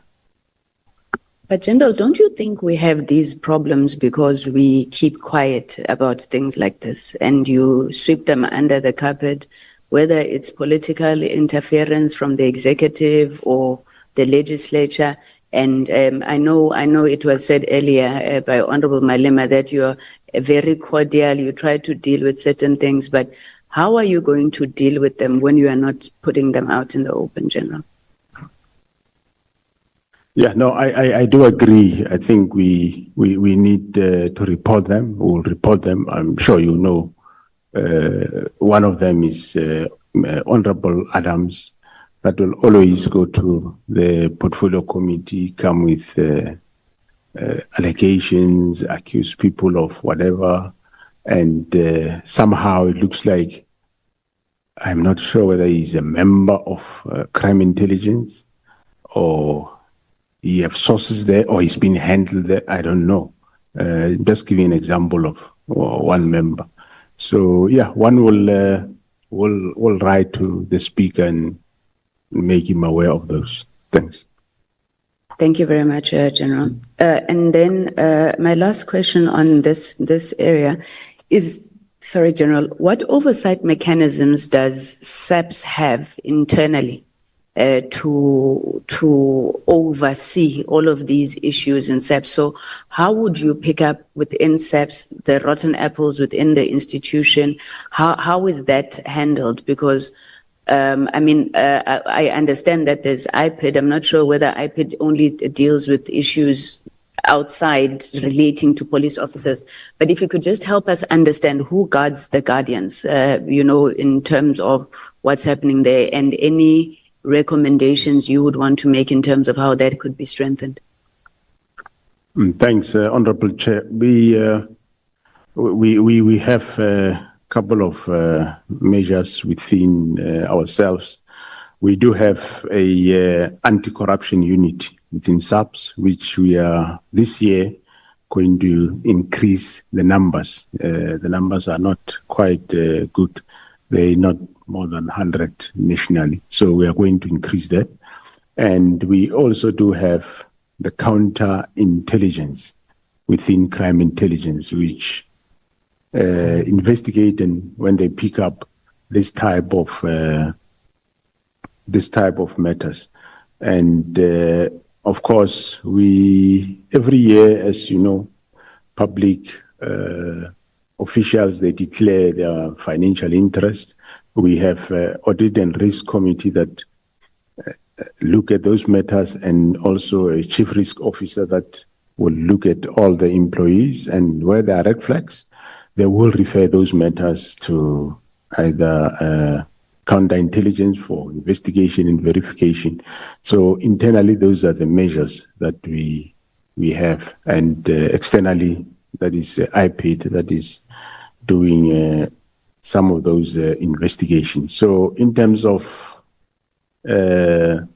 improving internal measures, I think those are the areas that we are having. But I think where we are lacking is more what I'm doing now in terms of having an external body to do lifestyle audit of ourselves. And because we were doing financial disclosure every year, and we will find a few red flags, but I'm sure if it's done by somebody external, that I take it that it's going to make a big difference. So we'll know really who's who in the organization. And that, if there are red flags, it will be able to assist us. And of course, it will also prevent other employees from doing things that are not right. Thank you, General. I just want to move very quickly to the PKTT and IMC. General, what exactly did the president announce in KwaZulu-Natal? Did he announce the fact that he's going to have an intervention in political killings? Did he announce an IMC? Did he announce a task team? What exactly? Because I'm getting a bit confused. Yeah, I don't have that. I think there is a statement to that, a voice statement to that effect. He announced that he's establishing an interministerial committee that will deal with political killings in KwaZulu-Natal. That's what he announced. And then, of course, and he announced as to who are those, the interministerial committee. Then the interministerial committee was established and it started functioning. Okay, all right. Now I'm clear now. And I suppose you'll agree with me that there's nothing strange or nefarious with an IMC not existing anymore because the term of cabinet came to an end, and an IMC is basically a cabinet committee established by the president. So the fact that after 2024 elections, there was a new government and a new cabinet, it stands to reason that perhaps that IMC no longer exists. Am I right? That is correct, Honorable Chair. That's why I said earlier that, well, he established based on the need. If there is no need, like the PKTT is there, is doing well, there might not be no need in the new administration to establish the same IMC. Now, but having said that, you also agree, General, that the decisions, though, of an IMC, they continue and they subsist until they are changed, perhaps by another competent body. So any decision that would have been taken by that IMC continues. Yeah, that is correct. The decisions will remain, of course, yes. Okay. Now, General, there's been a toing and froing, and we put it also to General Masemula about the authority to establish the PKTT. And it's been said in different forums that the National Commissioner had established the PKTT, not the IMC. But can I refer you, General, to page 105 of your bundle? It's your presentation to the police committee.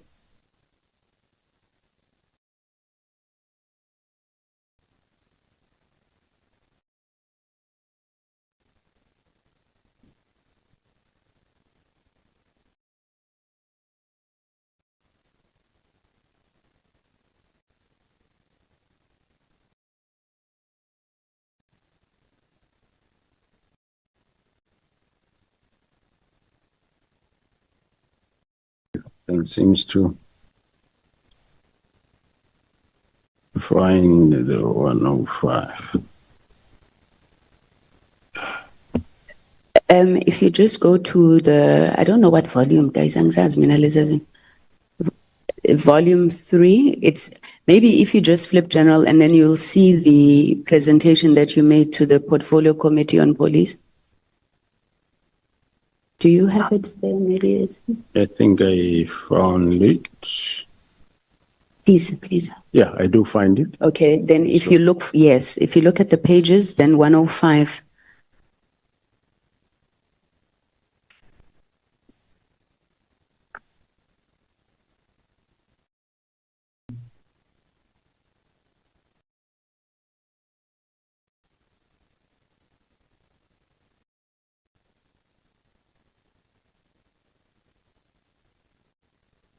Yeah, I am at 105.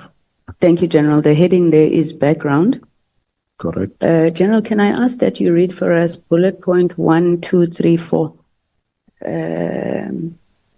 Just that first sentence. Bullet point 4.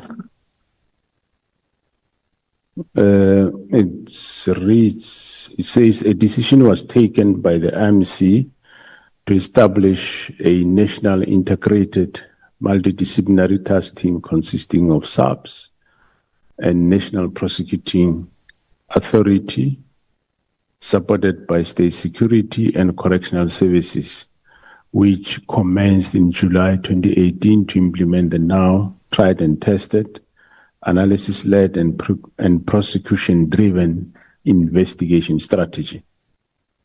Thank you, General. Would I be correct to interpret the National Integrated Multidisciplinary Task Team to be what we have been calling here the Political Killings Task Team? That is correct, Honorable Chair. With the Portfolio Committee that decision was taken by the IMC. Yeah, I see it's written like that, Honorable Chair, but indeed, well, the steering committee advises the decision, the advised the IMC. The National Commissioner took a decision that this is what we are doing, informed the steering committee. The steering committee relayed the decision to the IMC, and the IMC endorsed the decision. Well, when it gets written, yes, it's put in this fashion, but indeed, yes, the IMC endorsed that decision. Okay, I think we can move and agree, General, that this line that you are saying that Minister Mkhwanazi crossed is a very, very thin line, and many people don't know where the line is. And I think even having written this like this is part of demonstration for that. General, I just want to get to the last couple of issues. I really wanted to go into IDEC, but I know we ran out of time. I wanted to understand where IDEC, maybe let me ask the question. Where does IDEC get the authority to arrest General Khumalo? Gandhi, what is the mandate of IDEC? And how do hiring decisions, right or wrong, wrong, hiring decisions become corruption and fraud? Maybe we're not understanding what's happening in that case. So what's IDEC's mandate? How do, within their mandate, investigate a hiring decision at SAPS? Yeah, thanks, Honorable Chair. As far as I know, IDEC was established to investigate initially state capture, and then now, as they were made permanent, also to investigate corruption. So that's what I know. How they come to investigate the employment or the appointments of a person in crime intelligence, I also do not know. But what I know is that they did request documents through summonses from myself, and they were given those documents, and they started investigating, and eventually they end up arresting. I wouldn't know how it does come. It's not the first time, Honorable Chair, that we have maybe somebody, if somebody is employed erroneously, or you have faked your CV, or you presented some wrong credentials, we pick it up, we do take action. We had actually a level 15 at some point appointed to head our IT space, and we pick up that this person said he was never fired, and he was never fired, and in actual fact he was, and there were certain things that he didn't disclose when he was employed, and we reviewed his employment contract, and we terminated the person's service. That's simply how we handle those type of things. It's not something new. If ever it happens, that's how we deal with it. We don't arrest people. We deal with the matter. And if the panel maybe did something wrong, you institute disciplinary action against them. So there has been, but of course, there was at some point one case in, I think in Limpopo, where members of the panel were charged criminally, and at the end of the day, they were exonerated. But employment issues or matters, normally that's how we handle them. Okay, I know that we're going to talk to the head of IDEC, but General, did you find it strange what happened with IDEC and General Kumar? Yes, I did find it strange, yes. I did find strange that they were charged for all those charges of corruptions and I did indeed find it strange. Thank you, General. My last 2 or 3 questions around some of the structural recommendations and legislative recommendations that have been made, largely by General Mkhwanazi. So General Mkhwanazi says there's no process that is followed around the development of organizational structures within SAPS. I think the example that he used is that depending on who a person is, they can just walk into your office. I'm not saying you specifically. I don't know if he indicated which national commissioner, but then depending on whether the national commissioner likes or doesn't like what they see, they sign off a structure. Is that how things are happening in SAPS? Yes, that's how it was happening. Well, even myself, when I came in, I did introduce restructuring, but my restructuring is not wholesale restructuring. We only focus in areas where there is a need, which at head office, there's not much affected except, I think, one division, division inspectorate, which we did a study, or also even the minister also from his side suggested that maybe we don't need that division anymore. We agreed that yes, because me, I was thinking I'm going to downgrade the division, but we end up saying, no, we can't close the division inspectorate, but infuse it in each directorate so that it's not a separate division, but it is infused in each directorate and can do the work from there. So, yeah, then thereafter, the area of my restructuring is more at the district and sub-district level.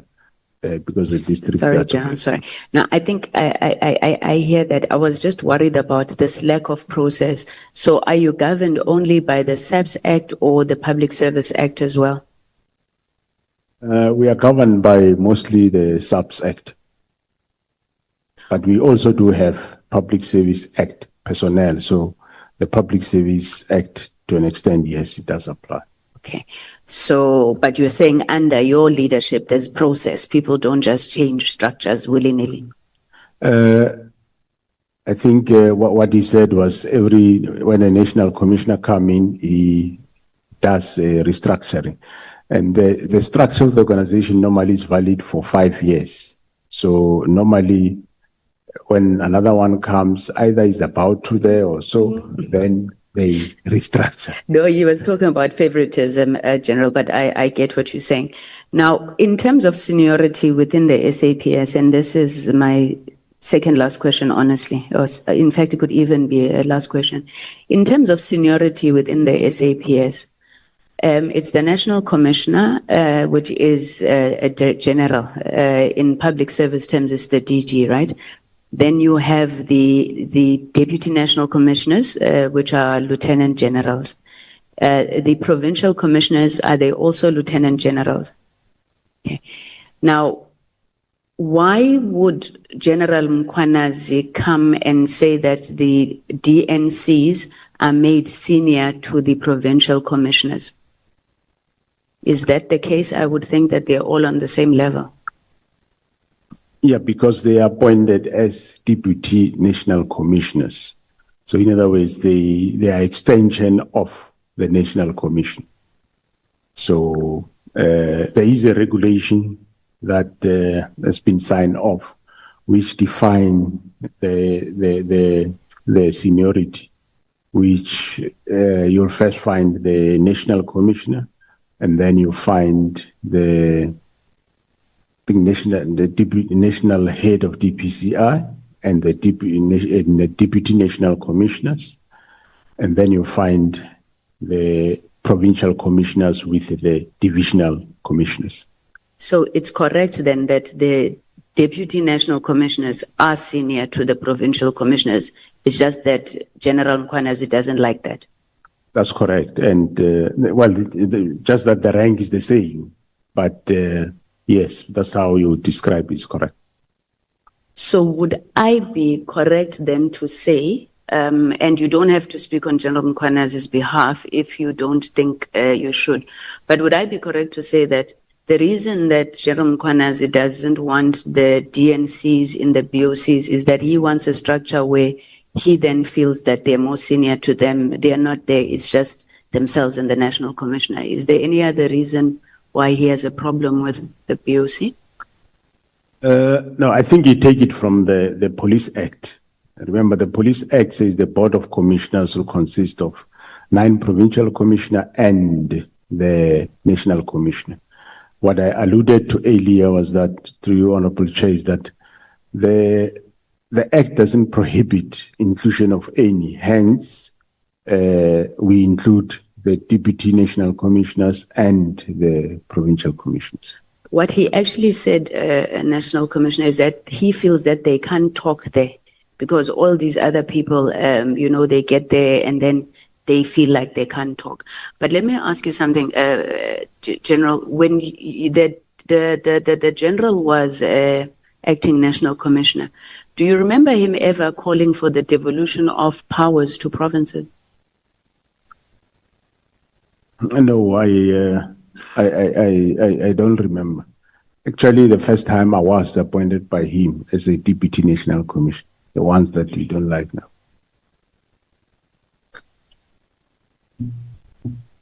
Thank you very much, General. No, let me stop there and say that perhaps then we need to get a sense, Senior Counsel, maybe on some of the reasons around General Mkhwanazi's views on issues of seniority. Thank you very much, Chairperson. I haven't exhausted my questions, but we've run out of time. Thank you very much. Thank you, General. Yeah. Time is always going to be the barrier between yourself and Honorable Ntuli. Honorable Ntuli. No, thanks. The baton is handed over to you too. Okay. No, thanks, Chair. Good afternoon to honorable members, the General and his team, and all colleagues, everyone who's in this chamber. I think the first one, General, I want to build on the question that was asked by my colleague. Lieutenant General Mkhwanazi's main concern, as I happen to understand it, with regard to the BOC, goes beyond it in terms of the way it is structured. It goes beyond the concern that they can't talk. But there is a feeling that their own views as provincial leaders is often subsumed to the national interest, because these ones I would say, for a lack of a better word, a coordinated majority, whose ideas when they come to the BOC will prevail inevitably, naturally, because they are a coordinated team that stays together in the head office. Maybe I would like your comment on that, but also link that comment with the question about whether or not during his own time as the acting national commissioner, the same arrangement existed in terms of who constitute and attend the BOC. Yeah, thanks, Honorable Chair. The fact that maybe they would feel subdued by the head office people, I don't think is true, because no, the head office people are not a group that is coordinated or trying to gang up against anybody. In actual fact, the converse is true at some point. At some point, you would find a team of provincial commissioners together. But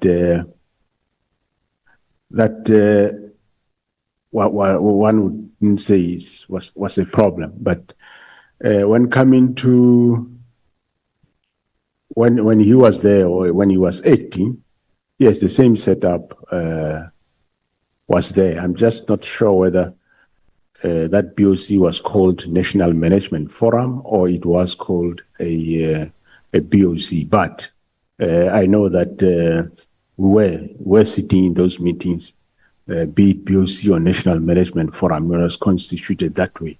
I think more maybe is emphasizing that the law says something and we are doing it otherwise. But the fact of the matter is we don't see any prohibition by the law to that effect. And it just makes things easier that you can't have senior managers sitting somewhere in a corner and consult the BOC and then you must have another meeting with the other senior executive instead of just having one meeting. That is the view. I think in the new Police Amendment Act that is coming, the Board of Commissioners is recommended that it be called National Management Forum of South African Police Service, and that consists of the National Commissioner, the Provincial Commissioner, the deputies, and the Divisional Commissioners. Okay. On your statement, the one you deposited with us, I'm going to read the paragraph so that you don't have to struggle to go there, and I promise I won't distort it. I'll read it as you wrote it. On page, paragraph 40, actually, page 21, and I will start in the middle of that paragraph. In my view, the minister does not have the authority to unilaterally prevent or halt the filling of posts, as this is a matter of operational management. This had substantial implications that negatively affected the performance of the crime intelligence and the execution of the constitutional mandate. What kind of example, what examples can you give us about that? The substantial implications. What can you say about that? Thanks, Honorable Chair. The matter there is that we have provinces that do not have provincial heads of intelligence, which we were about to fill, and when that directive came, we had to stop. It's a couple of them. I think is Western Cape is one of them. Eastern Cape is one. KwaZulu-Natal, Northwest. Yeah, I think it's those. But there are also other posts at other various levels where there is no, the posts are vacant, they are not filled. General, I'm sure you are aware by now that one of the things that angered your provincial commissioner, the KZN Lieutenant General Mkhwanazi, was the fact that you cancelled the participation and the giving of the awards to members of the political killing task team. And he was very angered by that because he says, he might be dramatic, but that's how he put it. He says these people had prepared very nice suits. So they had entered into particular expenses on the basis that they were informed and expecting that they are going to be given awards on that occasion. And then you intervene to cancel that award. Firstly, why did you do that? Secondly, don't you think your decision to cancel the conferment of the awards to them actually betrays what you are telling us about the level of confidence and the quality of the work which the task team was producing? Thanks, Honorable Chair. No, firstly, Well, I didn't know that it was cancelled on that batch. I spoke to Khumalo that I think we're not going to have the awards for this specific team. Let's first clear up these matters that are currently happening in terms of disbandment, then we will then continue the awards. By the way, when we had awards in Limpopo, I think it must be 2 years ago or so, we had the team PKTT present, and from there, I had a discussion with General Khumalo that we think the PKTT awards, we shouldn't do it with the rest of the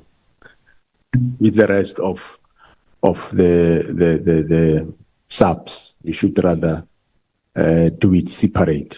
And I said, well, let's not do it. That was last year in December. Let's do it in the new year, which is this current year.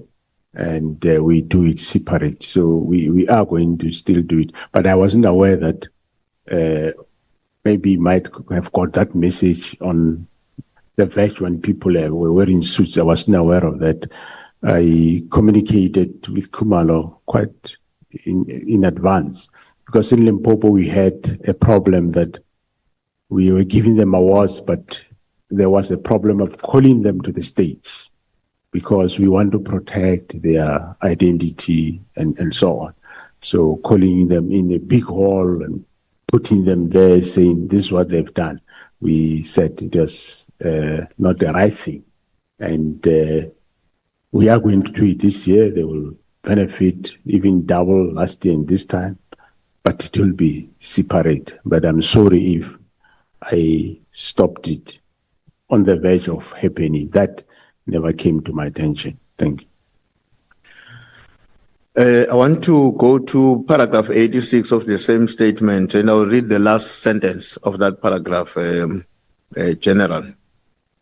It says, this is especially pertinent in the view of our historical past and the involvement of politicians to abuse the police for specific political purposes. That is the last sentence on paragraph 86 of your statement to us. What is meant by that? Politicians who abuse the police for specific political purposes. What is meant by that? And maybe who were those and for what specific purposes? Well, that statement refers to actually the pre-94, the dispensation, where the then apartheid government was using police for their gainful purposes. That's what it refers. Okay.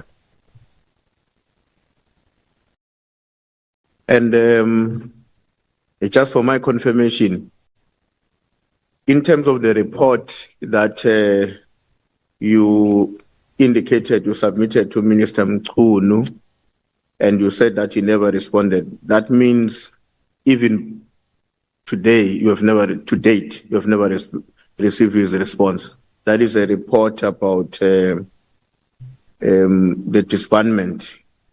Despite requesting the report about disbandment, the minister did not respond. 57 of your statement. Up to date, he has never responded to you in terms of that report. Thanks, Honorable Chair and members. Well, remember that since January there was no response, and the first engagement was in March the 6th. But that report that is in writing, yes, there was never a response in writing. Okay.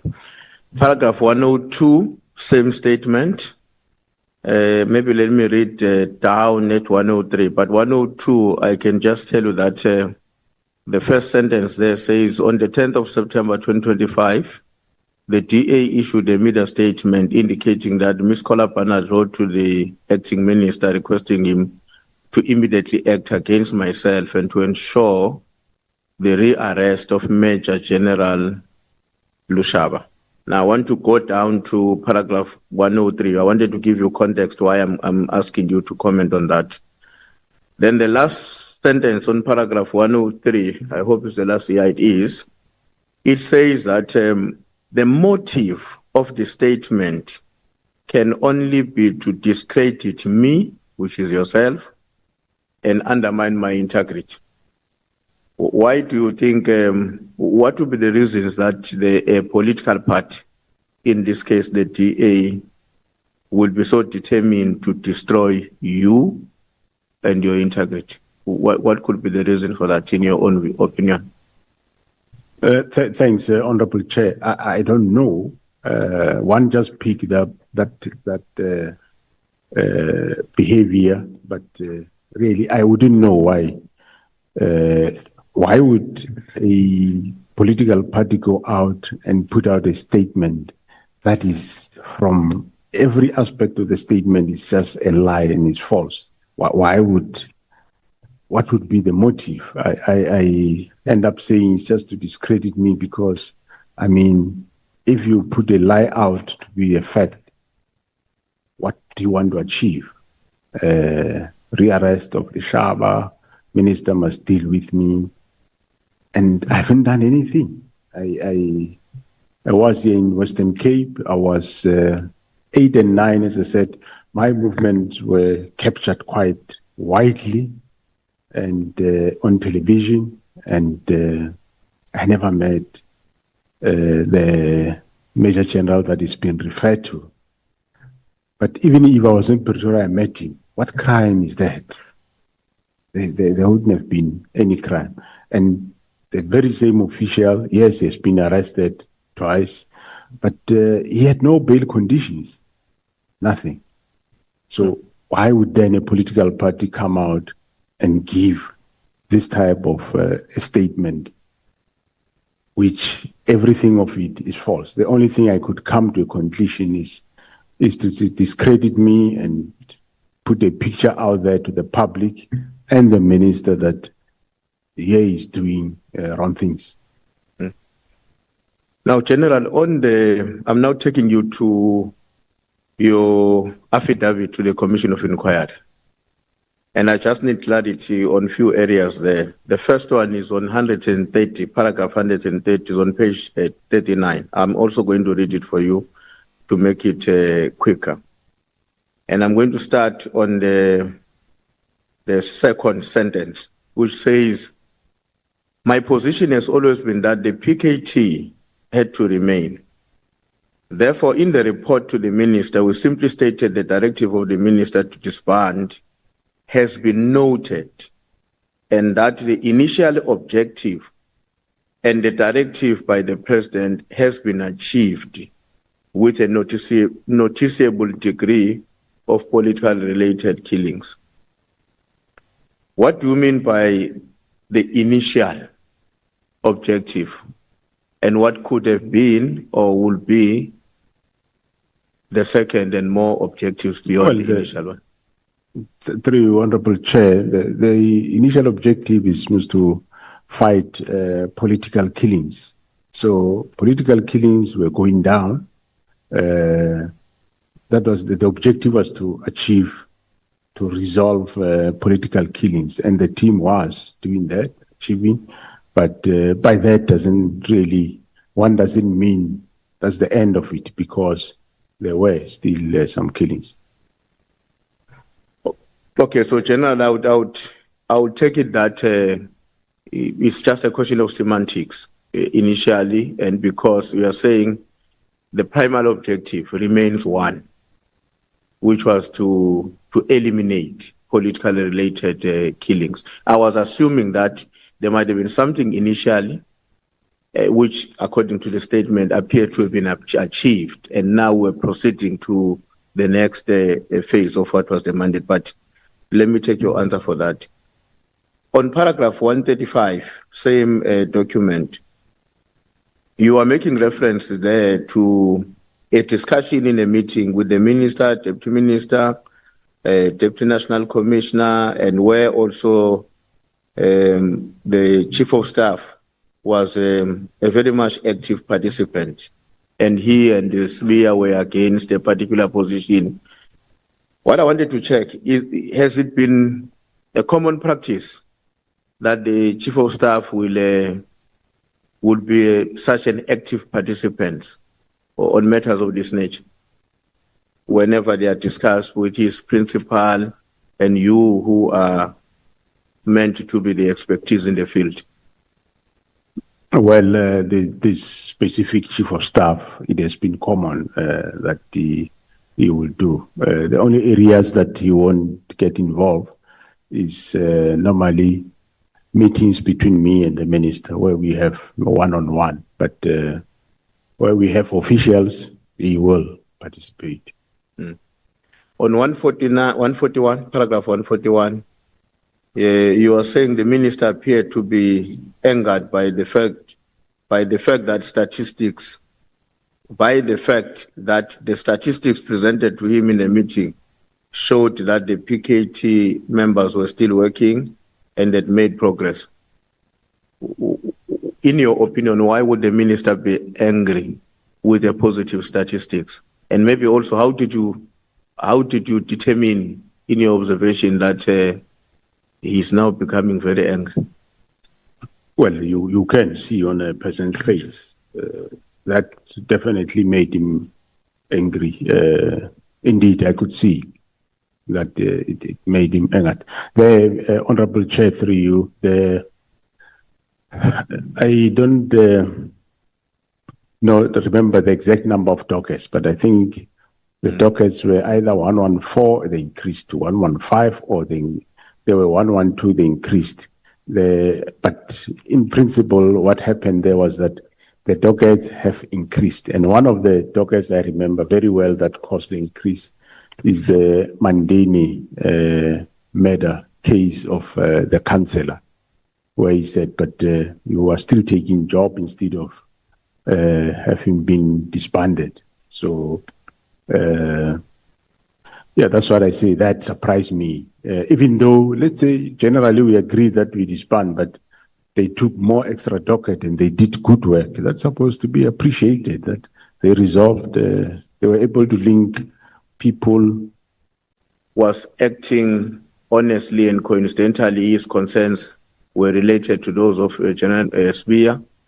Or your view is that he and SBIA may have conspired, that because I didn't succeed with the National Commissioner, my boss, you are technically his boss because you're a minister.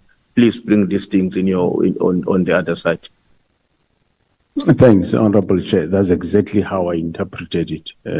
After, when I start to realize later, initially I didn't see that way, but later when I look at how the issues unfolded, I realized that it is indeed so that the same matters that General SBIA raised before, which the first one I think was the command and control of the cold case team that he wanted to take over. Other one was that counterintelligence shouldn't carry dockets. And the third one was that General Khumalo shouldn't oversee PKTT. He must only deal with this division. I did indicate to him that there is no problem. On the issue of Khumalo overseeing PKTT, I said, if Khumalo is overloaded, so it be, it will relieve him. And but otherwise, he's a member of SAPS, a police official. There's nothing wrong if he still look after the team, which eventually indicated he have got no problem. And the other one was that the counterintelligence investigations shouldn't carry dockets. And I said, the fact that it's called counterintelligence investigations, they do carry dockets. At some point, they have the liberty to enjoin a detective to what they are doing when they think the time is right. There is nothing wrong. So, yeah, it was coincident that, yes, Minister raised the matters I think on the meeting of the 27, even went as far as there was a presentation of the National Strategic Intelligence Act, where they say that, you see, in the mandate, there's no investigations there. There might be no investigations, but he's a member of the police. His functions are in terms of Section 205 of the Act, Section 205(3) of the Act. If he can do any of those functions, there's absolutely nothing wrong with that.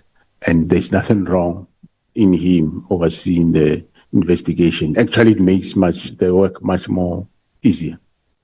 So, yes, the same matters happened then, later be raised by the minister. And that gave me an indication that probably that's the reason.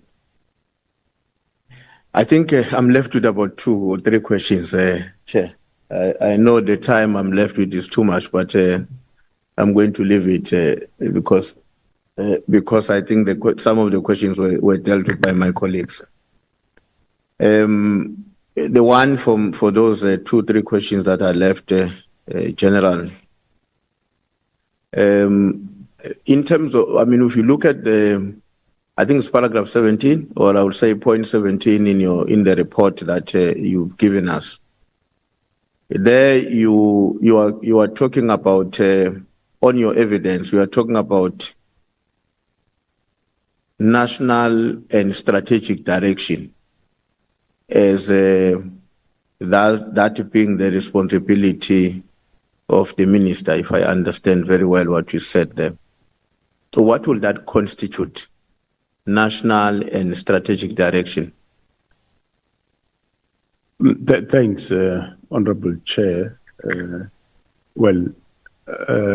say the minister is responsible for national policing policy and strategic direction is to assist the organization in the direction to say, in terms of priorities of government, like in this current time, we have what we call medium-term development framework. We have this priority to develop a ethical, developmental and ethical state. And in that regard, we have got certain key deliverables that we will be doing. So in short, I'm saying he will give a direction in terms of what we should do. For example, if you say, like currently, gang violence is a problem in Western Cape, let's to deal with it. That's a strategic direction, according to me, that we do. But who am I going to deploy? How are they going to do it? Are they going to work only in the night or during the day? That is not strategic. That's operational. That's for me. How many people, based on whatever funding I have, and so on. For me, that is operational. But the first one, I would say, is strategic. Like he did say, gang violence is a problem. Extortion is a problem, especially Western Cape, Eastern Cape. So that's the direction that we know we must put our resources, come up with real tangibles in terms of fighting those specific crimes. Okay. No, let me conclude.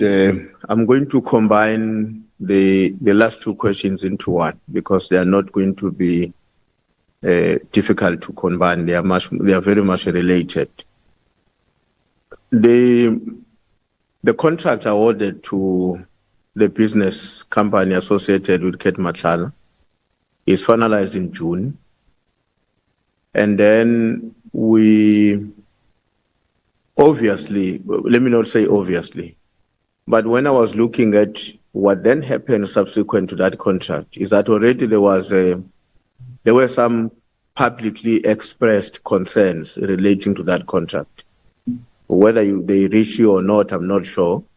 But what I want to understand is that if and when you were able to see those developments, just a few months or so after the contract had been finalized,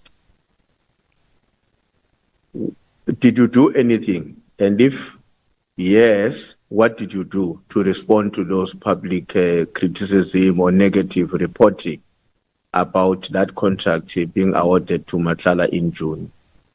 If you did anything, I would like to know what did you do, but also to know if you were aware of whatever that got reported as negative coverage of that contract. The last one, they are linked, General. Okay. The last one is that then in December, the minister comes in, and from your own submission, the minister doesn't say what is reported negatively requires your attention as management, but he directs that you must do a review. The words that we are using in your statement, one of your statements, the minister requested or directed us to review. And in response to that review request of the minister, you then decided to appoint the internal auditor to carry that instruction. Now, didn't you see the minister's choice of words as an interference? Because he doesn't say, I'm a minister here, something very negative is reported about my department. Please do something about it. But in terms of your own formulation on the statement, he says review. Is that not an interference? Thanks, Honorable Chair. Well, the first one, I don't remember that being aware. I only became aware after we were doing that process of auditing the contract. And on the last one, well, the minister said review. Review, I think it means yes, go and look at, is everything still okay or not? He doesn't say cancel it. So review is to go and relook what is happening. And we indeed tasked the internal audit and risk.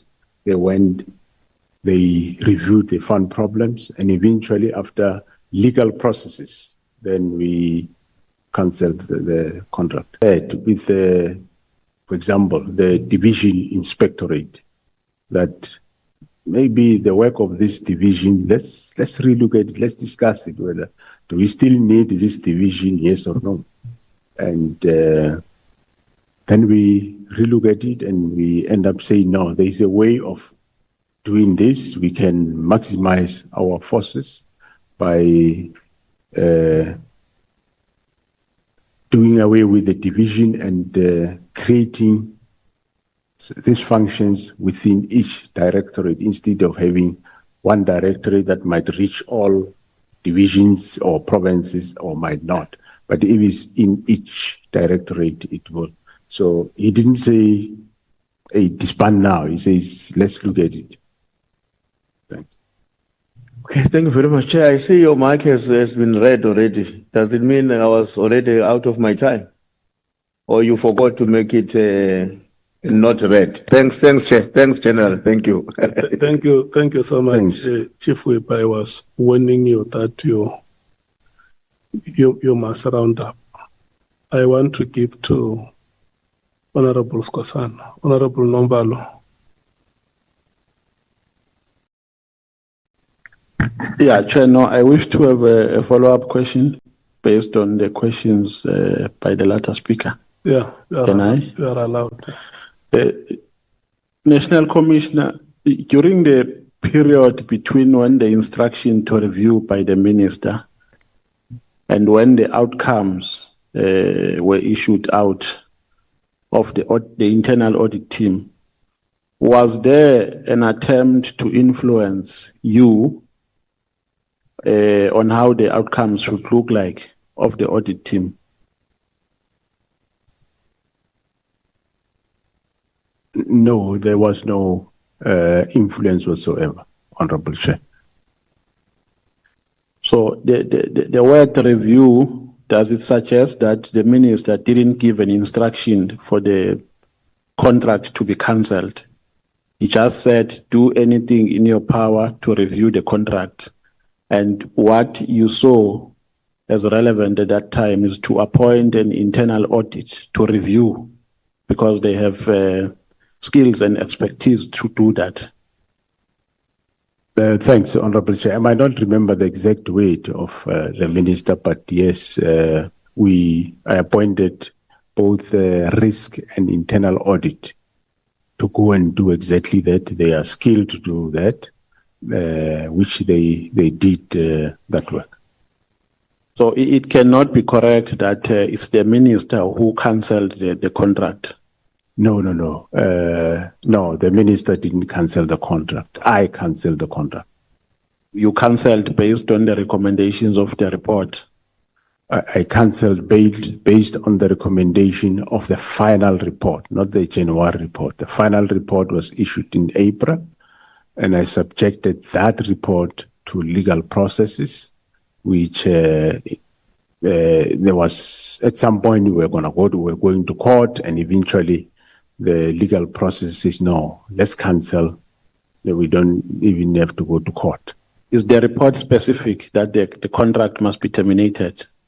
Is it specific? Is it giving a directive to that effect? Yeah, it does give recommendation that the accounting officer can cancel the contract, but of course that when we engage, they said there are legal processes that we need to go, and so much so that some says no, let's go to court. But after deliberations, eventually we agree that no, we don't go to court, we cancel. If they take us to court, we will then go to court. In December, there was a court challenge by Nhlanhla in December, and later he withdrew it, and yeah. No, the reason why I'm asking National Commissioner is because in the WhatsApp text that we're circulating, in a conversation between Mkhwanazi and Nhlanhla, it appears that Mkhwanazi is making a promise to Nhlanhla that he's going to influence either the department or the minister for the outcome, for the contract not to be terminated.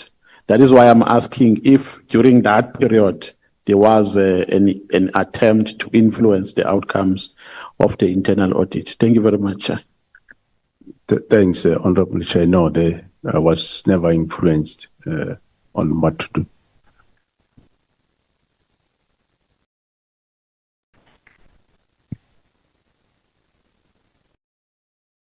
Good afternoon, General Masemula, our most powerful civil servant or public servant in the country. And I think we have to acknowledge that you are the most powerful person today who can arrest anyone in the country. I'll start by saying my questions. Between 2022 and 2025, which officials by name issued the operational directive to you or your subordinates outside your formal subs commanding channels?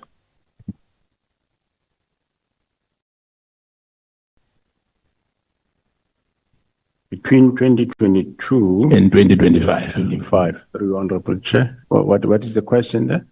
The question is, which officials by name issued an operational directives to you or your subordinates outside formal subs commanding channels? Yeah. Thanks, Honorable Chair. I wouldn't remember that of such. I think it caught me off guard. Maybe the Honorable Member can. I don't really remember outside subs issued directives to me or officials. Yes, to officials, yes. For instance, if I can make just an example for you, you remember the issue of Brian Mkhwanazi as well. Just, yeah.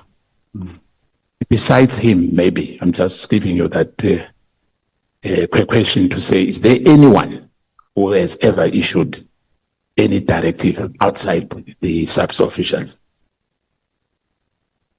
No. Thanks, Honorable Chair. No, the people don't issue official directives, but people can, normally people complain to say there is a problem at such and such a place. And for example, the Honorable James, now and then she'll phone.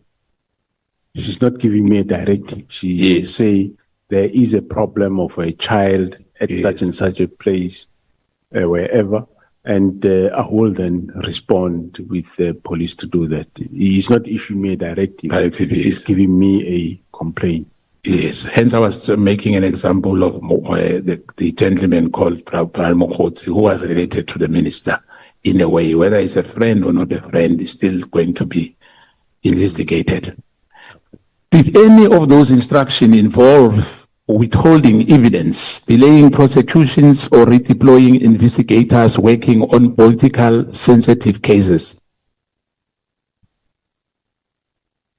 Thanks, Honorable Chair. No, not as far as I know. There was Not no as far as you know. evidence withheld or. Have you ever received, again, any instruction or advising, suggesting you are avoiding briefing Parliament on selected committees on certain matters related to political killings or corruption probes?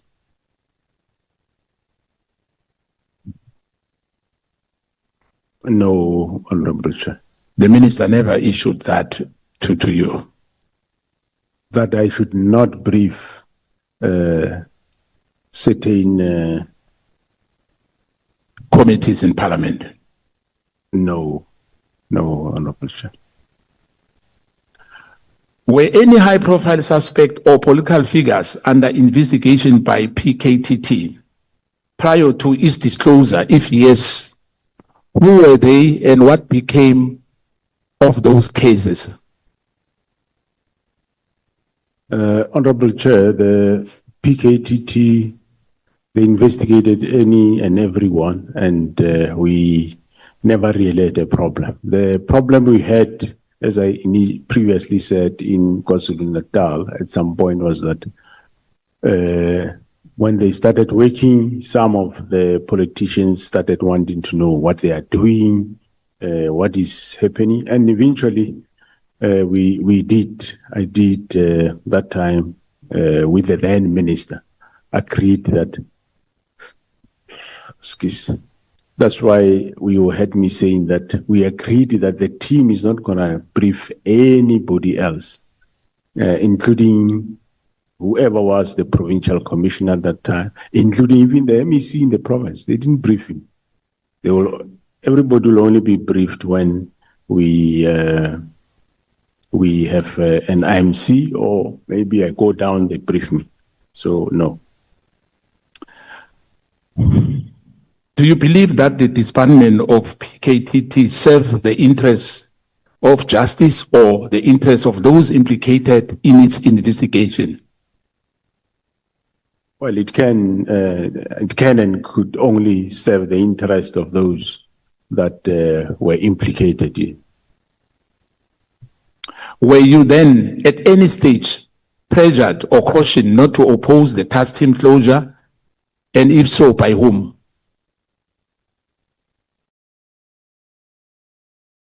Thanks, Honorable Chair. No, remember, through you, Honorable Chair, well, events that happened, I think this House, I've alluded to them.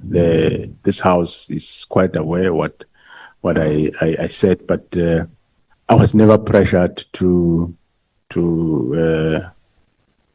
not to do certain things. All what happened is what I alluded to this committee, that the directive came that we must implement, and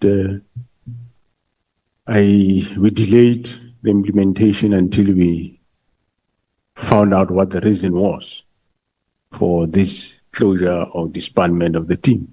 And eventually, I took the decision that I'm no more going to disband, and instead, we are now expanding instead of disbanding. Can you confirm whether the intelligence report exists in that detailed coordination between political figures, business donors, organized crime in influencing policing outcomes? And if so, will you table those reports before this committee?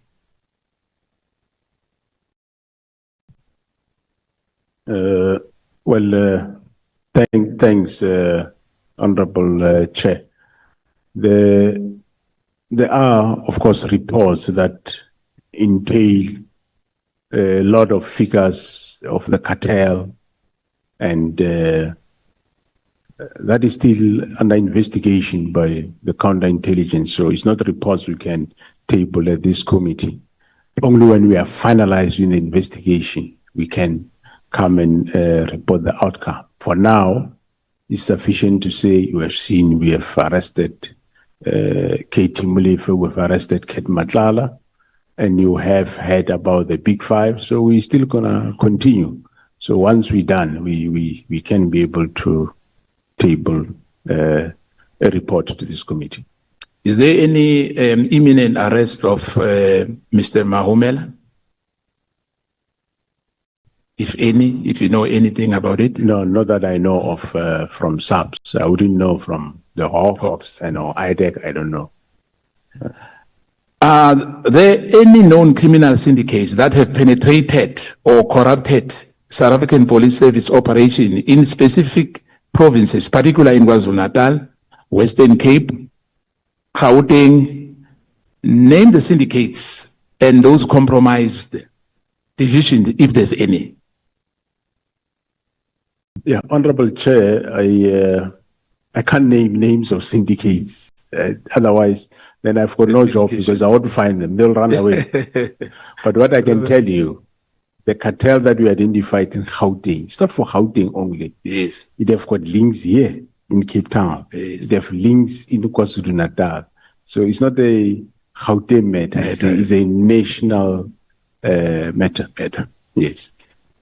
Do you have any evidence that presidents or cabinet interfered directly or through intermediaries in SAP's promotion, task team mandates, or procurement decision? No, I don't know of that, and I do not have evidence to that effect, Honorable Chair. In the Palapala scandal, we had the police guarding the farm.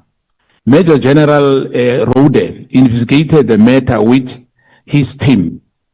He went illegally to Namibia following the suspects. Can you confirm that was true?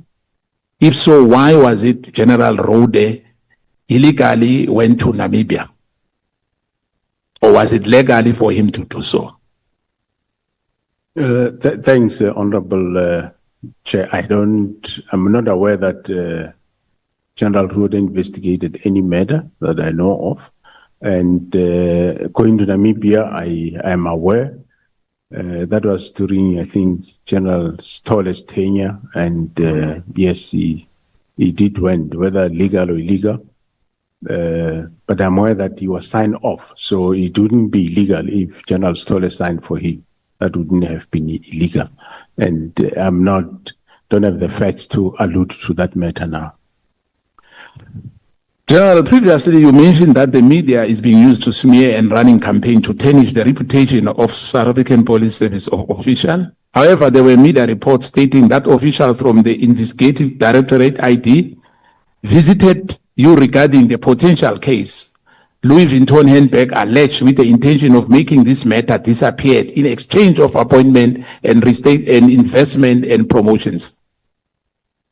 No, it's not true. Thanks you, Honorable Chair. No, there is nobody that visited me that wanted appointment and exchange of Louis Vuitton bag. No, that is not true. So there was never any investigation regarding that? Well, I wouldn't know. I know that there's been mention of Louis Vuitton bag. What I know is that the IPID, that is Independent Police Investigative Directorate. Yes. Far back, somewhere around 2017, they did an investigation, and I gave them my facts, and that was the last time I heard of the investigation. That was far back in 2017, somewhere then. Earlier, you said to my colleague about, we've spoken about Rode as well. I'm talking about him, that he has a right to investigate. Am I right? Anywhere, anytime, because he's a policeman. Am I right? Through you, Honorable Chair, can you just repeat that area? You said earlier to honorable member, my colleague earlier, Honorable Shongwe, that Rode has a right to investigate anywhere, any matter, anytime. Honorable Chair, through you, what I said is that any commander, when there is something that happened within your terrain, you do preliminary investigation before you can even call detectives if it's a matter that happened in your policing terrain. You will do preliminary investigation, and from there, you then can, of course, call detectives. I even gave an example, you'd remember, about the fire. During the appearance of General Mkhwanazi, he testified about the involvement of Paul O'Sullivan in the investigation, including infiltration and association with Robert McBride, Matthew Sissoke, IPAD and IDEC, especially during the tenure of Robert McBride. General Mkhwanazi recommended that the tenure of McBride and IPAD and O'Sullivan be investigated. When the investigation going to start, or has it started? Well, I only heard it for the first time when he was in front of this committee that he required that it be investigated. So I will engage him and take the matter from there. Remember the issue of the case which Paul Sullivan went on media about your former colleague, acting National Commissioner Patlane. And I think General Mkhwanazi said it here that one of our colleagues exposed even the safe house. They went into his house somewhere in Pretoria, and the case was open in Camel Drift, but it's yet to be placed in court roll. That case was handled by Major General Mohale. Do you know anything about that case of your colleague, the former National Commissioner? I don't remember that case, Honorable Chair. But I know, yes, Paul O'Sullivan has been in the media. Even me has been in the media about me on all sorts of things. And I still must attend to those things that he said about me, which are not true. Let me go back again. Who in the Phala report has classified it?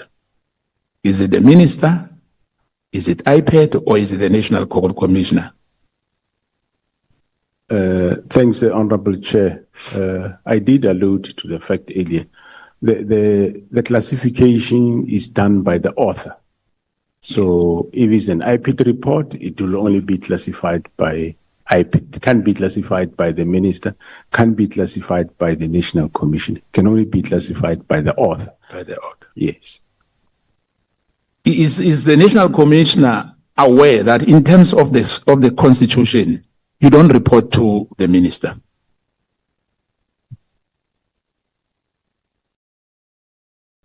Thanks, Honorable Chair. So where do I report, Honorable Member? I'm asking you. Oh. In terms of the Constitution, you report to the President. Well, I do report, through you, Honorable Chair, I do report to the minister because I work with him, and I also do report to the President. So can the minister give you instruction? Well, it is my understanding that he can, yes. So if the minister say you must disband the PKTT, you don't have to ask him, don't have to refuse to do that. You have to follow the instruction of the minister. Well, through you, Honorable Chair, I think in the current case that we're discussing, you are aware that how it went, and I explained how it went, that I didn't accede to it. I came with alternatives, I engaged the President, and yeah. What is the disciplinary policy of SAP saying about insubordination? Well, insubordination, yes, you do take departmental steps. Why was not carried out against General Sibiya? after all what he has done, whilst we are still the accounting officer in the South African Police Service. The question was previously asked. Yeah, no, I'm aware. I'm aware of that. I'm going to make a follow-up to say, why, if there's insubordination, there's no consequence management on that? Because the act is very clear. If someone ignores or defy your instruction, that's what we call insubordination. But as far as we are concerned, beside what is happening now, General Sibiya, as you know, you said it yourself. You've spoken to him. Have you ever written a letter? Have you wrote a letter to him? And what was the response? Because he was continuing, hence we are in this state where General Mkhwanazi had to have a press conference. One of those things was because of General Sibiya. General Sibiya was like, in the public eyes, now running South African Police Service whilst you are in the office. It's perceived like that. Thanks, Honorable Chair. From my point of view, it is not like that.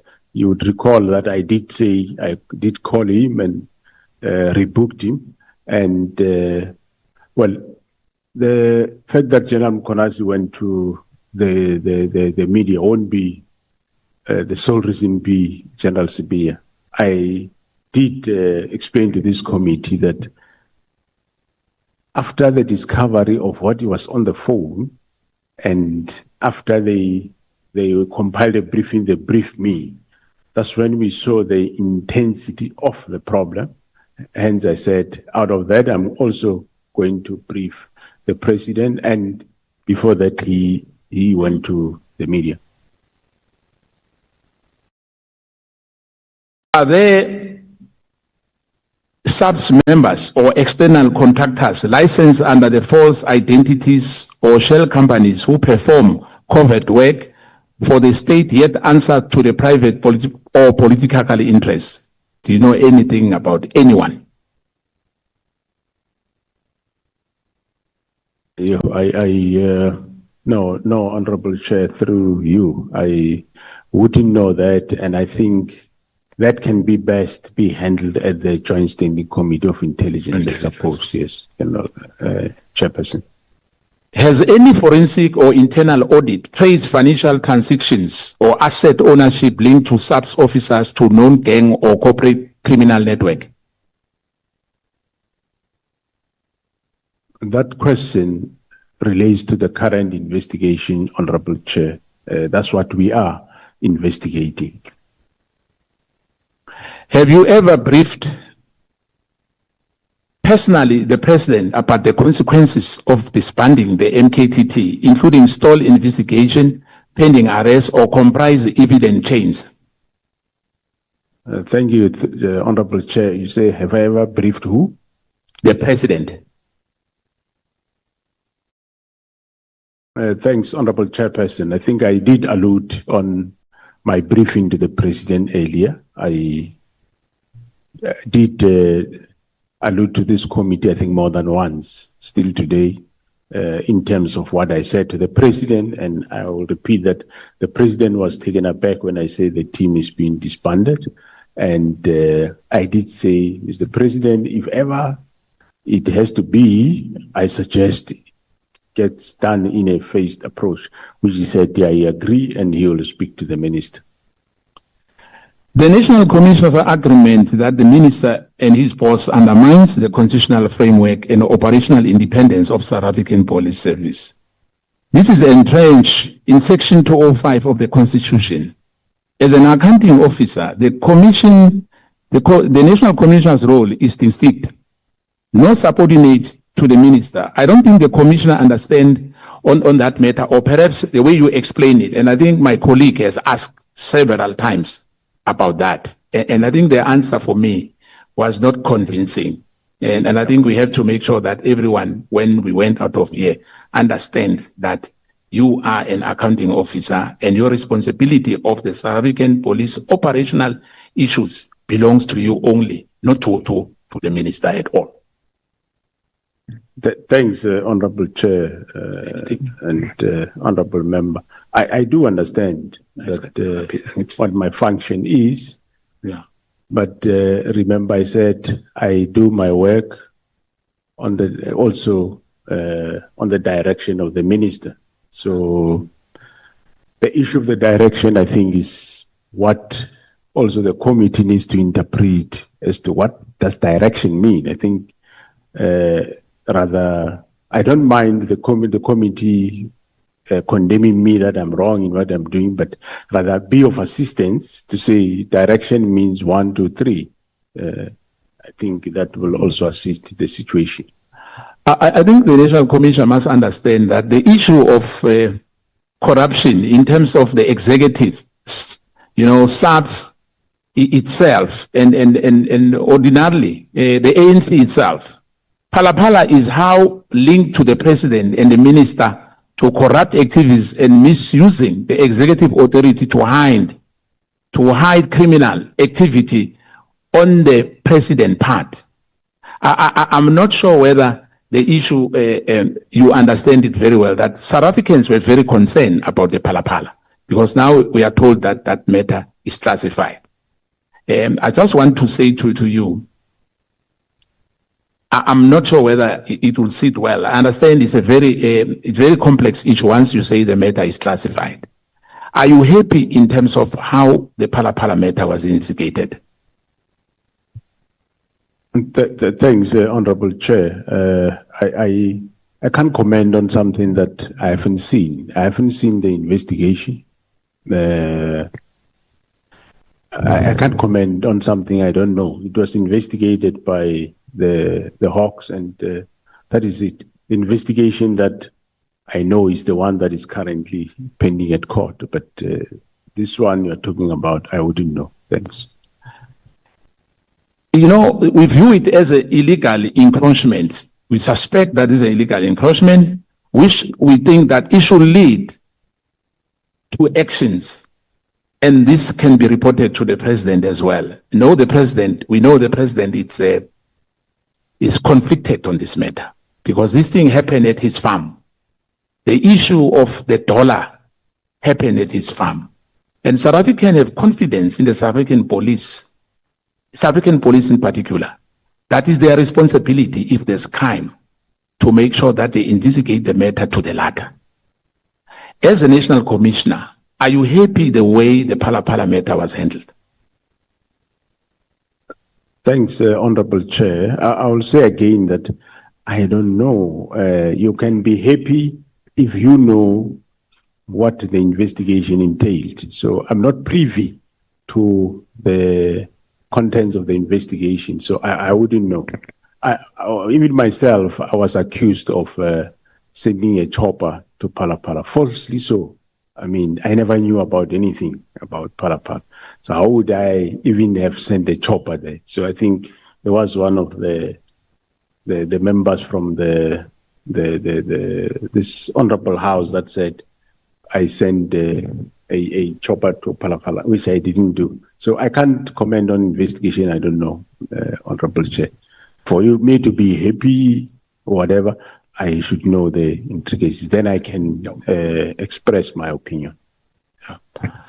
I think from what I've heard today from you as well, because remember Minister Cele, during his time, on Mondays, there was parade of all senior officials at the head of office.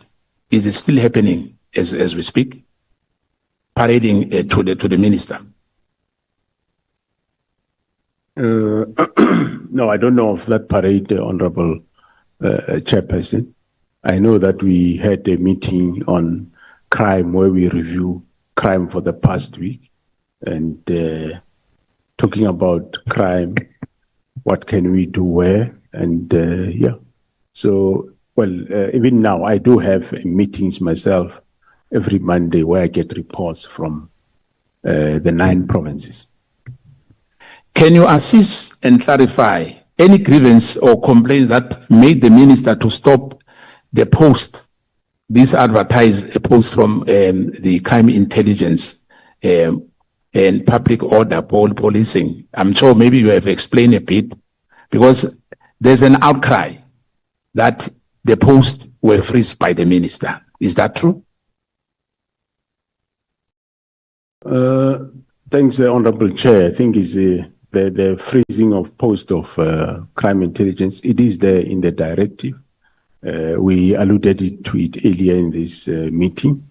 But public order police, I don't know. I'm not aware of those posts that were freezed. I definitely don't know. I'm not aware of that.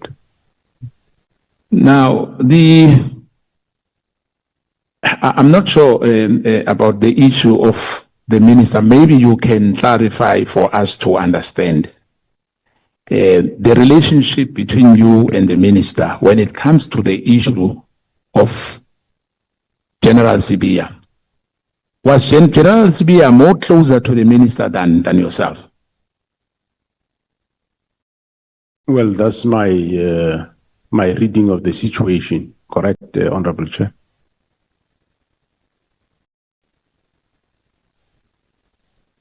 A conflict of interest arises, as you know, National Commissioner, because we've opened up cases, and those cases, especially those who are involving high-profile people.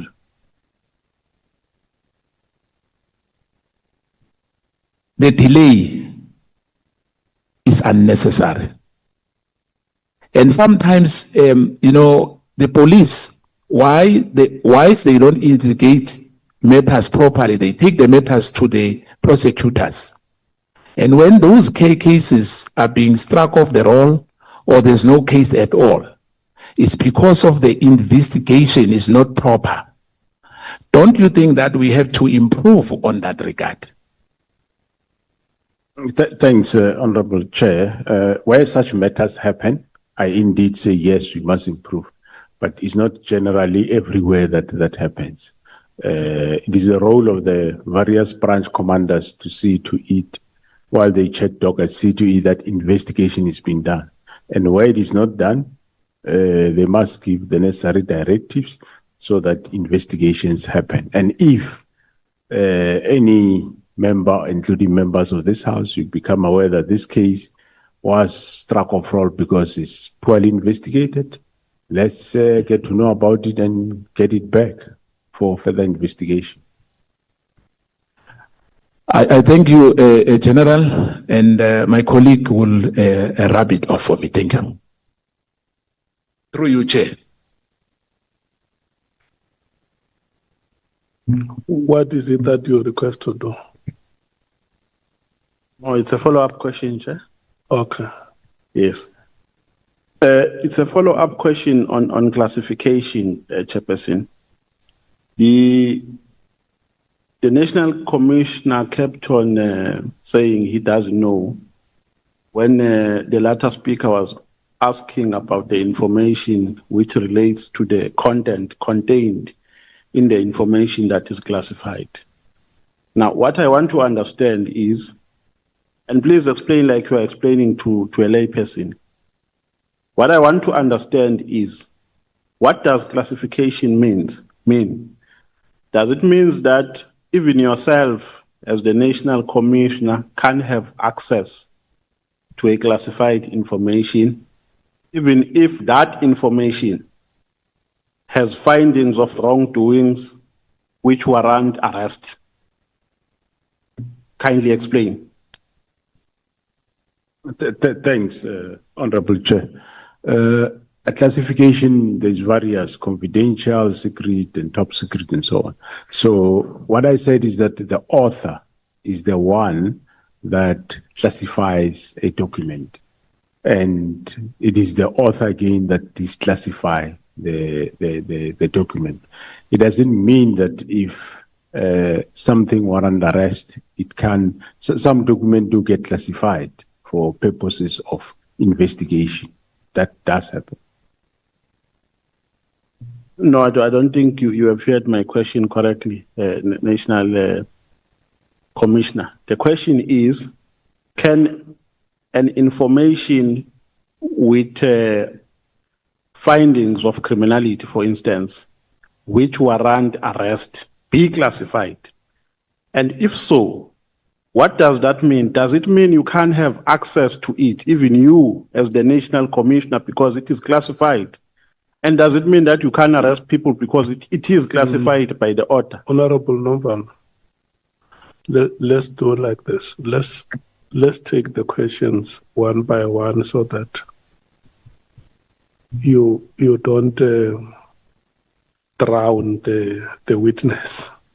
No, I thought it's one question, but it has many dimensions. Yeah, that is exactly why I want you to be patient. Ask him one, he responds, come with the other until you're exhausted. No problem. Yeah.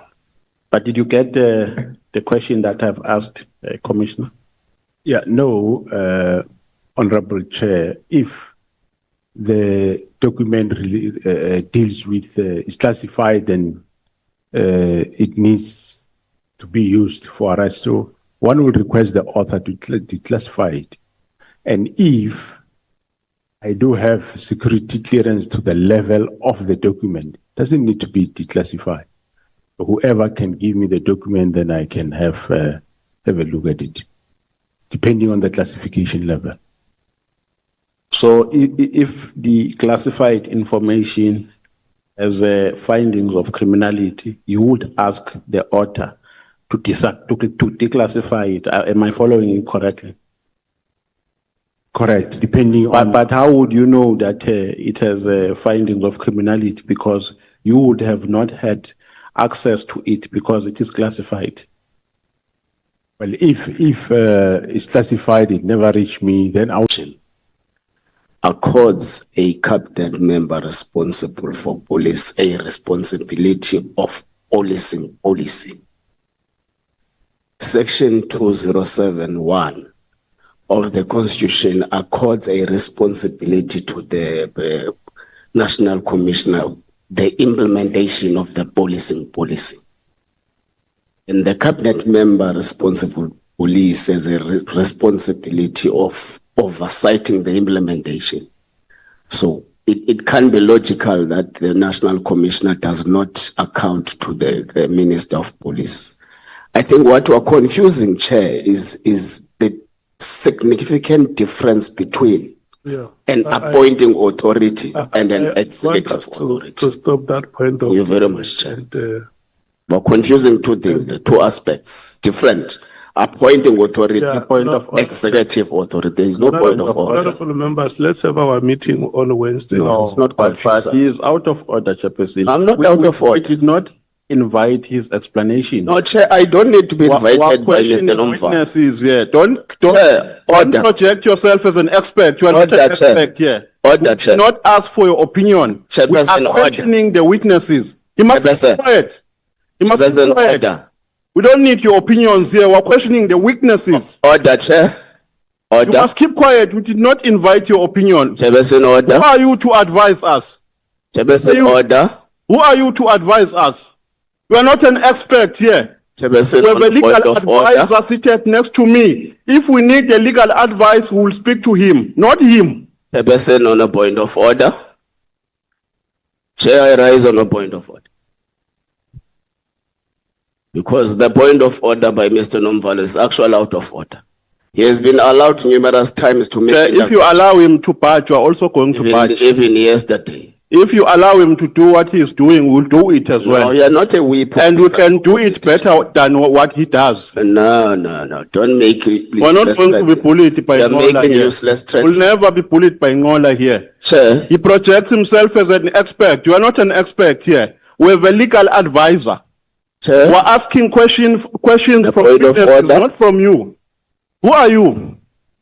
Who are you? What is this? Hey, Chair, can I proceed with my point of order? I want to apologize for your behavior, the two of you, to the people of South Africa, who have been following us from the first day up to this point.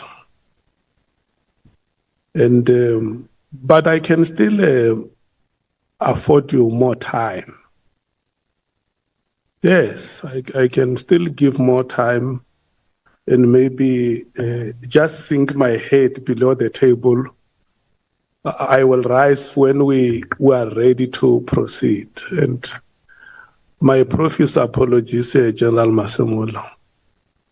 It's not how I have expected the members of my committee to conduct themselves. I thought that if we have issues we can discuss in our own meeting when we deal with housekeeping matters, but unfortunately, it had to deteriorate to this level. Is there any one of you who wish to apologize, honorable members? Chairperson, I'm not going to apologize. I think you failed to play your role as the chairperson of the meeting. We are asking the witness here, Honorable Skosana, based on how he understands what is written on the statement, and he wanted to be satisfied by the responses from the witness. The answers, like we've been doing since we started, are expected from the witness, not for him to interject and tell us about the law and what the law says. We employed a legal advisor here for that purpose, to advise us when there is a need to do so, not to be ambushed with legal advices that we did not invite. So, Chairperson, you failed the meeting. You were supposed to call Honorable Nhlanhla right from the beginning because he was bullying us. No, honorable member, you are right. I gave you a chance to speak, and when you were done, Honorable Nhlanhla raised a hand and he spoke. Before he could conclude, I called him to order to tell him that the matters that he was raising were points of debate. And maybe because I spoke in a measured tone, I was not animated the way the two of you took each other. You might have not heard me. My measured tone could have drowned by the fist fights of your voices. But I wanted to restrain the honorable member to say, let's not engage on points of debate now. The honorable member has concluded his questions. We must now move to Honorable Cameron. But I still insist that if you honorable members do not see anything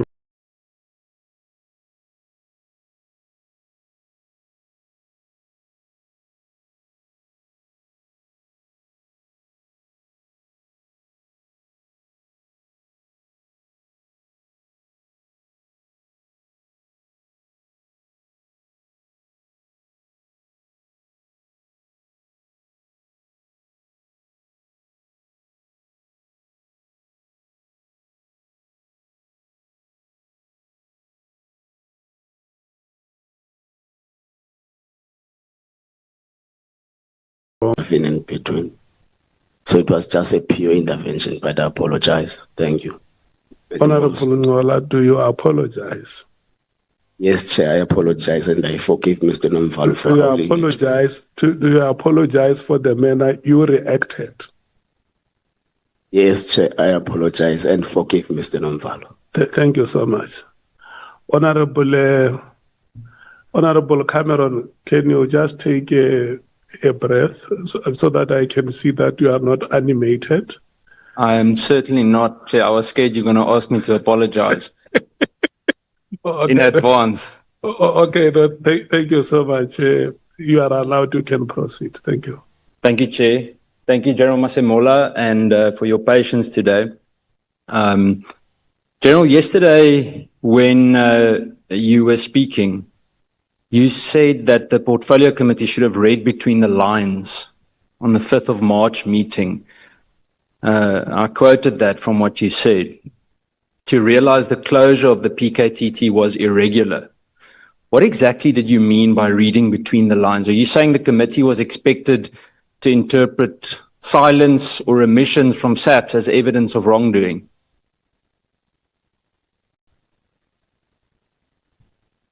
Thanks, Honorable Chair.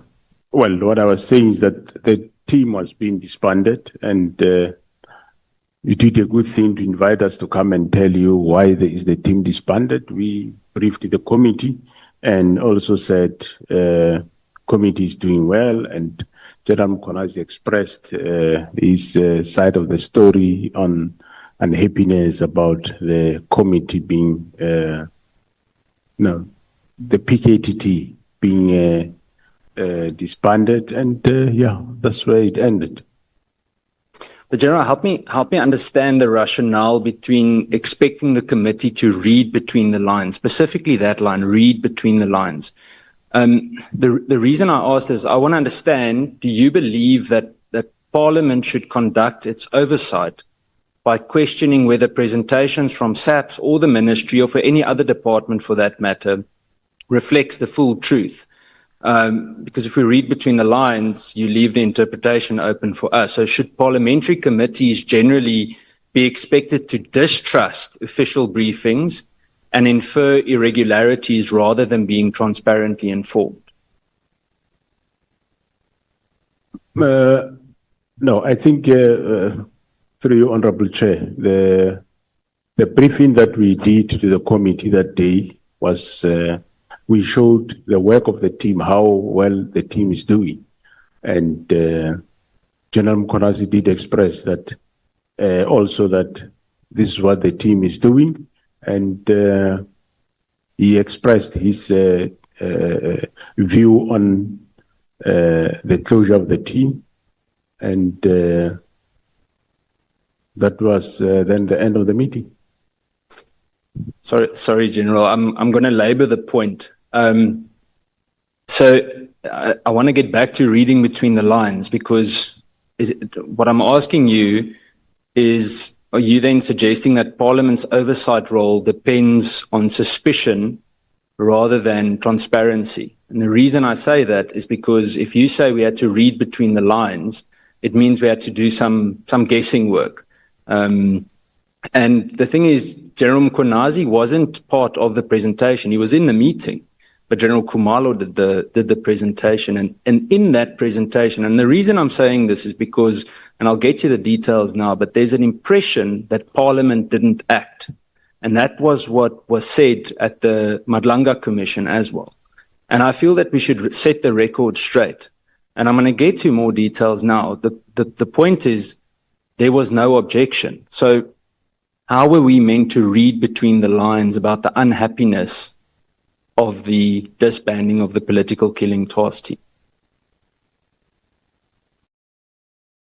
I'm not referring specifically to anything, but what I recall, Honorable Chair and Honorable Members, is we briefed the committee on the work of the team, and we did indicate that according to us, the team is doing well, it should continue.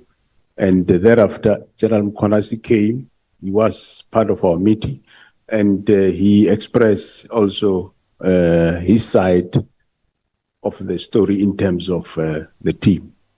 And I think then the minister did also allude that the team should be disbanded, and he agreed with the president, and that was the end.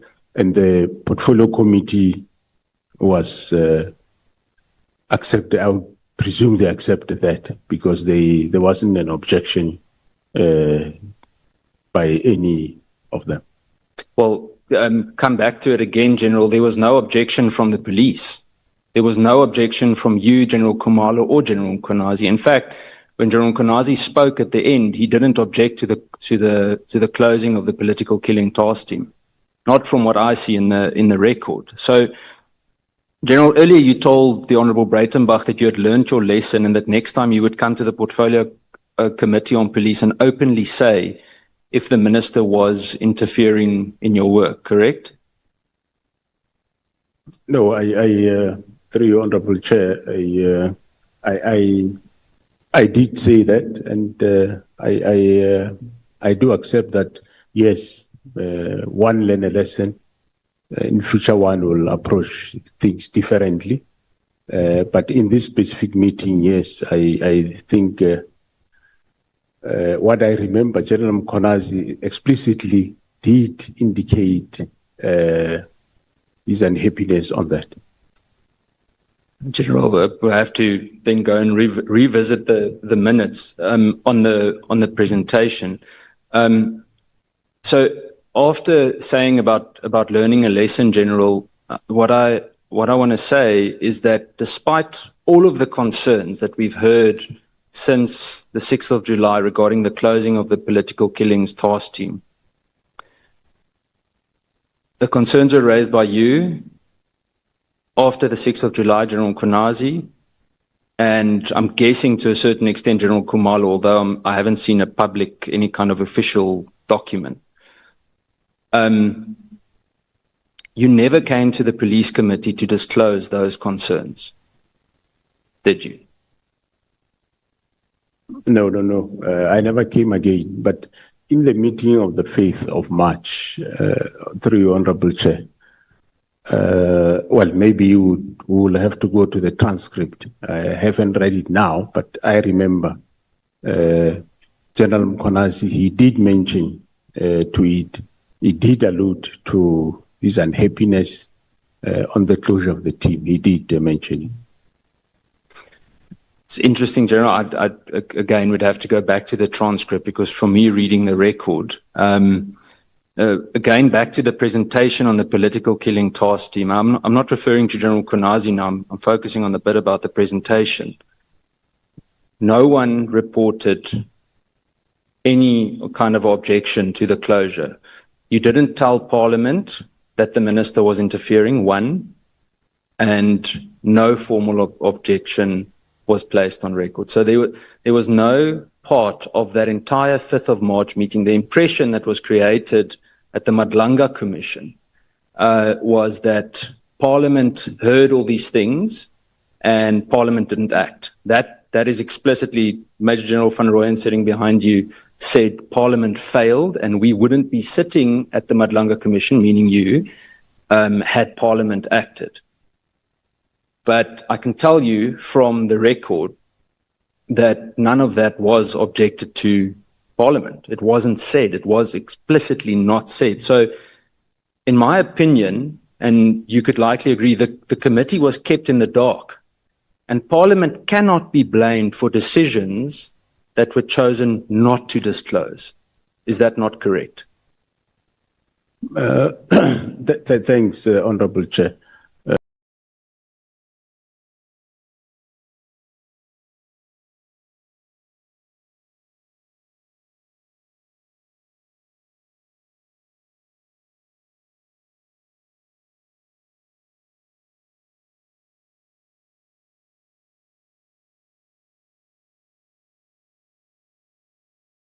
Well, let's just say we'll go and check the records. I remember him saying that at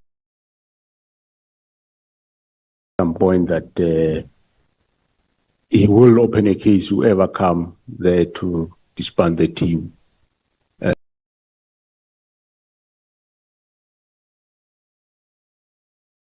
I might not remember the exact ways, but he did express that. But General, you're answering for General Mkhwanazi. I want to know, do you agree with me that Parliament cannot be blamed for something that wasn't officially recorded in that presentation? That's yes. Well, yeah, there I will agree that it's not recorded in the presentation, yes. So, thank you, General. So I want to go back to the comment of reading between the lines. When Parliament considers the South African Police Service's annual report next week, should we again read between the lines? And I don't see this as sarcastic at all. I'm asking that, can I believe when that presentation is made? I also laughed when I wrote it, so we can smile about it, General. But when I wrote that, my question comes as to the past year since we've been communicating through the committee. Did we have to always read between the lines, or are we getting a straight up indication of realities? Because my question, if so, what does that say about the credibility of SAP's reporting and the integrity of official performance information? Are you not conceding then that something is not completely reliable? I mean, if the presentation didn't say we received an unlawful or unconstitutional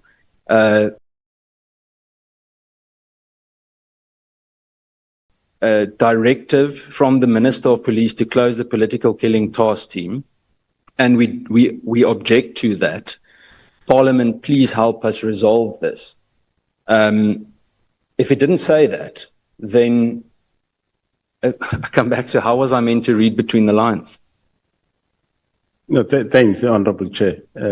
I agree and admit in the presentation we did not put it, Honorable Chair. So, and the reports we give you correct true reports. In that regard, we gave you what you requested with the political killing task team. Thank you, General.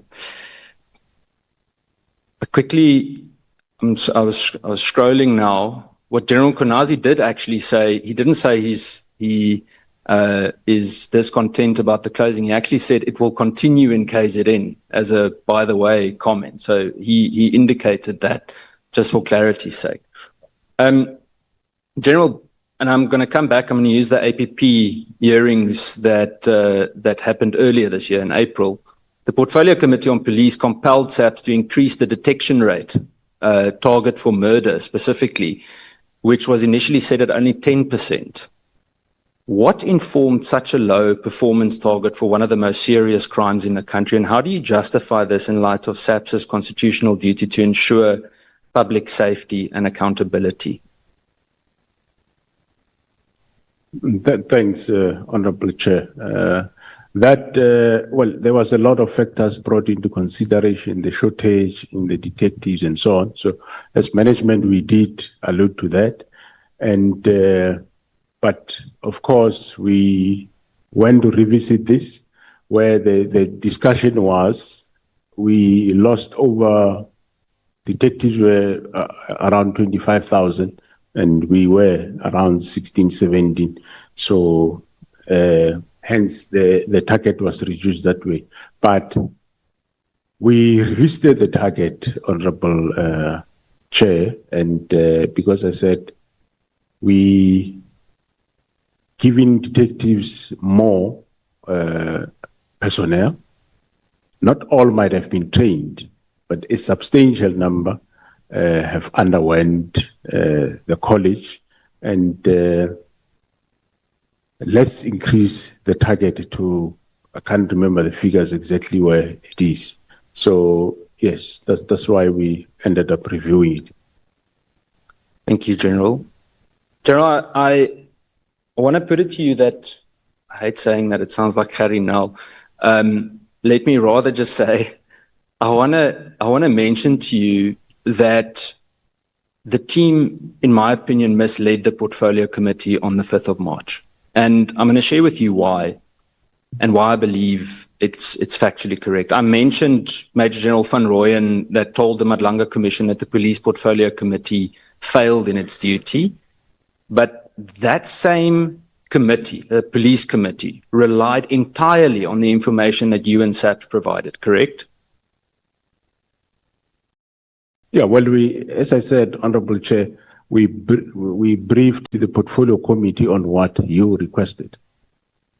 Spot on. So you're answering my question for how is it then fair that your department, whether yourself, anyone else, or a senior officer from legal services, to publicly accuse the Police Committee of failure when it was SAPS that withheld specific information? Whether it was deliberate or not, it doesn't matter. The point is it wasn't indicated.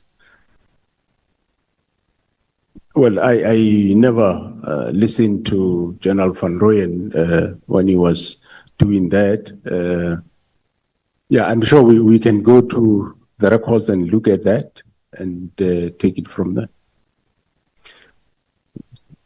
General, you can go to the records. I base this on the records, so I'm sitting with it here in front of me. And I say it specifically because Parliament and the Police Portfolio Committee will not be the scapegoat of things that wasn't disclosed by the officers in that meeting on that day. The mention of Brown Mkhwanazi that Minister Mkhwanazi later on denied he didn't know was immediately, and I'm not going to go into detail about the cases, but there are 2 MPs that I know of that laid criminal charges for him misleading. And that was the only bit of information that Parliament or parliamentarians could act on. So across the board, all the parties represented in that committee, that was the only bit of information. Nothing about Kat Nhlanhla was mentioned that day. Nothing about judicial capture was mentioned. Nothing about a drug cartel was mentioned in any part of that meeting.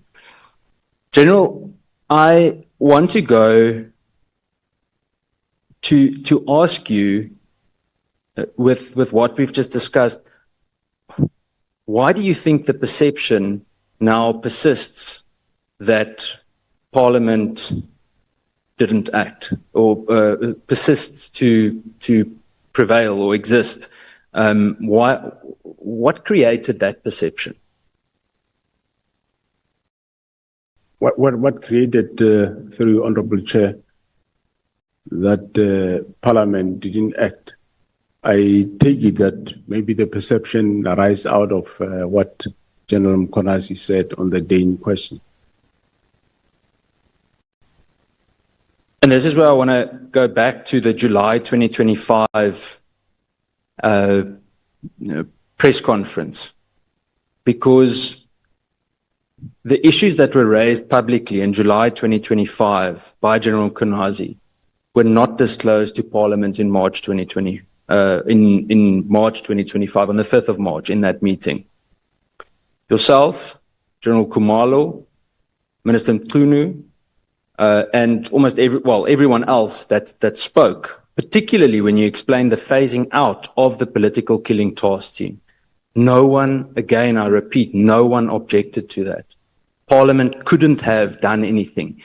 When you spoke about strategic input, policy input, etc., if there was something that showed red lights there, there's a discussion to be held. But if the minister gives a directive, and the way that it's explained to us by the police as though we accept this, I don't know if they accept it in a strategic way, but if the police then come and say we're disbanding, then it creates the impression that everyone is on par with each other. General, I want to go to the Honourable Shongwe. I'm not going to ask Honourable Shongwe anything. I don't know if Honourable Shongwe is still here. You told the Honourable Shongwe that General Mkhwanazi had reported closure of the political killings task team to the Portfolio Committee. And I just want to confirm, according to the record here, that I've checked now after that with Secretariat of Parliament as well, and no such report of any kind was received in Parliament. There was no such report. So I just want to make that also abundantly clear and repeat that we will not be the scapegoat for things that weren't shared there. It is a misperception that's created. General Masemola, General Mkhwanazi told us that when you inquired about the withdrawal, and this is my that's my last one. I've got 2 more questions, Chair. I'll go with the other one first. General, with regards to Richards Bay Minerals, General Mkhwanazi told us that when you inquired about the withdrawal of protection for Richards Bay Minerals, you told him that there were questions and/or that you came under pressure from the presidency to provide protection for Richards Bay Minerals. So What I want to know is who in the presidency gave that instruction or applied pressure, and why did you deploy a team from National, according to General Mkhwanazi, to continue protecting Richards Bay minerals? The reason I ask this also in detail is because the presidency is an office, it's not a person. So who is the individual by name or position that communicated that message? Thanks, Honorable Chair. The deployment of the Richards Bay, it came both from the then Minister of Police, General Kele, as well as the Minister in the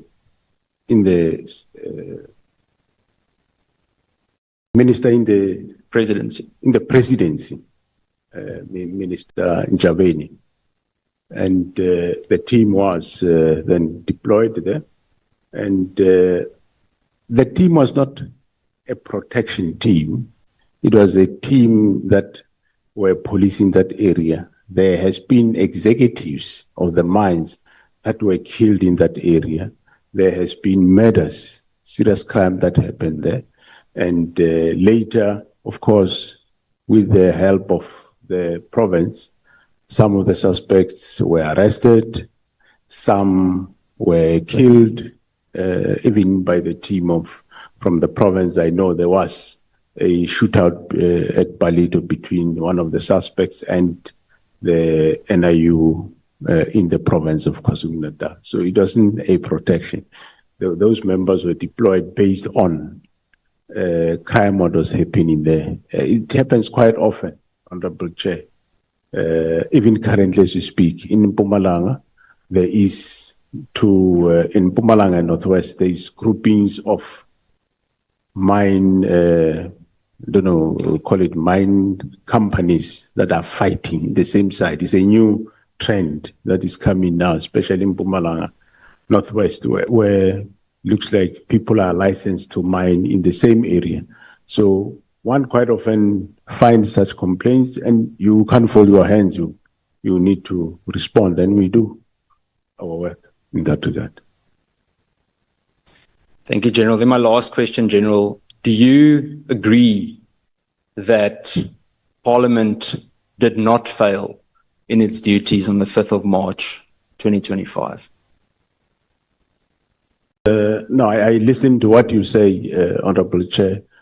I listened to honorable members. So I didn't verify each fact by fact. So I've got no problem to agree or concede to that statement.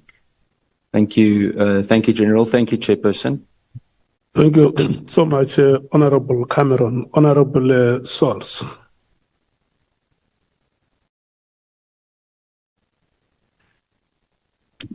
Thank you, Chair.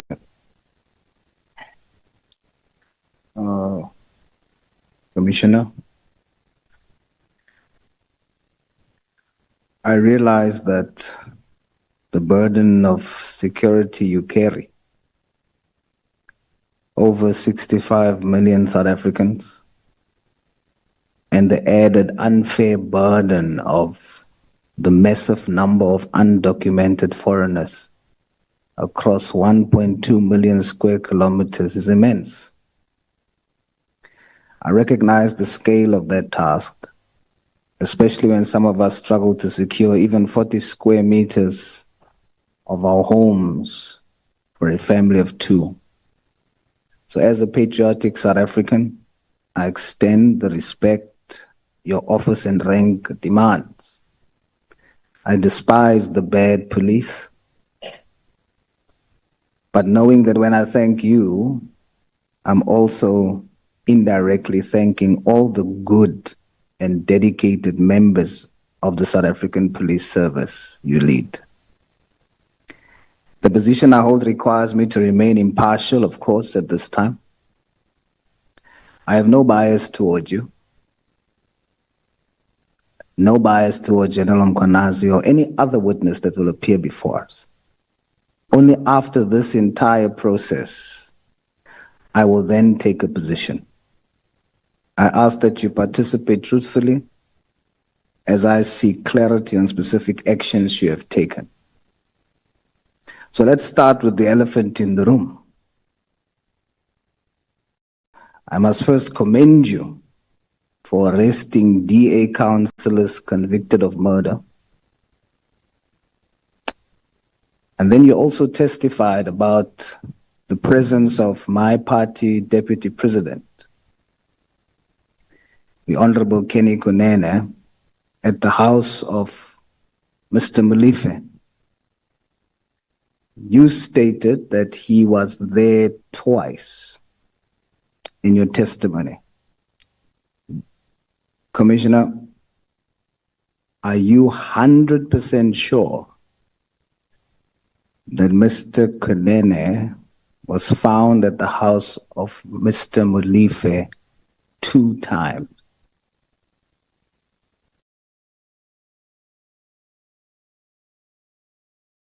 Thanks, Honorable Chair, and good afternoon, Honorable Member, and thanks for the matters that you alluded to, thanking myself and the police for what they are doing. Honorable Chairperson, what the team reported to me is that yes, he was there twice. You recall one of the times he was found in the house. The other time they say he turned at the gate. He never entered, but he turned right at the gate. They denied him entry. So that's the report I got. So you yourself are not 100% sure? No. I can't be 100%, but that's the report I got, Honorable. So if you're not 100% sure, as the #1 cop in this country, understanding the rules of our criminal justice system, how can you, General, knowing that you're not sure, sit here in front of all South Africans and state as fact that Kenny Kunene was there twice? Thanks, Honorable Chair. When I say not 100% sure, I mean me. I wasn't there, but the team, I believe them. They say one of the occasions he was in the house, one of the occasions they turned him at the gate. Your team is not testifying. Oh, yes. You are testifying. And you are saying, for surety, he was there. You're not sure. Your team reported to you. That still qualifies as hearsay. I'm not moved by the sounds in the house. Let's deal with the law. Let's deal with what is right, Honorable General. You cannot state for a fact that he was there twice. You're basing it on what you have been told. So your team is immune to lying. Chair, you must protect me here because I'm receiving responses from the EFF here. Am I questioning them? Honorable Souls, I request you to work like a postman, just deliver the letters. I'm delivering the letters, but you can't have dogs barking while I'm riding the bicycle. Deliver the letters. The gates are locked. They will not come out. No, Chair, you must protect me. I was silent when You everybody was speaking. are protected, and I very much respect the manner in which you conducted yourself the whole day. I haven't heard you saying anything honorable. So the whole day, starting from 9 o'clock. And you are so justified. Thank you, Chair. If I had a big umbrella, I will come and bring it around you so that you don't encounter any difficulty. General, even though you received the report, does that give you the right to come before the nation under oath and say, as a matter of fact, that Kenny Kunene was there twice? Honorable Chair, through you, the team reported to me that he was there twice. One was he was in the house when he was with the journalist. The second, one of the two times, he was turned at the gate by the team. So that is what the team reported to me. That's not what you said when you opposed the question. When you opposed the question, General, you said, I listened to the tape again. Your words was, actually, he was there twice. Yet, your actually is based on a report. It's not fact. Honorable. Thanks, Honorable Chair. General, with due respect, the Honorable source, let me just hold you for a moment. There is a Honorable member who wants to speak, Honorable Cameron. Yes, Chair, sorry to interrupt, but this has got nothing to do with the scope of this ad hoc committee, one. And two, General Masemola leads an organization with almost 200,000 members. Must he account for every single member's whereabouts? And I mean, when an officer comes and tells his commander something, must he go to this actual site and go and check up on it? It just, I think we're losing the plot. We're not, this is not part of the scope of the ad hoc committee. Thanks, Chair. Yeah, what I'm going to do, honorable members, so that we can proceed, let me allow the honorable member to use the time we have allocated him. Thank you. Thank you, Chair. I just wanted to say, number one, it's my time. Number two, I'm not the one who brought up the subject. I sat here and Honorable Malema brought up the subject, and no one in this house told him what they are now telling me. Number three, I have the right to ask that question. And also, I'm not asking of the general that he should have been there. And I am fully aware that he's presiding over thousands. It is for that very fact that I am saying the general cannot then come and just based on a report from members say, as a matter of fact, Kenny Kunene was there twice. So, Chairperson, you must allow me. Before he responds, I see there is another honorable member, Honorable Nombalo. No, Chair, I think I've got a problem with your ruling because your responsibility as the chairperson is to guide the meeting and your responsibility is to protect witnesses. We can't be subjected to Kenny Kunene. We have got serious issues of national importance here. I mean, the whole meeting, the whole country is watching us, and the member is subjecting the witness to Kenny Kunene. So, Chairperson, you are out of order. Do your responsibility, protect the member. That person is testifying under oath. Yes. So, to be asked about Kenny Kunene, even when he has answered that the team briefed me, that is enough. Let's not be impatient with him because... no, but Chair, people can abuse the platform on the basis that they have time. Yeah, I want to explain something, Honorable Member.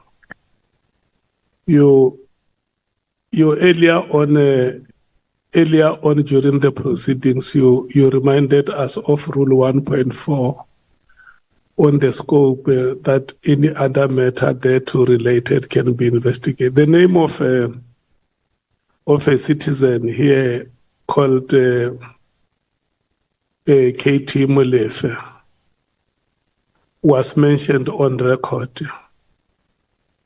And during his testimony, oral, the general was asked about the incident or the occasion of the arrest of KT Molefe.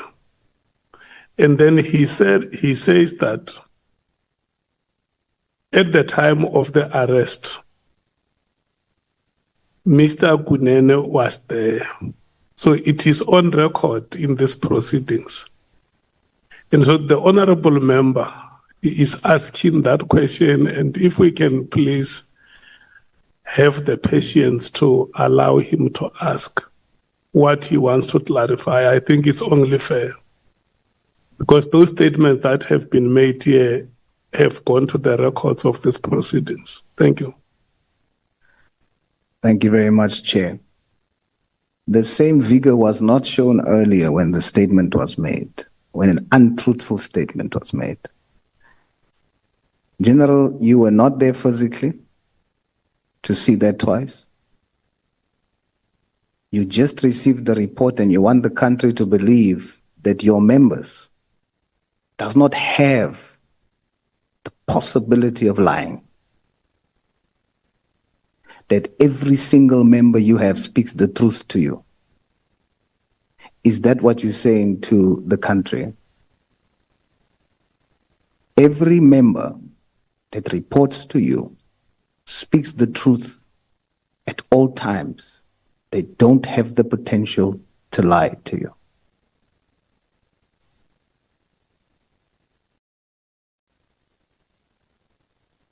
Thanks, Honorable Chair.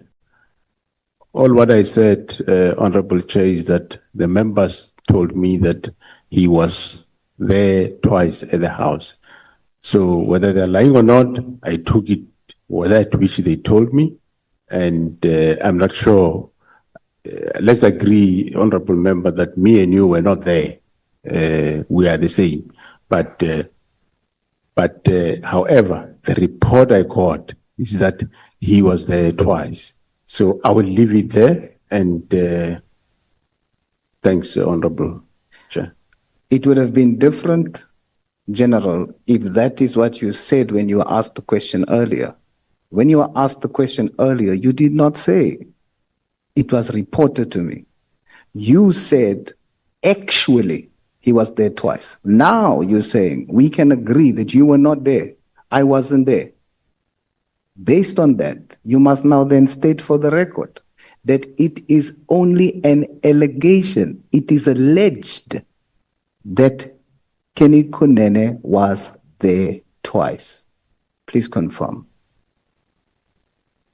Thanks, Honorable Chair. I will repeat that me and you were not there. I received a report that Kenny Kunene was there twice on the two occasions that members were at the house. It's an allegation. I leave it there. So if it's an allegation, which I now agree with you, that means it remains to be proven. You came and you said he was actually there. That means, Honorable General, you lied to the nation. You made the nation believe that you are stating that as a matter of fact. Now, I put it to you that we can prove that Kenny Kunene was not there twice. You lied to the nation. And now it concerns me because... Honorable Souls. I want to request you that we must not debate the matters. I'm not debating, Chair. I'm stating you heard the testimony that it's now from a statement of fact. It's now an allegation. And if it's now an allegation, it was stated on the record by the General. Then it means that what was earlier said as a fact by using the word actually was a lie. I want us to go beyond the names and probe what you want to probe. I'm moving forward, Chair, but I'm concluding on that fact. Yeah, thank you so much. Thank you. And it now concerns me because I'm not sure whether I should believe the rest of your testimony or any testimony you've made at the commission as well. But we shall continue.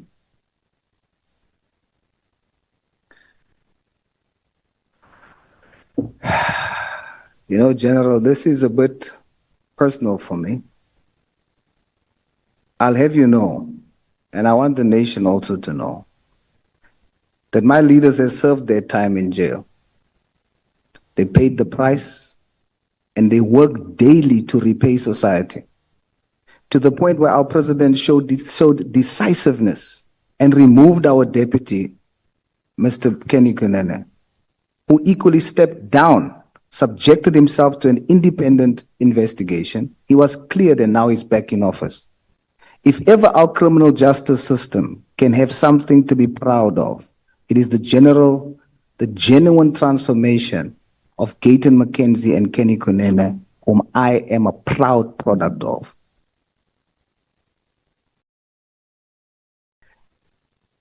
General, yesterday, we saw on social media that General Sibia was going to be arrested, but only files and some equipment was seized. Was the team sent by yourself to effect that arrest?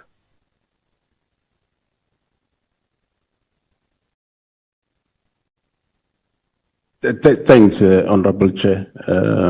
Well, I wouldn't want to go too much back, but I would say that I did rectify that which you agree that I rectify. I didn't lie. I used English, but what I meant is what I said, that the team said he was there twice.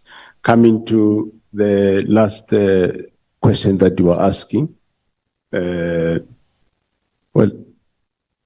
Honorable Chairperson, police, as I've been sitting here the last 2 days, even today as I've been sitting here, they're doing their work.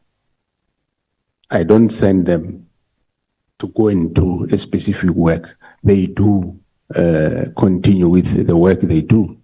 They obtained the warrants where they obtained, and they went to the house to go and collect where the catches they had a search warrant to collect. So in English, I'll repeat, you lied. And I'm struggling to even believe what you say now, but I will indulge you, General. Why arrest or attempt to arrest on the eve of General Sibia having to come and testify? What if those equipment that was seized was material for what needs to be presented here next week by General Sibia as a witness?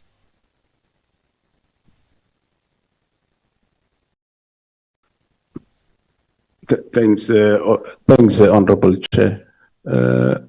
I do indicate that, Honorable Member, the team, they went there, and they don't need my permission to do the work. So if you say the tools might be needed, I'm sure the team don't take equipment forever. They will assess what they assess. They will return the equipment to the relevant owners. Are you now saying you are sure that they will return it before he comes to testify? Am I hearing you correctly? Surely, if he says he needs those equipments when he comes here, we can't deny him. They will have, I'm sure they would have done their work. It doesn't take months to do what they do. It's interesting that they chose the time. General, how would you describe the relationship between you, General Mkhwanazi, and General Khumalo? I would describe it as a relationship that I have with the rest of the senior management. I'm not familiar with the relationship you have with senior management. Could you? Well, I mean, we have a good relationship. I do have a good relationship with the rest of the senior team. You are not very close. Would you define your relationship as very close? No, I wouldn't define as very close. General Mkhwanazi testified that it was General Khumalo who instructed the removal of the dockets. Is this true? I do not know that part, so and it was part of the investigation. So I think the two of them will be able to tell you who instructed who to remove the dockets. But this is a material matter that we are dealing with, and that particular matter affects and is a central part of this. Should you not know who was responsible for removing those dockets? Should you not know?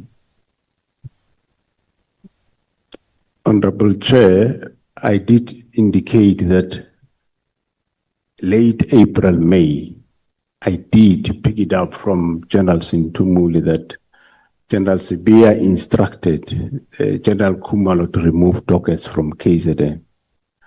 That's why probably you had General Mkhwanazi saying General Khumalo instructed those dockets. So what I'm aware of is that that instruction, what I heard from Sintumuli, is that it came from Sibia. And when I confronted him, I told him that, don't do that, stop that, don't remove dockets. That's all I said to him. So if I understand you correctly, before you told me you didn't know, now you're telling me you did know that General Khumalo took the dockets, but you're adding that he took it at the instruction of General Sibia. Is my understanding correct? Yeah, what I'm saying, Honorable Chair, is that I don't want to get too much into hearsay.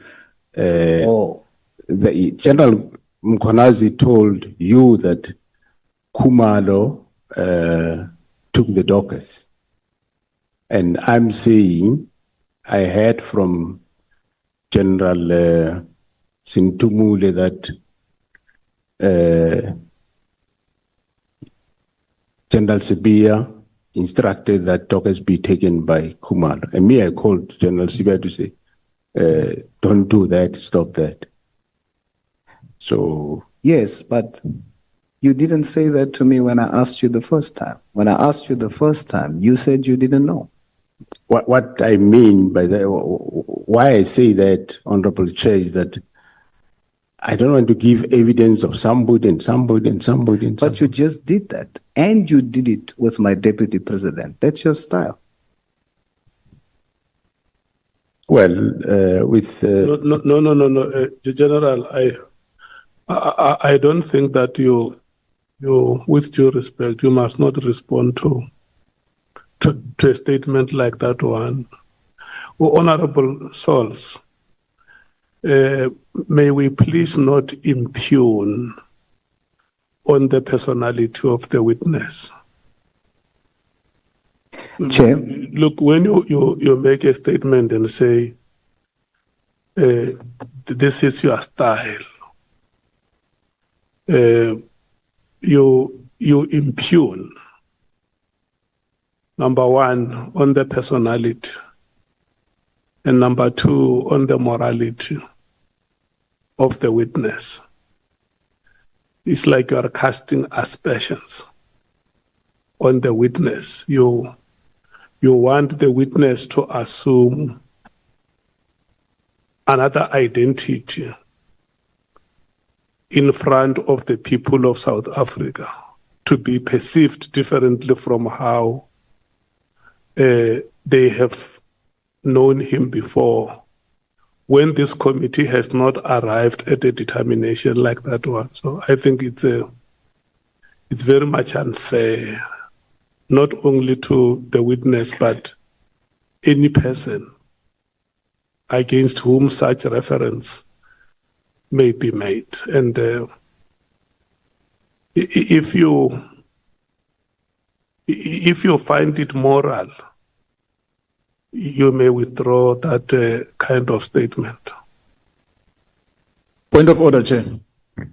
No, Honorable Skosana, can I please beg your indulgence? Let's allow Honorable Souls first to hear whether he agrees with me to withdraw the statement that he has made. I'm not instructing him to withdraw it. I'm calling on him to look at the statement and make a decision whether he would like that statement to be associated with any other person. I disagree with you, Chair. Let me qualify. When I asked in the beginning,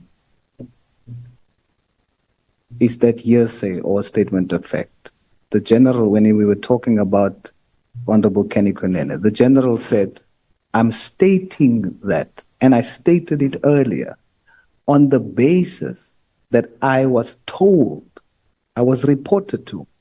So I made the statement, right? I now ask later on the same thing as it relates to General Kumalo. The general says, no, the reason why I said I didn't know is because I did not want to make a statement on hearsay. Now I'm saying, but you did it earlier. What's the difference? He should then also have done the same. Yeah, so it is on that basis that I'm saying. What I'm saying is the that style of the general is then to hear. Let me finish, Chair. You asked me to qualify.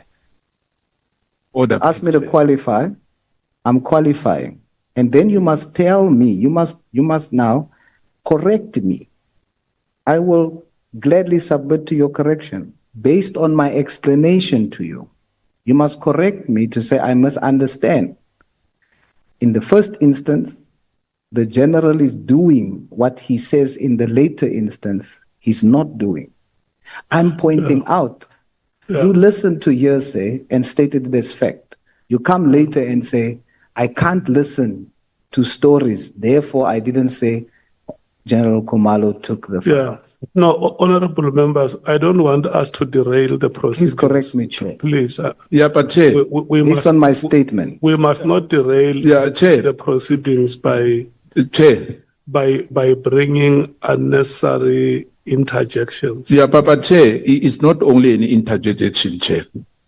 Let's us be respected. We are members of Parliament. We are in Parliament here.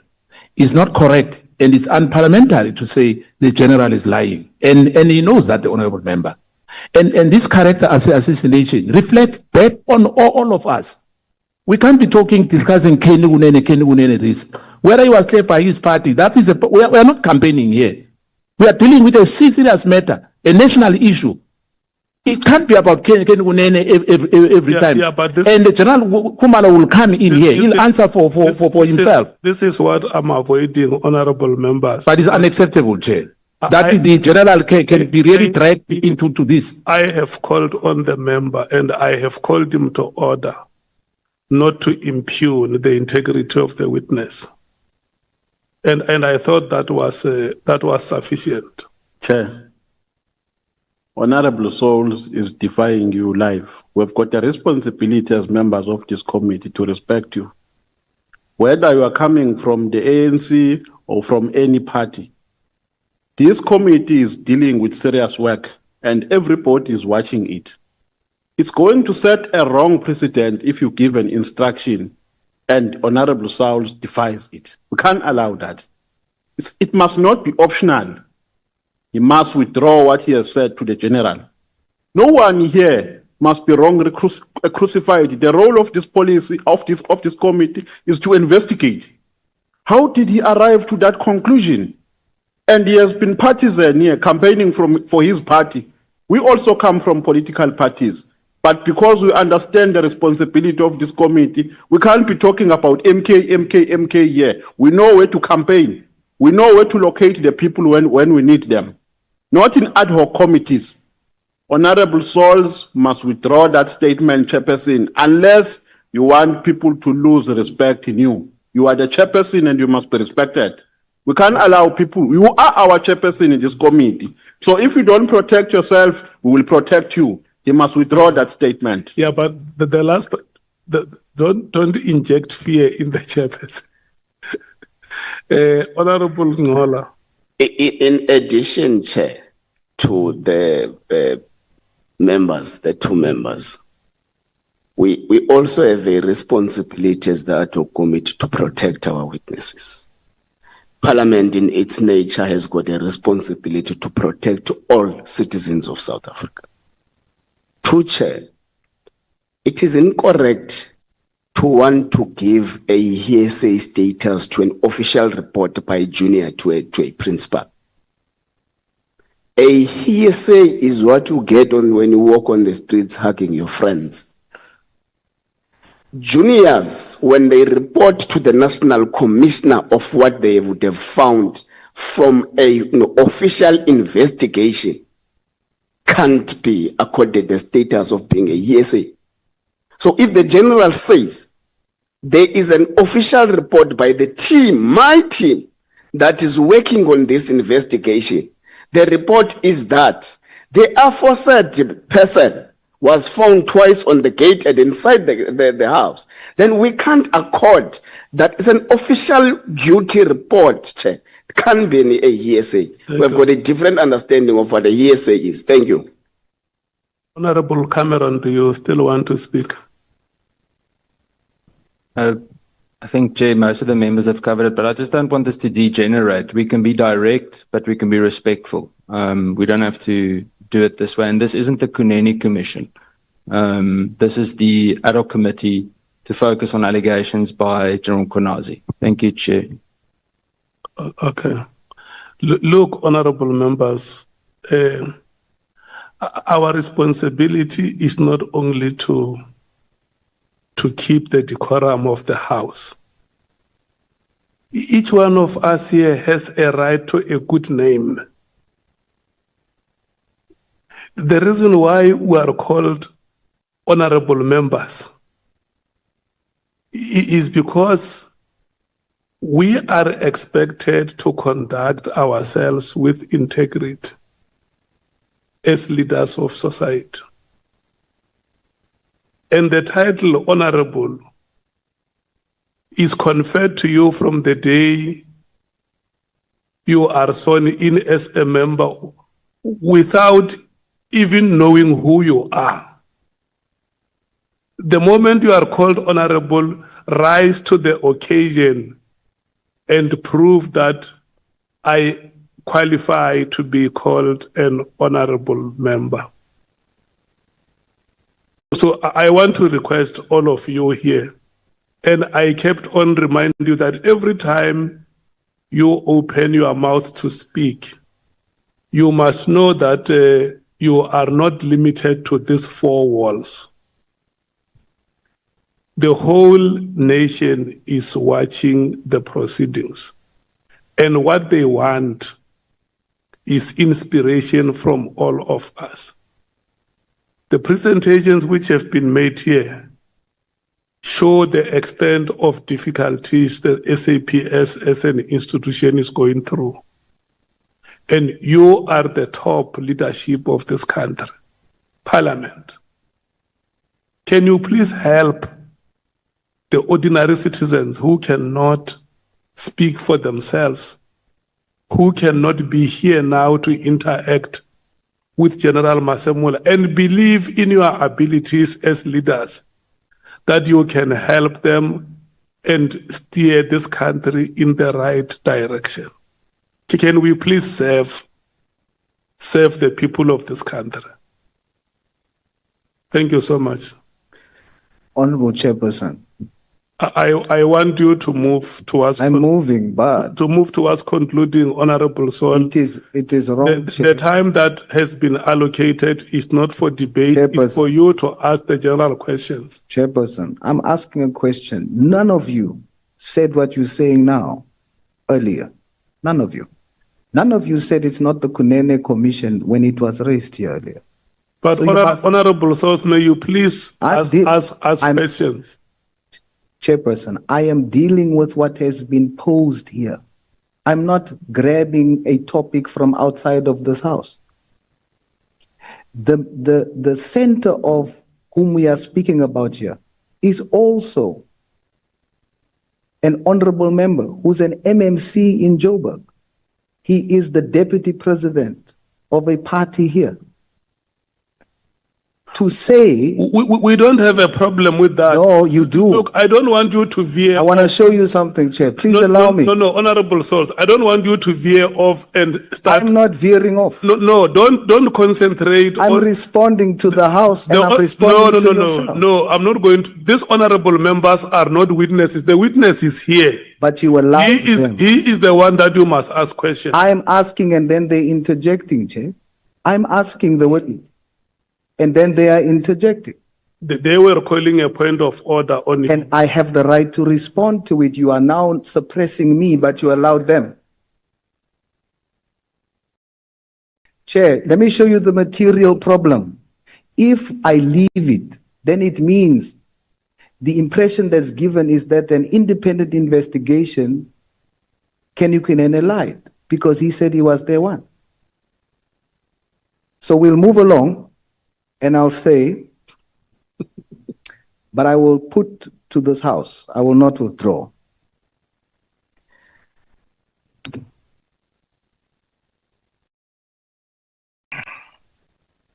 Honorable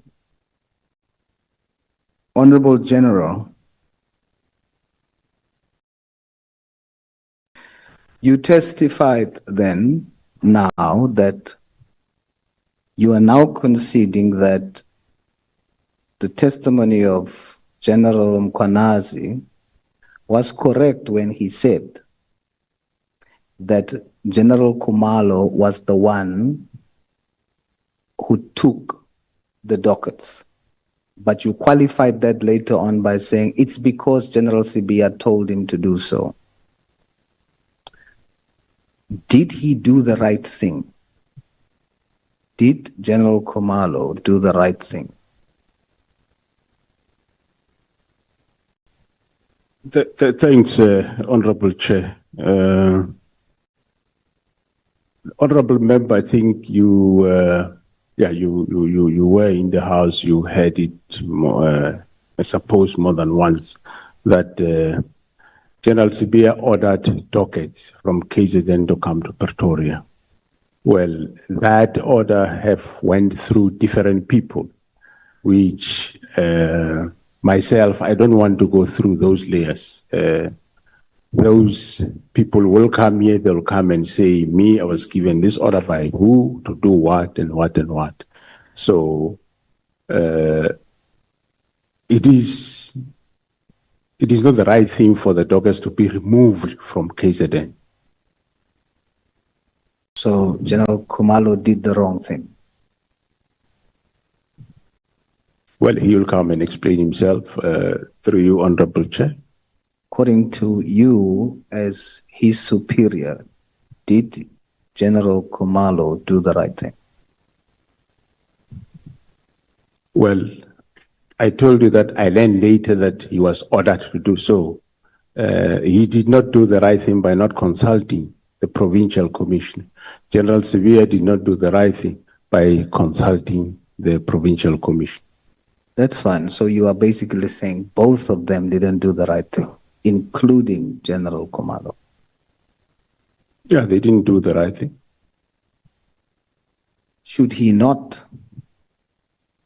have refused that directive from General Sibiya? Well, that I'm sure he will answer for himself, but you would recall that, well, he was given directive. I don't know the rest of what entailed, what they're going to do with those docket. I'm sure he will be able to give evidence to that effect. Is he following your example, Commissioner, for when the minister told you something unlawful, you also didn't refuse? Is your subordinates following the lead of the head of the agency? I wouldn't say he's following my example. I'm sure you can ask him. He will answer for himself. What do you think? It's very similar to what you are doing. Is that the reason why you are overlooking it? Because you are putting the blame squarely on who gave him the direction, but not holding him responsible for taking the action. Yeah, through you, Honorable Chair, I think you are aware that I did take action against General Sibia for doing what he's doing. What action did you take against General Khumalo for doing what he did? Well, I'm taking action against the one that started this whole thing. And that's what I mean. Therefore, you are interpreting it in the same way when it comes to you. When the House questions you on why didn't you stand up against an unlawful instruction from the minister? You also want the country, rightfully so, to hold the one responsible for directing you. But that does not mean you are not responsible either for not standing your ground. And it's for that reason that you are now giving the same justification for General Khumalo.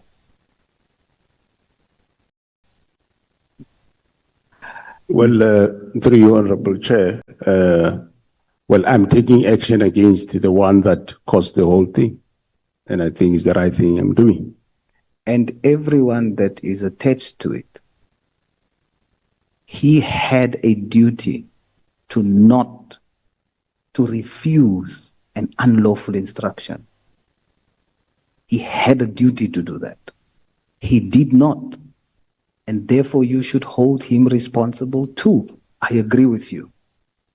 Deal decisively with General Sibia, but deal decisively with General Khumalo as well, because it will look like you are just overlooking it because it's General Khumalo.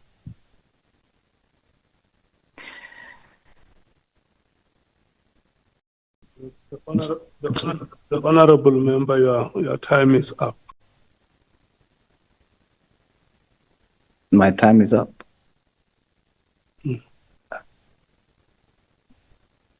Are you sure? Chair, are you sure? But I'll accept it, Chair.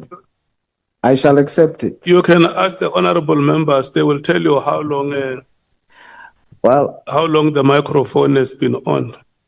I'll accept it, Chair, respectfully bow. Thank you very much. Thank you so much.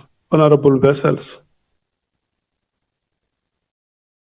Thank you very much, Honorable Chairperson. Good afternoon, General. I think, Chairperson, we have exhausted all the issues pertaining to this witness. We have exhausted ourselves and we have exhausted the witness.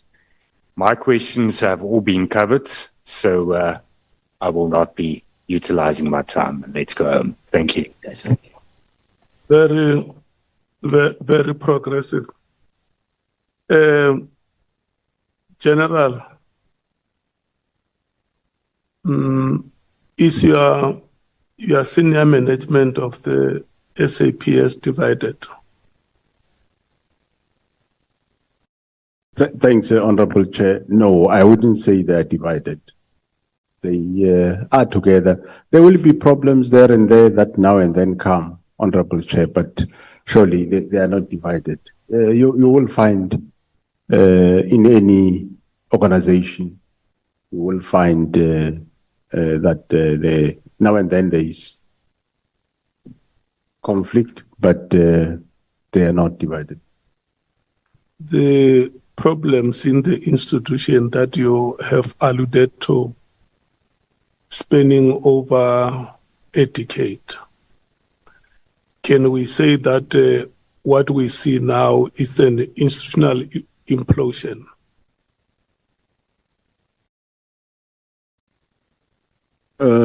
Yeah, Honorable Chair, I would say, like I said, problems. If I may talk of General Sibia, Honorable Chairperson, I think since he arrived,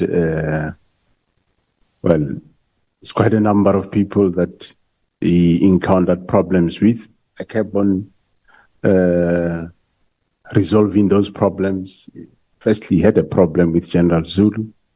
I intervened. He had a problem with General Mkhwanazi, not now, some time ago. And before I intervened, had a problem with General Kumalo. I spent almost half a day resolving that problem and was happy that it was resolved. Had a problem with General Msikidi. Had a problem with General Nkua. And but still I accommodate him and we rectify, we go on. Some of the problems I never attended to them, but they will resolve them amongst themselves. So yeah. The reason why I'm asking this, honorable members, is that since the proceedings started, there are so many names of generals who have been mentioned here, and allegations of involvement of generals or senior management in activities of self-aggrandizement, self-enrichment. Is that good for an institution that you lead, the South African Police Services? I mean, the developments of yesterday, for instance, when we are here with yourself, the Honorable Bradenbach calls you the honcho of the institution, and there are other colleagues of you convening press conferences. Is it good for your institution? Thanks, Honorable Chair. It is definitely indeed not good for the institution. Hence, you have seen that I have enlisted this assistant of, while we are doing investigation in areas where we pick up that there are problems of crime and or misconduct. Hence, I enlisted the help of SIU to come and do a lifestyle audit of everybody so that we can know who we are dealing with and who's clean and who not, starting with myself. And the people of this country, one honorable member has asked you whether you are a voter. You said, yes, I'm a voter, it's my civic duty. The voter whose last hope is on us as the bureaucracy in civil service. They sit every day glued to their televisions, they hear these things about high-ranking police officers.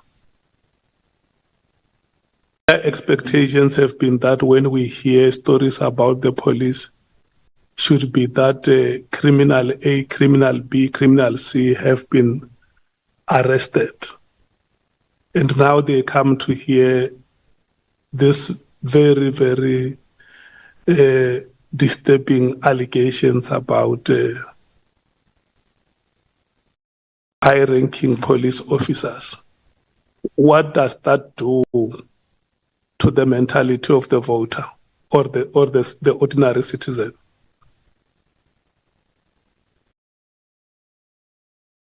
Thanks, Honorable Chair. Yes, I agree that it raises a problem of trust. It raises a problem of that the voter, or as you say, or the community should continue trusting the police the way they do. I do agree that that is a problem.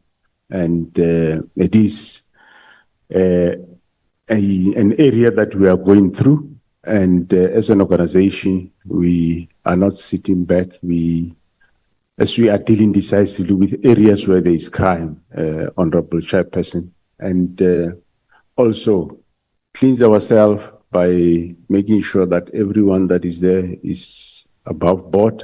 I'm sure that will go a long way. I know it's not an overnight process, but by making sure that we know who's who, and that will definitely will improve the morale of in the organization, and it will improve also the trust outside there in the police. So the quicker as we are embarking on lifestyle audit, and investigations carry on in terms of areas where there are, be it criminality or misconduct. We finalize that, we'll be able to move forward. My last question would be that, do you still have hope as the leader of the institution that these senior ranking officials against whom allegations have been made, and some were made by yourself, do still have commitment to turn around the SAPS and make it an institution of choice? Thanks, Honorable Chair. Those areas where there are allegations, of course, we will, as I'm saying, we subject that to investigation of misconduct, and the criminal investigations will also take its course. And yes, I do believe that we can still turn the ship in the right direction. And it is an era that happened in the organization, and it happened, of course, because of other reasons, because of the discovery of some linkages to these drug cartels. And it's a good thing that we investigate that and make sure that we get to the depth of it and root it out. And I think after we do that, we will definitely have an organization running forward without any suspicion or accusation. Senior Counsel, how much time do you need? I'll try and be as brief as possible. I've got no questions about Mr. Kuneni. Just to clarify a few things. The first thing you asked me, General, was to just clarify the question about when I put it to you, I had agreed that no national commissioner appointed had served their 5 years, but there is one. Yeah, that is correct, Honorable Chair. The first national commissioner after democracy, Commissioner Favasi, did complete his term. Yeah. You've been criticized, questioned about your response to the directive of 31 December 2024. But we know as a fact that that directive has in fact not been implemented. The task team has not been disestablished. In fact, you approved the budget of the task team effective to 26 March 2026, and you actually denied a request from Lieutenant General Sabia to make money available for a differently constituted team. That is correct, Honorable Chair. I did allude to that, and yeah. Also,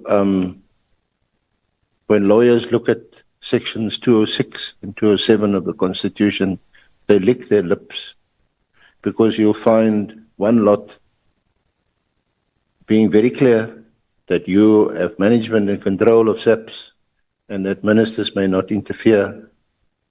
The other lot will say there's ambiguity and there's scope for interpretation, that the minister, because the words used are directives, in charge of policy, and so on. So just to put it on record, General, that it's far from clear. In your case, you, one, didn't implement the directive, and two, whatever you gave to the minister was to kick the can down the road, as it were, and not in fact implement it, but to phase out the team. But the PKTT is still in existence as we speak. And that is correct, Honorable Chair and members. The PKTT is still at work. We are working towards increasing personnel and other resources.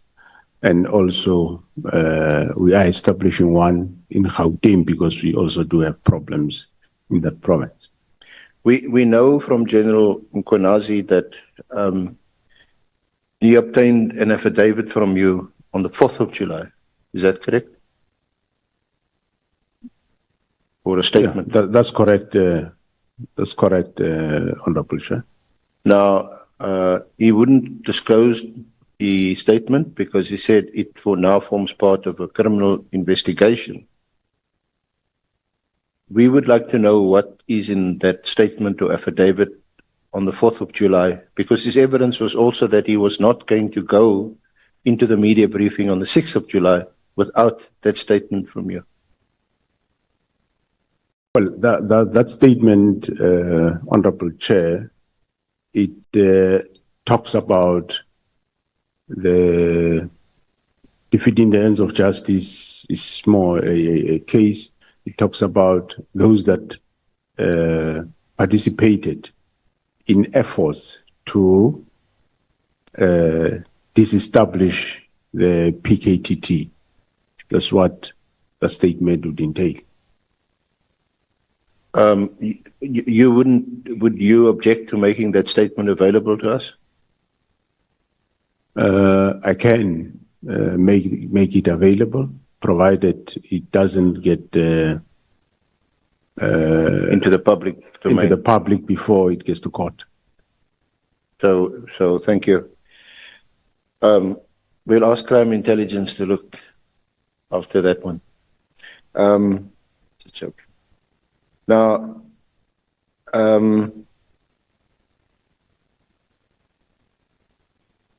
the briefing that you gave to Parliament on the 5th of March, there is in fact a few passages, and you'll find it.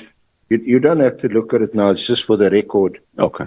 Where Lieutenant General Mkhwanazi does make some strong comments about the instruction to disband the task team, and from it's at volume 3 of your record at page 259.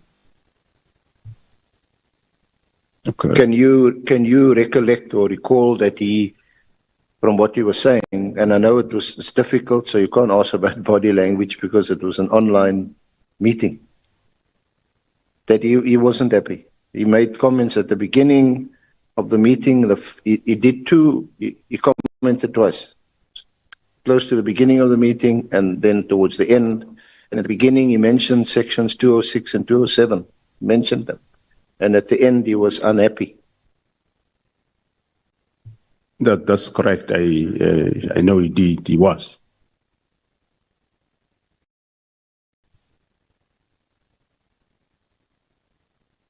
Were you aware, or are you aware that that on the 6th of December 2024, when the PKTT was assisting the Gauteng police in arresting Nhlanhla at his home for allegedly kidnapping a business associate, were you aware of events on that day? Were you informed about it? Yeah, I was informed while the operation was on.